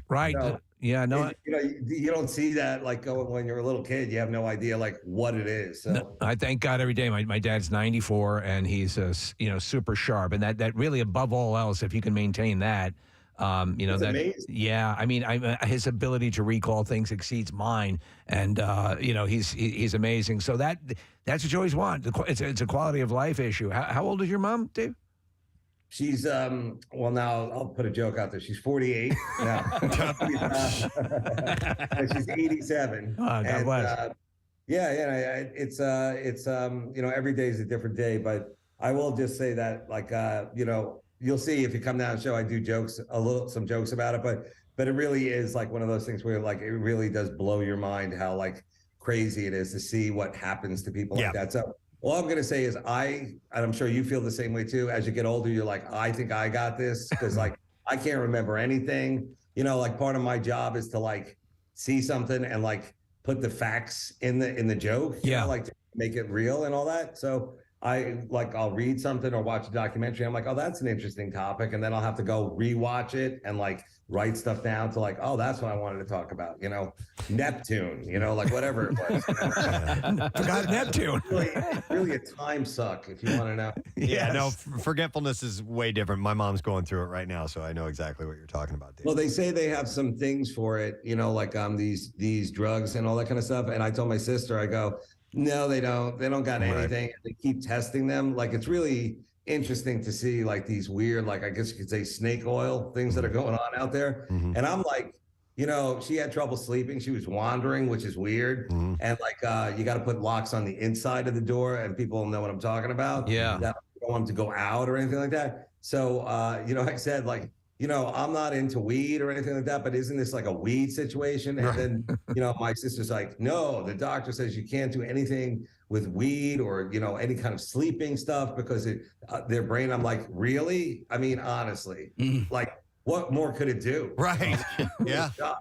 Oh yeah. There's all sorts of. I mean, not to go off on a tangent here, but there's all sorts of things. Like my mom passed away years ago from lung cancer, and pain mitigation was completely eluding her, and eventually I've never smoked pot in my life, but I was able to procure pot for her at that time. We're talking decades ago.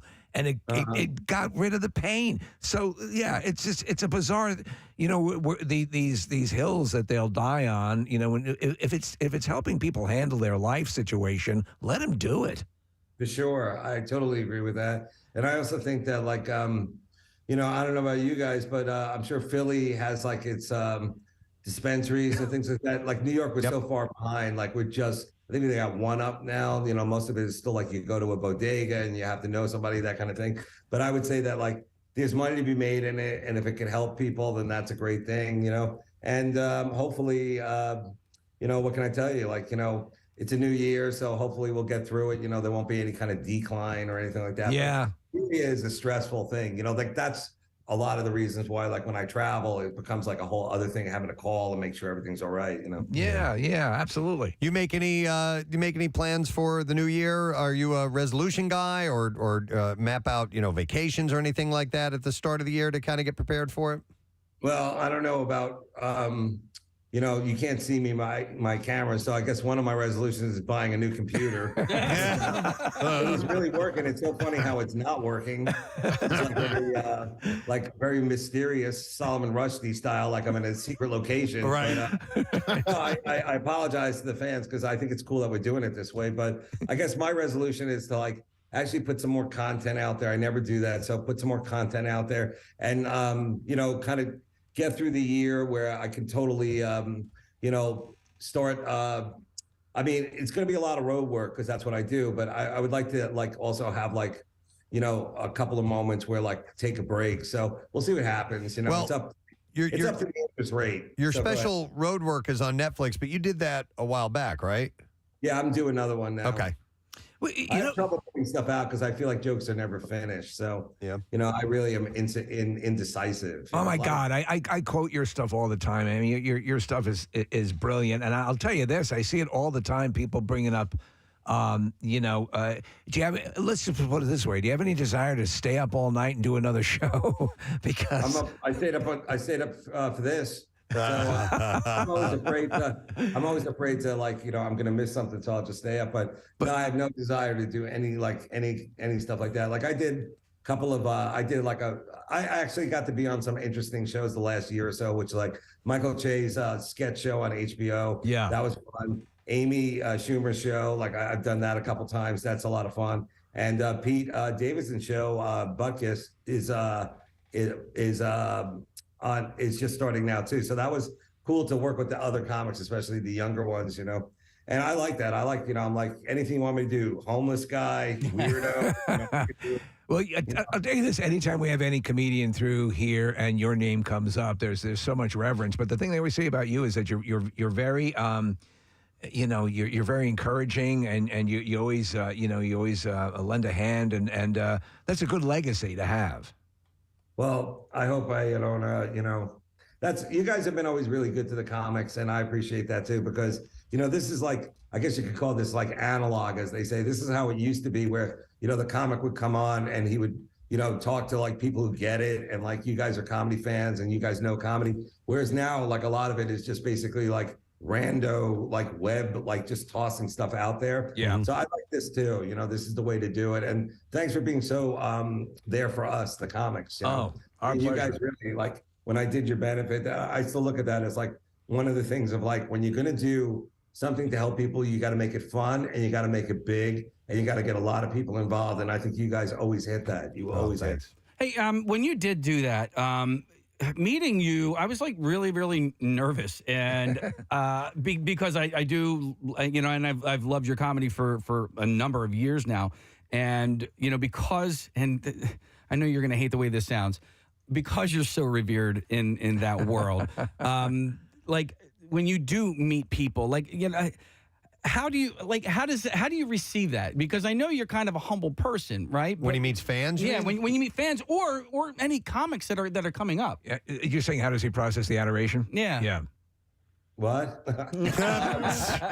Well, that's nice of you to say, but I do remember at the actual at the food drive that the biggest joke of the night was a lot of people look at me like they wanted to hand me some food. Right. I like that. Me, I always like that. But I would say that another thing that I always loved about the food thing is you picked the saddest place to do it. It's one of those weird I hate to bring up the migrants, but it felt like that, this kind of weird, cold, wet.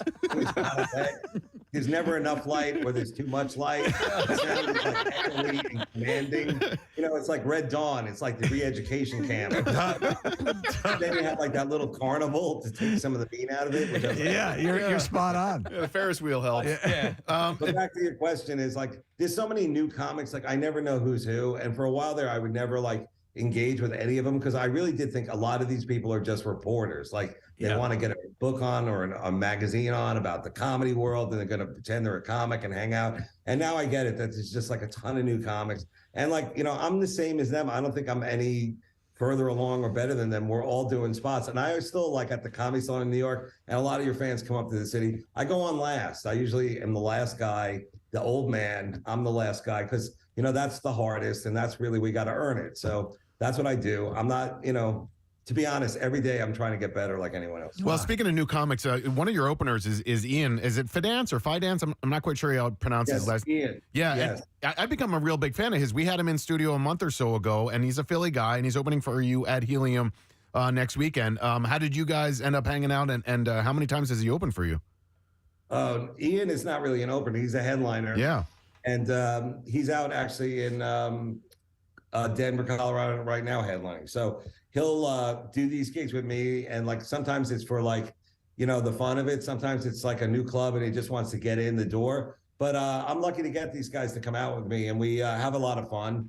I bring them out, and they all know they can do whatever they want. And like at the end of the show, they come back out, and we kind of go riff and roll with each other. And like then we sell some merch, and hopefully we find a place to eat. But that's about it. Yeah. But I would say that I met Ian in the New York comedy scene, and like I would say when you talk about like guy who could do so many different things, he's pure energy. Yeah. He definitely, anybody who's looking to like cast a guy in a movie or something like that, like he's totally, that's the guy. He really is so funny, and he's got a great look, and he's just like up for anything. So he, as much as I'm afraid of like promoting, he's like he loves it. He loves to promote. He loves to be, like getting the word out there, video clips, him and his cat. It's kind of weird, but that's what he does. Oh my God. He's that guy. Any chance that you guys now you have to be a promoter, that's absolutely.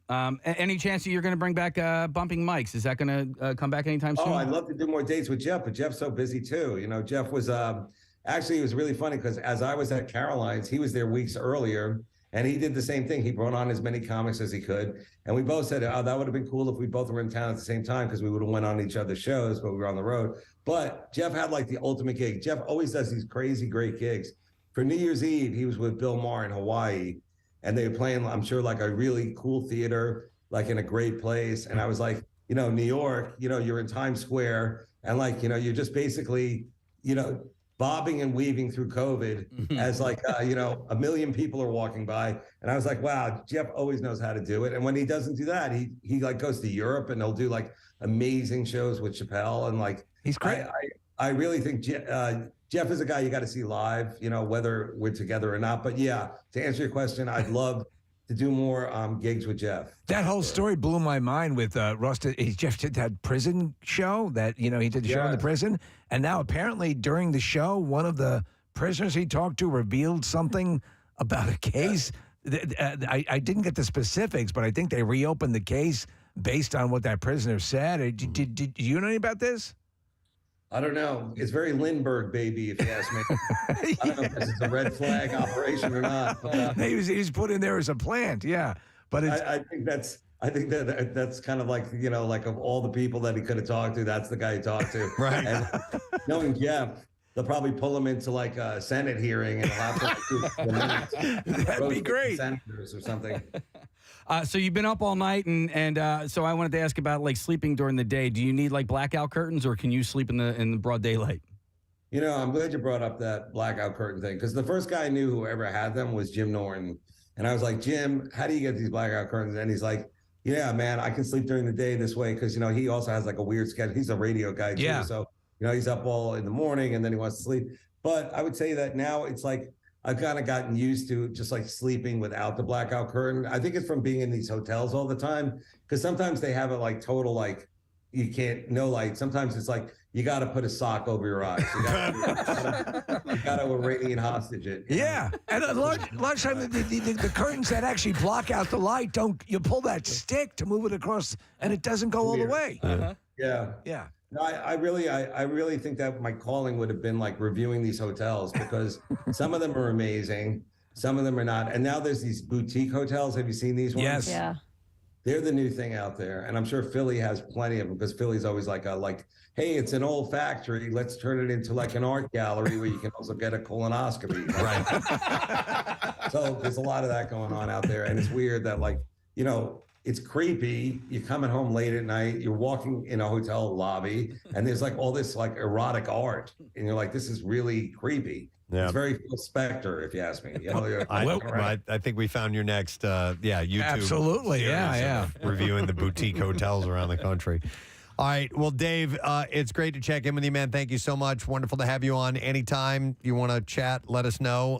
But just to remind people that there are shows next Thursday, Friday, Saturday, and Sunday, but the only show that's got tickets left is Thursday at 9:30. Get them now. Get your tickets now. Yeah, heliumcomedy.com. But otherwise, he's going to be a busy man. Thanks, Dave. We appreciate it. We'll talk to you soon, okay, bud? Hey guys, I hope the next time we hang, it's in studio because there's nothing like that. Yep. And a big shout out, Happy New Year to all the fans.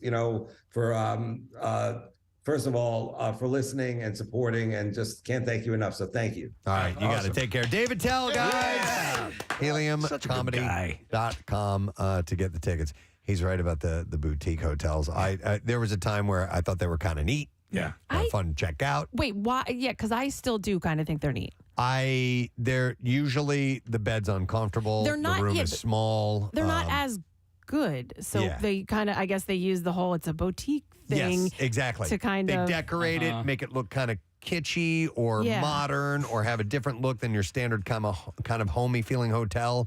And I just find it to be not comfortable. So there's like a halfway between boutique and a regular hotel, and I stayed at a few of those. So what would be the average occupancy of a boutique hotel? 50 rooms?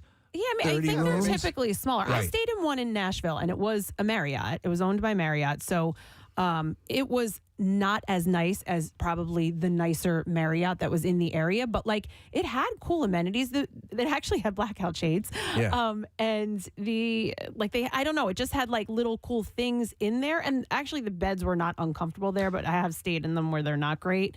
But that's why I thought it was cool, because that one I stayed at was good. The one in Chicago that we stayed at for the Hall of Fame was a boutique-ish hotel, and it was I just didn't find it that kind. It wasn't like I didn't like the lighting. I'm like, man, we got to get out of here.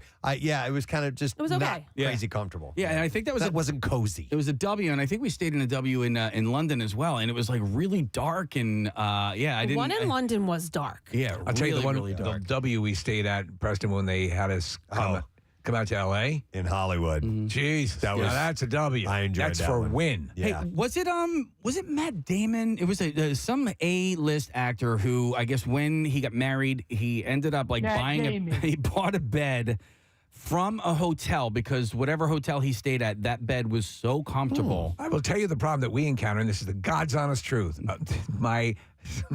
You make sure this gets to the client. Sleep number bed. The sleep number bed is my own bed. No matter how good the hotel bed is, it's not going to be as good as that. And so you get used to that. And it used to be nice. You look forward to going to hotels. Oh, finally, I'll get a good night's sleep, or I'll get a good bed.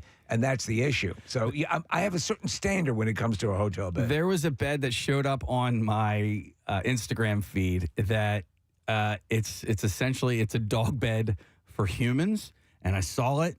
And I saw it. I wanted it. I wanted it. Okay, good. Wait, the kind that lays on the floor? Yeah. Okay.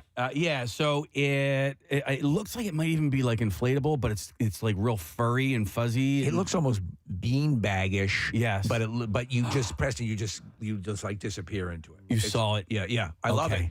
Except I'd have nowhere to put it. I know. I'm such a sucker for those things, though. And it showed up, and I probably send, I don't know, 50 to 60% of them to my wife saying, hey, can we get this? And 99% of the time she says no. So I knew the answer would have been no for this one, but usually things like this that you see online that look like ooh. And then you get them and they're like, no. There's a great one that it's a video that finally made it to AFV, which is this the woman is showing, because this is our party pool for the backyard, and you see like there's like 10 people in this pool, and you order it, and how can it be like this? Oh, yeah, and the camera pans to the right, and her 2 children are sitting in it, and it's completely full. There's no way, It's like hot tubs. You know, when it says it's a 6-person hot tub. Oh, no. Probably 3. Yep, exactly. You definitely need to subtract 2. I got the inflatable hot tub, and Press came over. It was me and Preston and his son and Chuck, right? Yeah. And so he's tall too, right? Yeah. 6-footer. We were all playing footsies, not even footsies, but like I feel like my right big toe was in Preston's butt crack. I'm not a big fan of underwater penetration in a hot tub. No. All right. Well, listen, we should take a break and come back, because some Bizarre File stories are what we are going to do next. So make sure you stay with us. That will be around momentarily.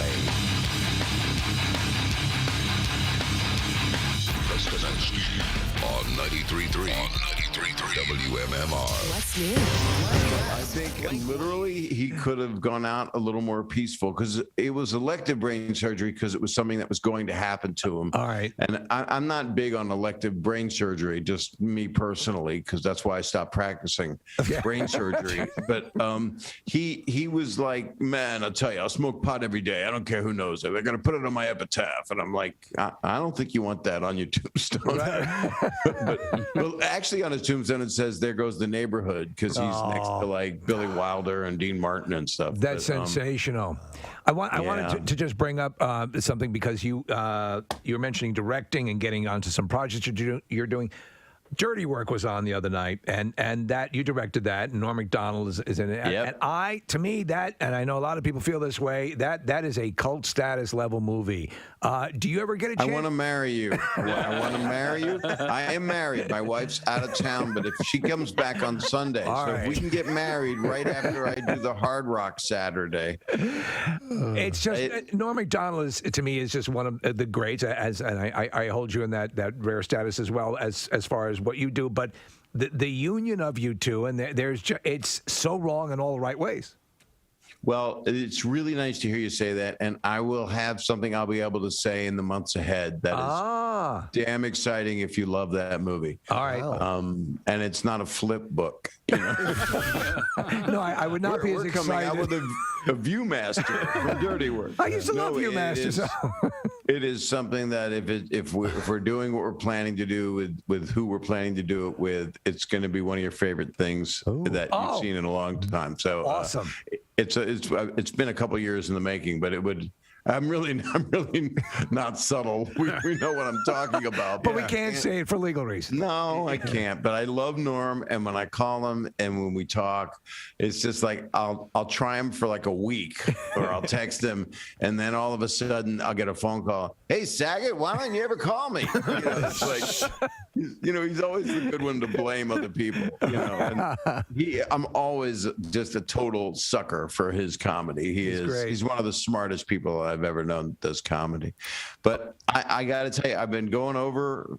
I got to tell you, I'm Bob Hope's dad.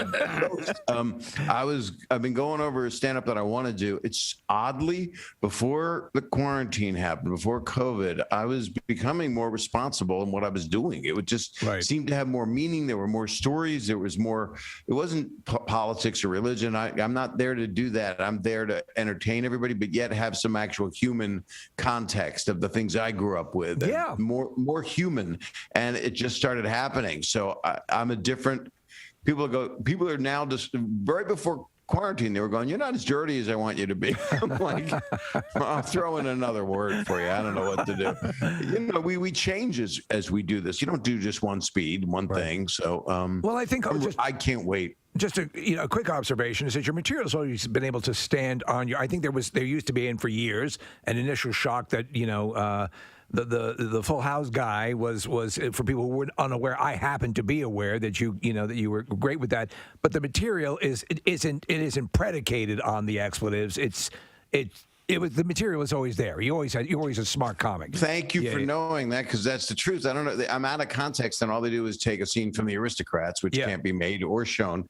But you guys started my career. Not you personally, but WMMR. Yeah. I won a radio contest when I was 17 years old. Yeah. And WMMR gave me $500. I don't know if I've talked about it on your show before. Have, yeah. Well, here it is again. Was that at Stephen Starr's Comedy Club? Or no, actually, that's where I really started. But before that, it was a place called Grandma Minnie's, and you guys were teenagers, and I was. No, you were babies. I was a teenager. I was 17. I sang a song about bondage, and then people go, "How did the Full House dad get weird?" I don't know. When he was 17, he sang a song about bondage. So I mean, Stephen Starr did a lot for my career. I was playing at a club at 3rd and Bainbridge that he owned. Okay, but love Philly. Go ahead. Sorry. Yeah, no, I wanted to ask you about Are you going to conduct an orchestra?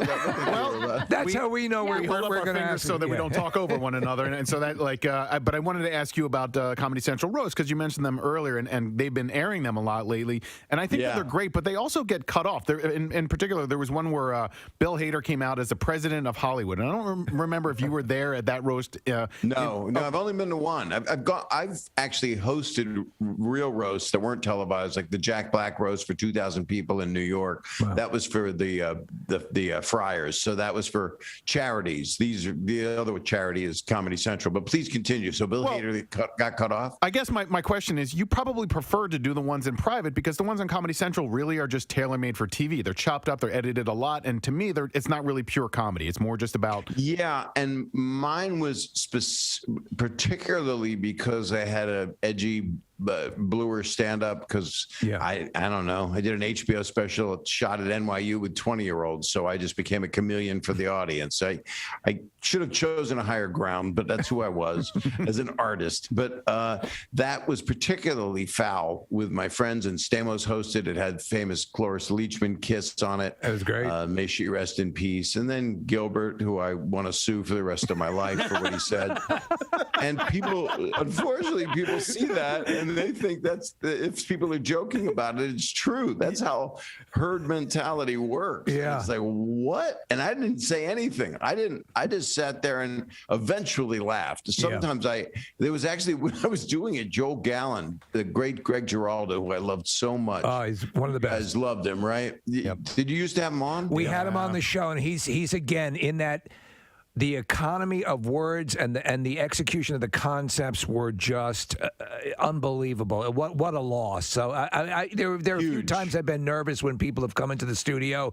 When Norm came in, Greg, because I just respected, and you, Bob, obviously, people I respect so much, and he was just great. And he really, they talk about Jeff Ross and Jeff Ross is great, but to me, pound for pound, Giraldo brought it to those roasts. Yeah, and I think Jeff would agree, and we all agree. Greg was prolific and amazing, and he said I looked like the Vlasic pickle stork sitting there with those granny glasses and that large pointy nose.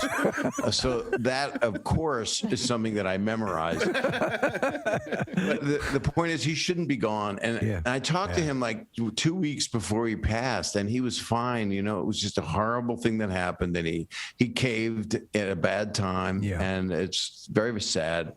But I called him and I said, so are we going to hang out? Because we talked about it after the roast. He said, oh, yeah. I got a girl here, Bob, I want you to talk to. And he did like a Norm Macdonald prank on me. I didn't know what was happening. And a young lady gets on the phone and she goes, hello, who is this? And I said, oh, it's Bob Saget. Greg says that you wanted to talk to me, that you're apparently a fan. Why would they be a fan? I said, well, I don't know. I was on that show Full House. I do not know that show. I do not know who you are. And then he gets back on the phone and he's laughing his head off. He was just trying to impress somebody who sounded like Natasha and Boris were at the bar. And he had no clue who anything. That's great. Although Full House played in Russia, so I think they liked it. Maybe they did. Because we were of the right demographic.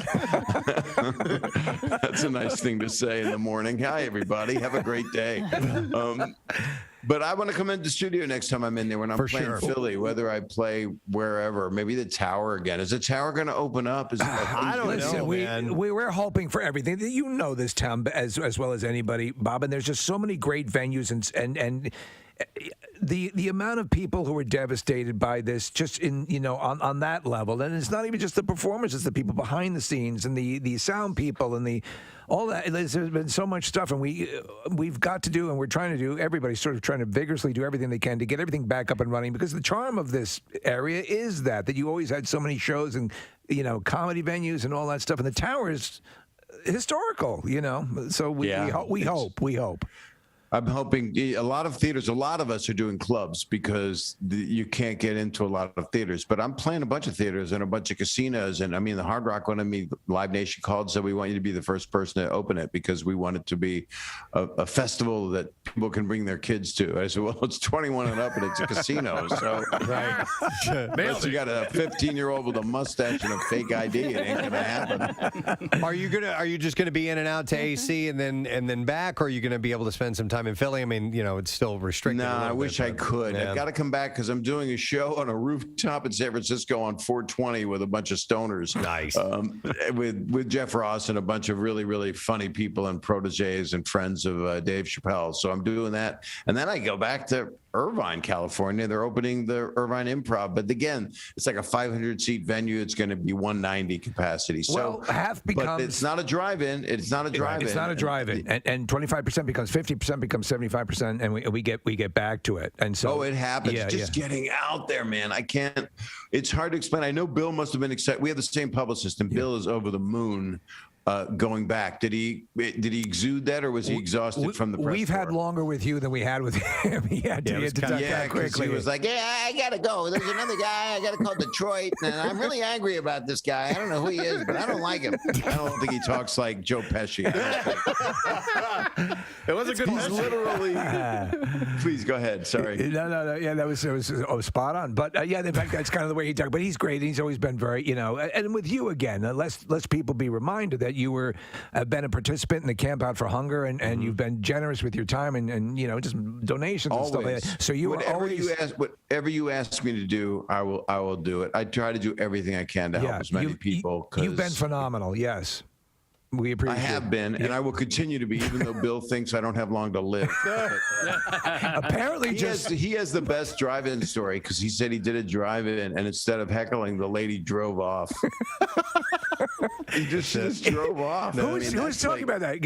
I think Jim Gaffigan or somebody was talking about it. That just the quiet hum of an engine as the car just leaves. It's worse than someone walking out. It's worse than someone walking out. Yeah. Nice. You guys are lucky because you get to talk. Besides being as popular as you are, come on, let's face it, you are, and you look really good too. You're both incredibly handsome, and you get unusually groomed for early in the morning. I have to admit, and you know that I slept in WMMR. Thanks, Cap. Nick brought up a bunch of Italian rock bands, and there's just none that I've ever heard of before. Well, there's Rage Against the Linguini. Oh, Rage Against the Linguini. Okay. I guess these maybe don't sing in English, and therefore wouldn't translate all that well in America. There's a guy I follow on Instagram. His name is like Giacomo. And, Giacomo Finane? No, Giacomo. Man, he is a super talented guitarist, and I always thought he's American. As it turns out, no, he's from Italy. But dude, he's a Press. Is he a thrasher or what? No, he's tasty. Okay.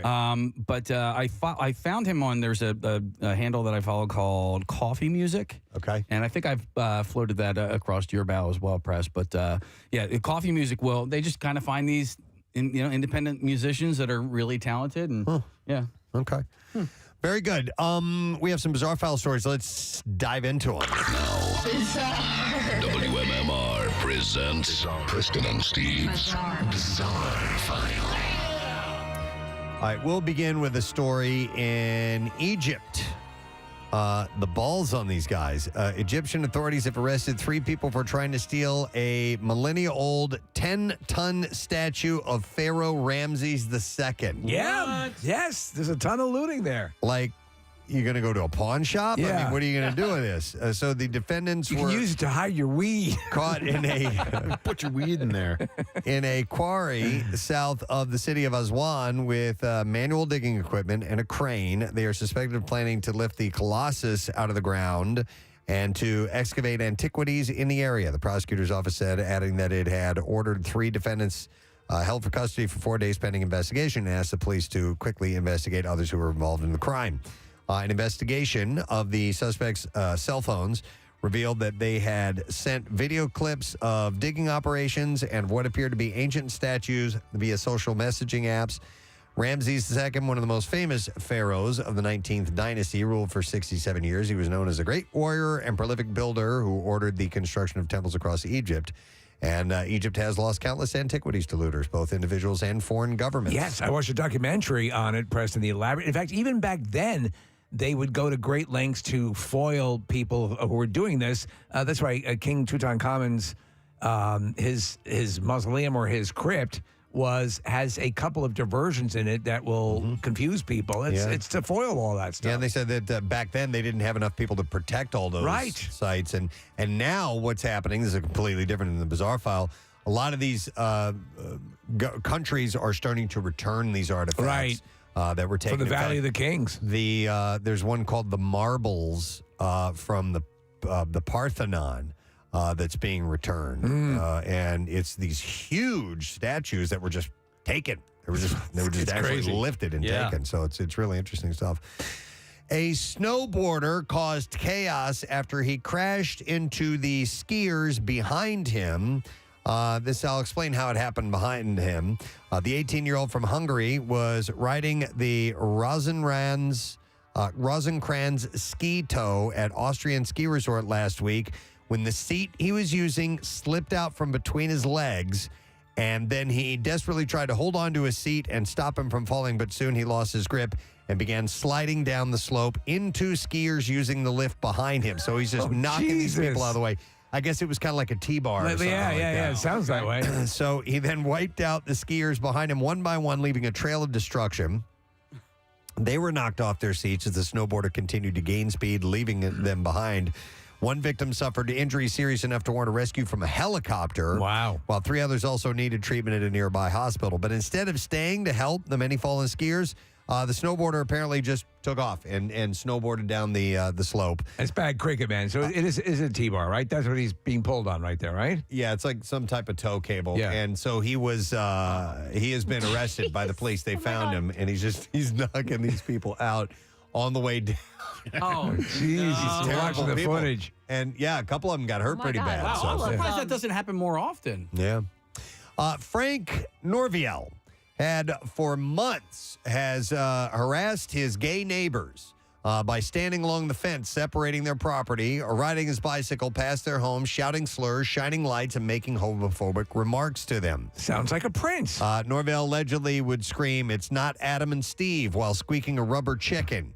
That was in one incident in particular. Okay. The 57-year-old Norvell also told one of the couple's children, listen to this, that he would kill the family's cat and eat it with teriyaki sauce. And when the boy objected, he told the child to shut up and suggested he perform sex acts on his parents like they trained you to do. Dear God. What a ray of sunshine. Yeah, a court granted 2 temporary injunctions for prosecutions that forbid Norvell from coming within 10 feet from the couple's vehicles. But he violated those terms the following morning when police viewed security footage showing him hoisting a pair of dirty underwear over the couple's driveway with a bamboo pole and then placing a white cross on top of their fence. A deputy saw lights and heard noises coming from his backyard Tuesday night and went onto the property to investigate. The man came out of his home screaming and accusing law enforcement of trespassing. The deputy grabbed one of Norvell's arms to keep him from barricading himself inside the home, but he tried to push away and knocked both of them to the ground. After calling for assistance, the deputy was able to place one handcuff on Norvell's wrist, which he swung around and struck the deputy in the arm. The deputies then used a taser to subdue him after a warning, and then they were able to take him into custody. He was charged with a battery on a law enforcement officer, resisting, violating injunction of protection, and aggravated stalking. He remains held without bond for a February 6th court hearing. Imagine having that charmer next door to you. Man. Authorities in Central California rescued a woman and her newborn baby after the woman had just given birth in a flooded riverbed on Monday. Officials discovered the woman actively giving birth with the father present at the scene. The child was delivered prematurely with the father's assistance. All of this occurred as they were surrounded by water flowing through the riverbed. They opted for that instead of a hospital? Luckily, all 3 were rescued and the child was taken along with the mother. Due to the circumstances of the child's birth, police say an investigation has been opened and Child Welfare Services has been notified. Meanwhile, sinkholes swallowed cars and floodwaters swamped towns and swept a small boy as California was racked by more wild winter. While the next system is powerful in a powerful string of storms that loomed on the horizon Tuesday. Yeah, there's a terrible story about a little 6-year-old, boy. right? Yeah, 6 or 5. Yeah. He was washed away. It was just absolutely terrible. A man who narrowly missed being hit by a rock slide in Malibu is speaking out after the terrifying moment. On Monday, Maurice Hanau was walking to his car across the PCH outside his home when he stopped to answer his cell phone. He said, my girlfriend called me and said, hey, can you go get my bag that I left there? So I went back inside and I heard rumbling outside. That rumbling was a rock slide, a giant boulder that came down from the hillside, crushed his car, and landed where he would have been sitting if he hadn't stopped to answer his phone. He said, that rock is the size of the whole roof. Could have hurt anybody or killed somebody. I feel like it's almost a Final Destination move, but in real life. With one car totaled and another damaged, it was hard not to let some catastrophic thoughts of what could have been creep in. He said, after the roommate saw what happened in my car, they were a little shook up and a little traumatized. And I said, I wonder if this big mountainside is just going to come into the whole house. So they left for the evening and went somewhere else. Oh, yeah. Sometimes you'll drive along those roads and you'll see freshly fallen rocks or boulders, and you're like, oh, my God. Yeah. You actually see that on 76 as well. Yeah, and there was a tree. Did you see that big tree that had fallen down? No, but Okay. I saw on the Blue Route North, right before you get to 76, there's a rock slide that came down a few months ago. Yeah, and you can't miss it. They're boulders the size of cars. Wow. So if you're on the Blue Route North, right before you get to 76, it's on the right-hand side. Haneo was handling the scare with a good humor and is hoping to extend his luck. He said, I feel like I should play the lottery now. All right, and there you go. That is the last story in the Bizarre File. We're going to break. We're going to come back in a second. We'll get to the lesson question, the trash, the music news, and you'll be with us. Stay with us. Preston and Steve on 93.3 WMMR. Following you guys, it's like, wow, it's all my friends. You know? You have Tom Pop on. You have people that are just wonderful, wonderful. Well, you are doing likewise your podcast, which I enjoy as well. Is that a nice rest, diversion for you as well? Because you're a good interviewer yourself. I've gotten to be better, but thank you. I'm not you guys, but I'm on my 89th show. But Monday is Ben Folds, and this week I had Candace Cameron Bure, who my TV daughter DJ. I gotta tell you, I adore her, and I have fallen in with the veracity of a crack addict to the Hallmark Christmas movies that she does, and She's the Hallmark the Queen of Christmas. Yes, she's awesome. She's so good. Well, it's interesting because we do a podcast these days, and because there's not that many outlets, there's the late night shows that they run the clips, there's SNL clips. Otherwise, if you want humor, you go to a podcast or sensational news. So E! News picked up yesterday a story about Candace being on my podcast, just talking about people make fun of her for being so perky. That was a news story. That's where we're at. Perkiness. Perky. This just cynicism comes, and the pain that people are having comes out of what we've been living through, which is being locked up. Yeah. But it's a problem when the younger people, and I feel like I am one of them. Yeah. People go, well, you're an old man and we're Gen Z. And I'm like, no, you guys don't get it. My stand-up isn't as blue as it is. It's like a 12-year-old or 10-year-old learning bad words. Yeah. That's kind of what it is. I mean, the word wiener comes out. Just the word, by the way. Okay. Right. But you that's the interesting part is you can make with a podcast, I'm able to have that outlet this year, and I've had such wonderful guests. I've had Tiffany Haddish to Jake Tapper to Bill Burr to Jason Sudeikis to Whoopi. It's just been able, and then dear friends that I sparred with like Gilbert and Lovitz, and and I'm just going to keep doing it forever. I mean, I have no reason not to. It's once a week, and I love it. Well, there's been, and we've talked about this. There's been again, and I must have said this 100 times over the past year, that there's going to be some things that are going to actually, that we found, hey, this is a way we can do this. The way we're doing this right now with you, Bob, on the Zoom setup is something that was it was in the works, but we were forced to accelerate it, and so here we are doing that. So there are going to be some bright spots, and I think the fact that it accelerated you doing something that you're enjoying is a glass half full aspect to something that's been so profoundly unpleasant. Exactly. This would be a dial. I'd be calling you on the phone. And so now you get good quality audio. I'm on a podcast mic, you know, and I'm able to do, I did Kevin Hart's new podcast that'll be on next month. And it becomes like you're in studio talking with your friend. Right. And as you know, that's what broadcasting is. You're just being yourself and talking with your friend or a person that you feel like, oh, I'm a person too. You know, that's right. Is, what I was getting at is the cynicism is what's ripping us apart. It's, you know, it's where people, no matter what you say, people, you know, if John Lennon said all you need is love, they would go, oh yeah, right. Canceled. Right. It's cancel him. Love. I don't have love. Canceled. But I think your angle, your take on it is exactly right. And we with Bob Saget's in the world and the planned Dirty Work sequel. I never mentioned that. I never said a word. Saget, why are you talking about it? The ink's not even dry. Shut up. My bad Norm impression. Well, up next is this weekend at the Hard Rock at the Edis Arena, Saturday. There's 2 shows, 7 and 10 p.m., and you can get the tickets at bobsaget.com, and we'll post information, make it very easy for you to do that. Bob, it is always wonderful to have you on, man. You guys are so great, and I will want to be in studio again. When I come home to Philly, I want to hang out with you guys for about 3 or 4 days. Yeah, we can do that. I was going to say all morning, but, you know. 3 or 4 days? 3 or 4 days works. We can make that happen. Look at how groomed you are. You're going to smell good. I'm fine with it. The worst is when you show up, you know, and you're in some New York Sirius radio station, and wow, I shouldn't have said that. No, and then, but everybody's got BO because they're a morning shock radio, and they're not. You guys are clean. We're clean. Only one of us is BO. Well, I'll have to guess. I'll know when I get there. She is normally clean otherwise. We love you, Bob. Love you too. Thanks, man. We got to go. Bob Saget, the one and only.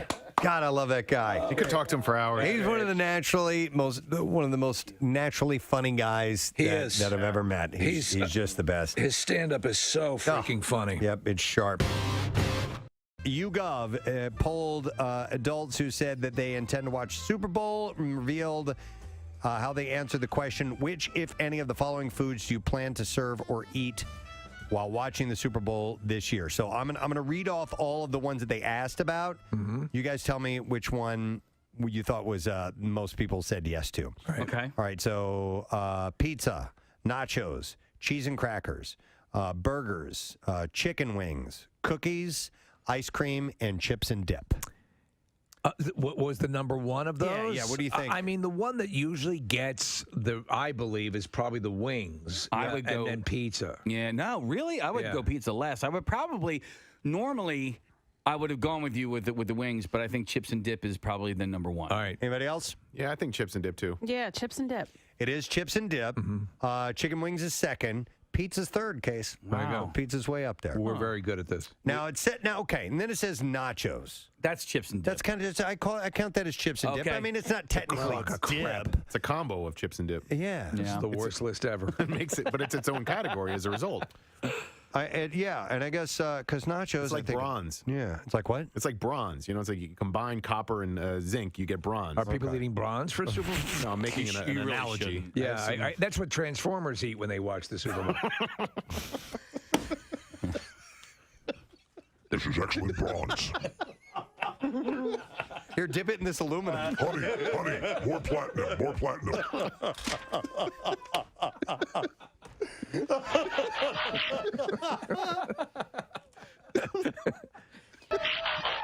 very good.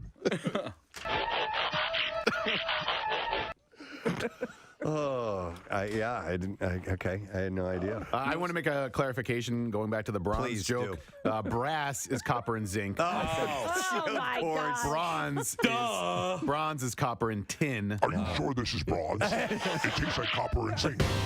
We had a beautiful beautiful sunrise this morning. I mean, and it was great because, as Nick noted, as I looked outside, it was like 6:05 and there was daybreak, and that's a wonderful thing for us early risers, starting to see the sun that early in the day. Well, the exact moment that the sun creases the sky every morning, people don't know this, but Kathy stands in a pentagram and slits a chicken's throat. Yeah. Oh my God. Hey, we get to eat chicken for breakfast. Absolutely. It's good. Yeah. Also, it stays darker later. So stays darker later. I mean, stays lighter. Later. Longer, yeah. It stays later, darker. Oh, my God. No, because I noticed that yesterday, too. It was 6-ish, and it was still nice and bright out. Yeah. This is good. Lighter later. Yeah. It gets darker later. It stays lighter later. It dark. It gets lighter dark and dark sooner. Yeah. Have you been off since you left the house this morning because of what happened with your coffee mug? Yeah, probably. You didn't hear this story, Preston. No, it's going to be a Lifetime movie. Judd Nelson is playing. I'm sorry, guys. I got to answer this. Donna Levine's calling me. I don't even know who that is. I just got a call on my watch that distracted me. Preston, I made myself some coffee last night. Okay. All right. So can I tell you a quick story? Yeah. Let me just.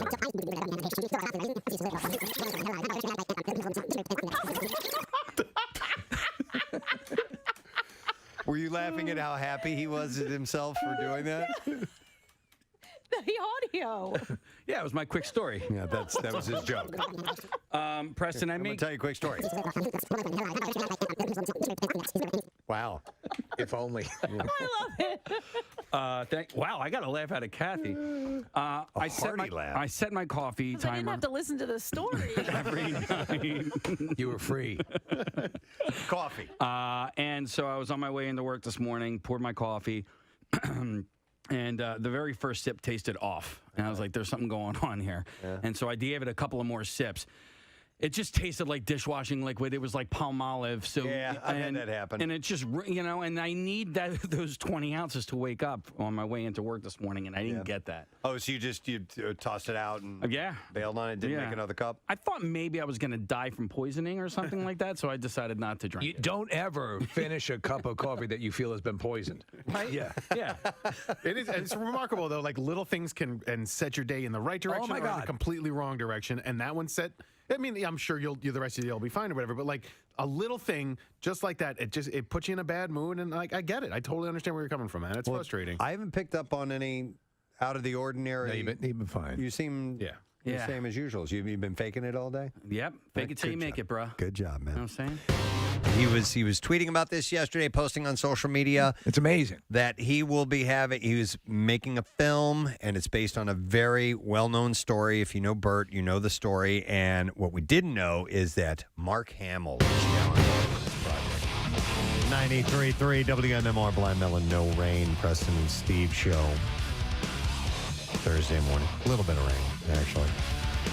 That'll come later on. We had some sprinkles, some slight showers this morning, but we're going to get some more a little later on this afternoon. It's going to lean into tomorrow morning as well. But high today about 54 degrees, high tomorrow about 56 degrees, 41 on Saturday, not seeing any rain then, partly cloudy. And the sun returns on Sunday, high 45 then. So we've done all our looks at traffic. That means we need to do something else, and that would be today's lesson question. And we have your opportunity today to win a pair of tickets for Bruce O'Rama, which is coming up in April at the Keswick Theater, April 14th to be more specific. The question I think I got to go with is, which textiles does Elvis definitely know about? 215-263-WMMR. Which textiles does Elvis definitely know about? I couldn't think of the word this morning, but Elvis knew it. 215-263-WMMR. If you heard and you know, we need you to call because we got a prize for you if you get it right. All right, we're going to do the trash while you call in. The trash business is a gold mine. 93.3 WMMR with Preston and Steve's Hollywood Trash. All right, stories. Let's get them. Steve, what's going on this morning? Well, speaking of Elvis, after winning a Golden Globe Award for his performance as Elvis, Austin Butler was asked by a reporter why his speaking style now consistently sounds like the legendary singer. A grinning Butler responded saying, quote, "It's a funny thing, but your mom's a whore." Hey! The View's Sunny host revealing in an interview that she recently had a number of cosmetic procedures. Houston says she finally realized that even if the procedures were a disaster, she'd still look great because she sits next to Joy Behar. And finally, disgraced Hollywood movie producer Harvey Weinstein on Tuesday, get this, asked New York's highest court to overturn his 2020 sexual assault conviction.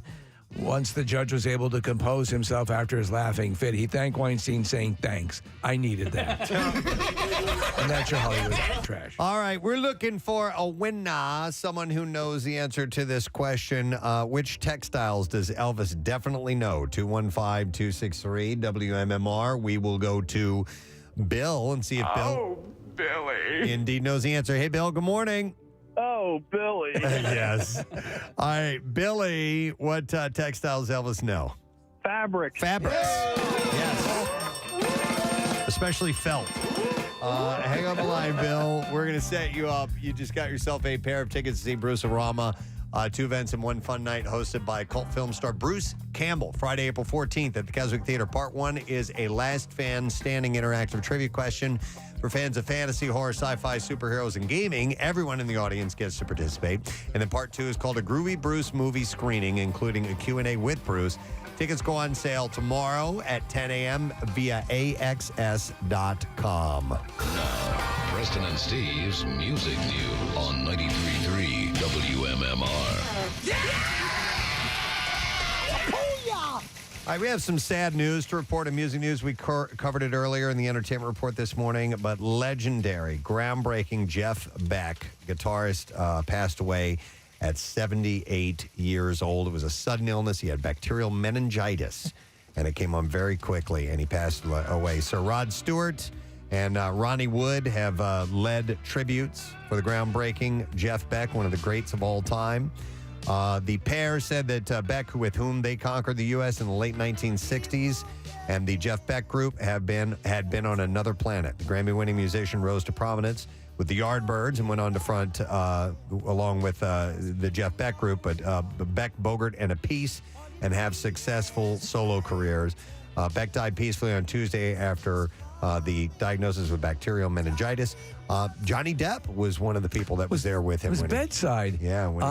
You know, he was brought in to replace Clapton, and he had that same sort of his playing was just so fluid and effortless. But man, the stuff that he did, and as you said earlier, Preston, it's not like you'd put on Beck solo stuff or whatever, but you knew what he contributed to and just made everything so much better. What is this we're listening to?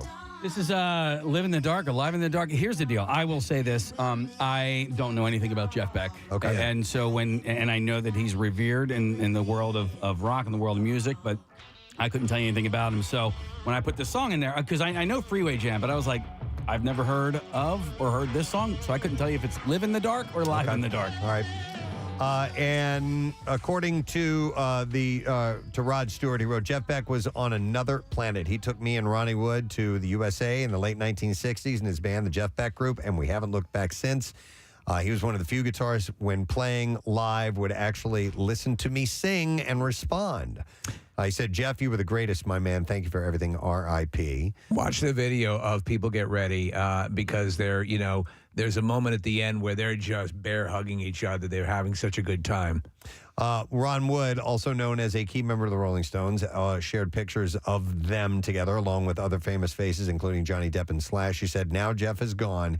I feel like one of my band of brothers has left this world, and I'm going to dearly miss him, he wrote. And he said, I'm sending much sympathy to Sandra, his family, and all those who loved him. I want to thank him for all of our early days together in the Jeff Beck Group, Conquering America. Musically, we were breaking all the rules. It was a fantastic, groundbreaking rock and roll group. Listen to the incredible track Plinth in his honor. Jeff, I will always miss you. God bless. God bless. I'll play a song for you that I have on some of my playlists that I love. It's an instrumental, and it's his cover of the Beatles, She's a Woman. And every time I have, I usually have this playing when I'm playing golf. Right. And somebody will go, who is this? And I'm like, oh, yeah, that's Jeff Beck. And it's just this cool little version of it. It's Go in Case.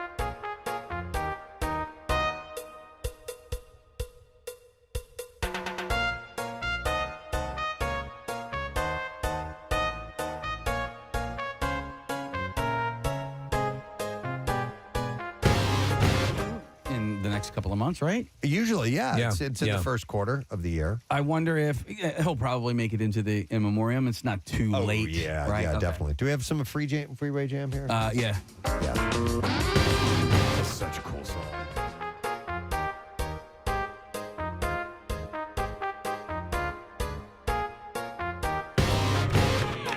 Program morning. How you guys doing? Good, man. Hey, I have no idea what time it is in Serbia. What part of the day you are in now? What's the time? It is 1:15 in the afternoon, but I've been sleeping all day. Okay. All right. Fair enough. When did you get in? How long have you been there? You know what? It's all a blur. Like Okay. we got in, I think, yesterday morning, and by the way, I slept on the flight. Like I've just been sleeping nonstop. Was in fact Mark Hamill on that flight? He was. Yeah, there's a great Jesus. video that Mark posted of him talking about this secret project that he's a part of, and you can see Bert comes around the corner with his shirt off, drinking wine. It was so well a couple of other stories to mention. Fall Out Boy has announced their new song, Love from the Other Side, will be released next Wednesday, and they tweeted lots more to come soon. The announcement was accompanied by a short teaser video with Patrick Stump singing Sending My Love from the Other Side of the Apocalypse, and I've just about snapped, don't look back, every lover's got a little dagger in their hand. So that's one of the lines from that. By the way, the Grammys are February 5th, Casey. Okay. So yeah, they'll definitely have to do a tribute or in memoriam for Jeff Beck. The full track listing to U2's new album, Songs of Surrender, has been announced. The 40-track collection is based around the concept of Bono's recent memoir and is broken down as a 2-record set with each member being represented by a single side of music. Songs of Surrender, which drops March 17th, will be available as a full 40-track digital set, limited edition 40-track double CD with hardback deluxe book, and limited edition 40-track for vinyl collection. Which frickin' songs are on there? A lot of frickin' songs. So I'm not going to mention them all because there's 40 of them. There's a lot of them. But I'll point out the highlights. One, Where the Streets Have No Name, Beautiful Day, Bad, Walk On, Pride. And these are all, they've reworked them, Yes. right? Yeah. That's my understanding. Who's Gonna Ride Your Wild Horses, Stuck in a Moment You Can't Get Out Of. Great song. Red Hill Mining Town. That's another great one. One of my all-time favorites. City of Blinding Lights, Vertigo, I Still Haven't Found What I'm Looking For, Desire, All I Want Is You, Fly, With or Without You, Stay. Sunday, Bloody Sunday, I Will Follow, Two Hearts Beat as One. And it ends with, which I think is cool, 40 is the last song. Because that was a set It's ender a show closer, for them for many years. So, pow. And that's coming out. And I think, is that all I have? Really? Wow. Yeah, that's all I got. Maybe you should read all 40 then. Sorry. Okay. You want me to? No, there's a bunch of other songs. So, a lot of them I'm not familiar with, but they're deep cuts. And What would you everything. expect to pay for this amazing record collection? Are they reworked songs or are they outtakes, like studio cuts? I thought they were reworked. All right. 40-track collection based around the concept. Freaking amazing. Here's what Edge had to say about the official announcement. He said, music allows you to time travel, and we become curious to find out what it would be like to bring our early songs back with us to the present day and give them the benefit or otherwise of a 21st century reimagining. Okay, cool. So there you go. He said, what started out as an experiment quickly developed into a personal obsession, as so many of our songs yielded to a new interpretation. Intimacy replaced post-punk urgency, new tempos, new keys, and in some cases, new chords and new lyrics arrived. A great song, it turns out, is kind of indestructible. Now, the Patience was replaced by incontinence. He said the process of selecting which songs to revisit started with a series of demos. I looked at how a song would hang together if all but the bare essential elements were taken away. The other main aim was to find ways to bring intimacy into the songs, as most of them were originally written with live concert performance in mind.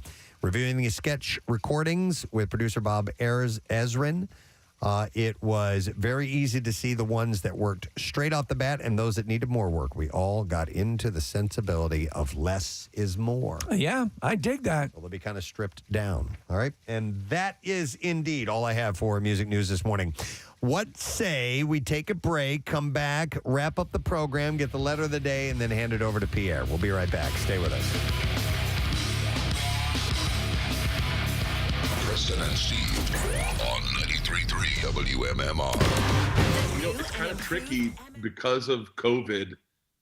We kind of had to narrow it down to like it was a difficult sell because not everyone that is old enough to play my dad would want to come to Serbia. Right. Mm-hmm. And we got word that Mark Hamill was just interested, and everyone dropped everything and was like, "Hold on, that means Darth Vader's my grandfather." I didn't even think about that. We lost it, and we took a meeting with him, and he was, it's amazing. You forget like actors really know what they're talking about. Like he had read the script, he had questions about it, he didn't like certain aspects of it, and wondered if we could change it. And we were all like, "Mark, we'll turn this into whatever movie you want it to be." Yeah, no, it's so cool. One thing since the beginning of the exposure to Mark Hamill in interviews, even for way back when the first Star Wars movie came out, one thing was clear: the dude has a really good sense of humor. So he's got to connect to stuff like this. I told him, I said, I want to shoot a promo outside the private jet like I do for my tours for this. And so we had like a crew from Legendary to go shoot it. And I said, I gave him, I swear to God, I've given so many more notes to people. All I said was, I'm going to do like an intro read. You just come up and I'll be like, "What's up?" And just say, "Just get on the plane." And I'll go, "Hey, I thought we could do that." And then just cut me off. We did one take and it turned perfectly. I sat with the executive from Legendary and I go, "Okay, I can't tell if that's because he's such a great actor or did we just get lucky?" Like, yeah. Well, Bert, you strike me as somebody that not much rattles you, but maybe you'd be not intimidated by Mark, but are you blown away by the fact that he's in this movie with you? Because he is legendary. He is Luke Skywalker. We watched Star Wars the day before I left with my kids. Yes. And my daughters are like, "I cannot believe that's going to be Papa." Like, I cannot believe. He is the reason I got into movies. Like, it's not lost on me at all. Wow. So a couple things you mentioned. Is Legendary behind this? Are they is it the company? So they're on a huge roll. And is this a Netflix movie or is it okay? It's no. I know you can see me. I just shook my head as if we're not doing radio right now. Full theatrical release. We want to put it in theaters. Yeah. Yes. Dude, that's awesome. That's so cool. And so the fact that this, I was thinking about this when the whole idea of the machine, the movie came up. This was such a part of your embryonic act early on, and what you would talk about in the story is just incredibly, people never get sick of hearing about it, but this will now give you the opportunity, once it's done, when people ask about it, you can just say, watch the movie. Because how many times have you told the story? This isn't the origin. This isn't that story, though, isn't this? It's a little bit past. It's a follow-up to it, Bert? So we had pitched versions of the story to a bunch of different places, and we went into Legendary, and this guy, Kale, who is a guy who I ran into like 9 years ago, and he saw me do stand-up once in Burbank, and he gave me his card, and he goes, "I want to do a movie with you." Wow. This is like 9 years ago. And now I'm in his office, and he goes, "All right, you got to do one movie." He's like, "I want to do a movie with you. What movie do you want to do?" And I said, "Well, if I got one movie to do, it's The Machine." And he goes, "How would you tell that?" And I go, "I got to be honest with you, Kale. I don't know." I said, "My biggest fear is I'm going to get hired for a corporate one day, and I'll get there, and they'll go, 'Just tell The Machine,' and it'll be the Russian mafia." And he lit up and he goes, "Say no more. Say no more. Wow. Let's do this movie." And so, go ahead. Based off that little pitch, we got writers attached, then a director, and then all of a sudden everything kind of built off of that. The director is Peter Antencio. Is that how it's pronounced? Peter Intencio. Intencio. So he's from Key and Peele, and he did the movie Keanu as well, right? Yeah. The guy's and then you forget, like, he really puts the work in. Like, I'm doing a wardrobe fitting the other day, and they're like, "Well, he sees a lot of oranges in this movie," and I was like, "He's thinking about colors?" And they're like, "Yeah, he's a director, you moron." He's concerned with visuals?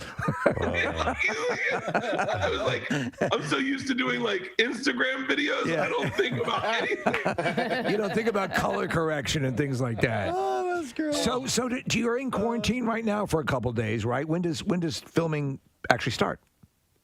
Filming, we have rehearsals for a couple weeks. Okay. Filming starts, I think, May 4th. May 4th. May okay. the 4th be with you. That's right. You gotta be kidding me. Excellent. Yeah, what's hilarious is we put out the video and it's got a lot of traction and like everyone hit me up. Like even like people who don't get fazed by it, like Rogan was like, dude, Mark Hamill's your dad? And then and then I went on the news and my news Google feed, and I was in my own Google feed news, and it said Bert Kreischer is not going to rehab. Yeah, Bert, I got an email from someone who was like, hey, since he's your godfather, I thought I'd reach out to you. Is Bert really going to rehab, or was that a joke? I was like, there's no way. There's no way. Yeah. I said it to Casey. Yeah, we were doing Two Bears, One Cave, and Segura wanted to say, congrats on the movie, and we couldn't talk about it yet. Right. And he goes, tell everyone where you're going. And I go, I can't. And he goes, just say it. And I go, I can't. And he goes, say it. And I go, I'm going to rehab. And it made us laugh. And we just kept talking about it. And then we forgot to say, I'm not going to rehab. Angela, everyone sent me these really heartfelt messages like, this is a new step in your journey. Oh, my God. Bert, have we more spoken believable that I would be going to rehab than shooting a movie.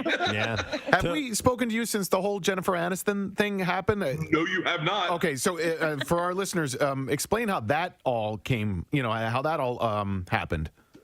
So Segura and I were doing Two Bears, One Cave, and he made up a lie, and he said he met Jennifer Aniston. and I really fell for it. And and it was a funny story, a funny lie. And then I said, we should make a pact. If we ever meet Jennifer Aniston, we've got to bring the other one with us. And he's like, okay. He's like, well, let's set up the scenario. You pitch it to her. How would you want to meet? I said, I want to meet at her house. And he's like, that's a little aggressive to say, I want to meet at your house. And I was like, well, we can't do it at my house. We can't do it at your house. And he's like, should we bring our wives? And I'm like, no. And then I go, can she bring someone? And he goes, yeah, probably for safety. And then he caught himself and he goes, maybe that's not the message we want to send out. You're going to need protection. Laughing at the idea that we were pitching that she should bring safety to a meeting with us, and we laughed probably for 10 minutes. Literally just laughed for 10 minutes. And then one night I'm getting ready I get done working out. I'm at the new house. I'm getting ready to have a cocktail, and Segura calls me and he goes, have you checked your DMs? And I was like, wait, what? And he goes, check your DMs. I checked my DMs and I got a DM from Jennifer Aniston. Wow. And we lost it. I mean, it was like you guys are the funniest guys. And then we're like, do not let her watch any of the Reese Witherspoon stuff we've done. I don't think she'll think we're funny anymore. Right. Yeah. That's awesome. Yeah. Wow. It was crazy. So going back to the movie for a second, Bert, Mark Hamill's the only name that's been announced associated with this. Is there, can we leak a little information here on the Preston and Steve Show? Anybody else that we might know is involved in the project? I don't know. I don't know how to say their names. Are you using a lot of local actors or actors from Europe that we might not be familiar with? Yeah. Okay. We're using a lot of them. The guy playing Igor is awesome. I mean, if I send you his video, I'll send you his video. Yeah. If I can get it today, I'll send it to you, and you will fall in love with this dude the second he says the machine. Okay. That's my favorite casting probably that I've seen. Actually, everyone's great. The girl. I don't know who I can say, but by the way, I can't even say any of their names. So. Yeah. No, it's so cool. I would love to see like Boban. How do you say his last name? Coming to an end for us, beginning for many others. No Sad Bro? No Sad Bro is tomorrow. Yep, but it's kind of officially Friday for us now, but hopefully you shortly. Thank you to Mr. David Tell for being on our show this morning. Tomorrow. What? I keep thinking of things. I keep thinking of what I want to say, and it's not what comes out of my mouth. Maybe I should keep Will Smith's wife's name out of my mouth. Yeah. Welcome to my world. Yeah, right? Yeah. So David Tell is going to be performing Helium Comedy Club next Thursday, Friday, Saturday, Sunday. The only tickets that remain are Thursday night's show at 9:30. So if you want to get those, better get them fast. HeliumComedy.com. It was nice to have Dave on this morning. Good to see you, Pierre. How are you? Great, thank you. I loved what he had to say about you guys and your support of local comedy. you've really gained quite a reputation in the comedic community. And, someone of his stature acknowledging that, it's very cool. You didn't pause on that, as I wouldn't think you would, but that's really cool. Yeah, to get that acknowledgement. Yeah, really nice of him to, and we've heard that from others as well, which is greatly appreciated. So, but I mean, you give a lot of time to comedians, and you don't when they come in. Sometimes on a morning show, the host will expect them to do like their act. Right. Yeah. You don't do that. You talk to them as people and see how they are and see what they're up to. And comedy creeps into it. And occasionally a little snippet of the act will come in. But I really like that approach. Yeah, you got to feel out the comedian because sometimes they do want to do their material. Right. Other times we just want to talk and That's it. hang Yeah. out. And we'll do either one, but I do like the talk and hang thing a little bit better. Well, Carson would know their act. Yeah. And so he would ask a question that would trigger, a comedic response. But, he only had like 5-6 minutes with each guest. So you do what you can in that amount of time. Yeah. And he was brilliant also in that there was a comedian, I forget who it was, but he's told the story. He delivered the punchline and the audience started laughing from his last thing, and it was such a great punchline. Carson reset it and was laughing so that everyone would hear it. Yeah, that's what the pros do. Yeah, right. Tomatoes are rotten. Oh my God! And he's laughing, or whatever the line was. Right. And it was such a compliment to that comedian or artist. Yeah. To do that. You ever done a stand-up routine? Ever been up on stage? Once I did. Did you really? Yeah. Okay. DeBella used to do host a thing at a place called the Comedy Factory Outlet, which was somewhere in Old City, and this guy Clay Heary ran it, and he was the kind of house comedian. He was on every Friday with John, and Did you write your own material? Well, I solicited jokes from people Okay. over the All right. course of the week. So John would host every Friday night, and he also gave a lot of love and a lot of time to comedians, and I believe still does. But he was going to be out, and so they asked me if I'd like to do it, and a lot of routines I would see I found offensive, and so I'm going, how can I possibly do this? And then so I got these corny jokes from people, and I had to write them down. And I had to have like a teleprompter, But I went up and did my, goofy little thing, and then I introduced the 5 comedians who were just rank and foul and saying horrible things that I would never approve of.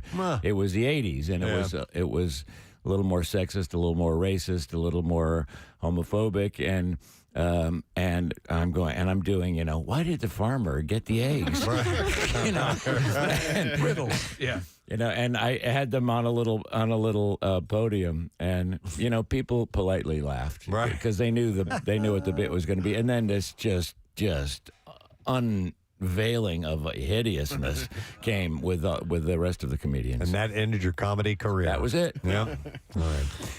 Well, we ask of you a letter if you're ready. I give to you a letter. All right. Preston and Steve on 93.3 WMMR. Now, the Daily Letter. We will taketh that letter. The Preston and Steve Show is brought to you today by the letter O, as in orange. Oh, that's not even a word. Orange. Orange. We have $300 to give away, and we'll give it away tomorrow. That's all I have to say about that. Yes, that's all you need to know. Mm-hmm. What's up on the program today, sir? Pat Benatar. I've not done a block of her in some time. She had a birthday earlier this week, and I wanted to get to it. We'll do that in a workforce block. Rob Zombie, we have a letter for. And with the news of Jeff Beck's passing, we'll conclude the blocks with a nice big block of Jeff Beck. So many great songs. Yeah. I'd never heard the Beatles number that you just played. It's great. I love it. But he's done so many cool things. He does a great cover of Greensleeves. Yes, it's excellent. So many songs, and then he got back together. Rod Stewart started out as the singer of the Jeff Beck group, and then, they went different ways. And Rod asked him back in the mid to late 80s for People Get Ready. Yeah. And and his guitar on that is just shining. Another great song we played some of today is Infatuation, was from that pairing, too. Yeah. So and you did a little freeway jam there towards the end of your discussion of him. It's some great stuff, so we will do our best to honor him. Wonderful. All right, thank you, Pierre. And I'll thank our sponsors, too. The Preston and Steve Show is brought to you today by Dunkin'. The Preston and Steve Show runs on Dunkin'. Also, Acme Markets, fresh foods, local flavors, and brought to you by Bergey's Cadillac of Plymouth Meeting. Visit BergeysCadillac.com today. Tomorrow, Steve said it's No Sad Bro Friday, and all its no sad bro-ness we will bring to you. We'll give away what we have to give away, and we'll talk about what we want to talk about. That's what we'll do. Yeah, we are no sad bronies, right? All right, that's it. We're done. Rage on. Have a great day, and we'll see you tomorrow, gang. Bye-bye.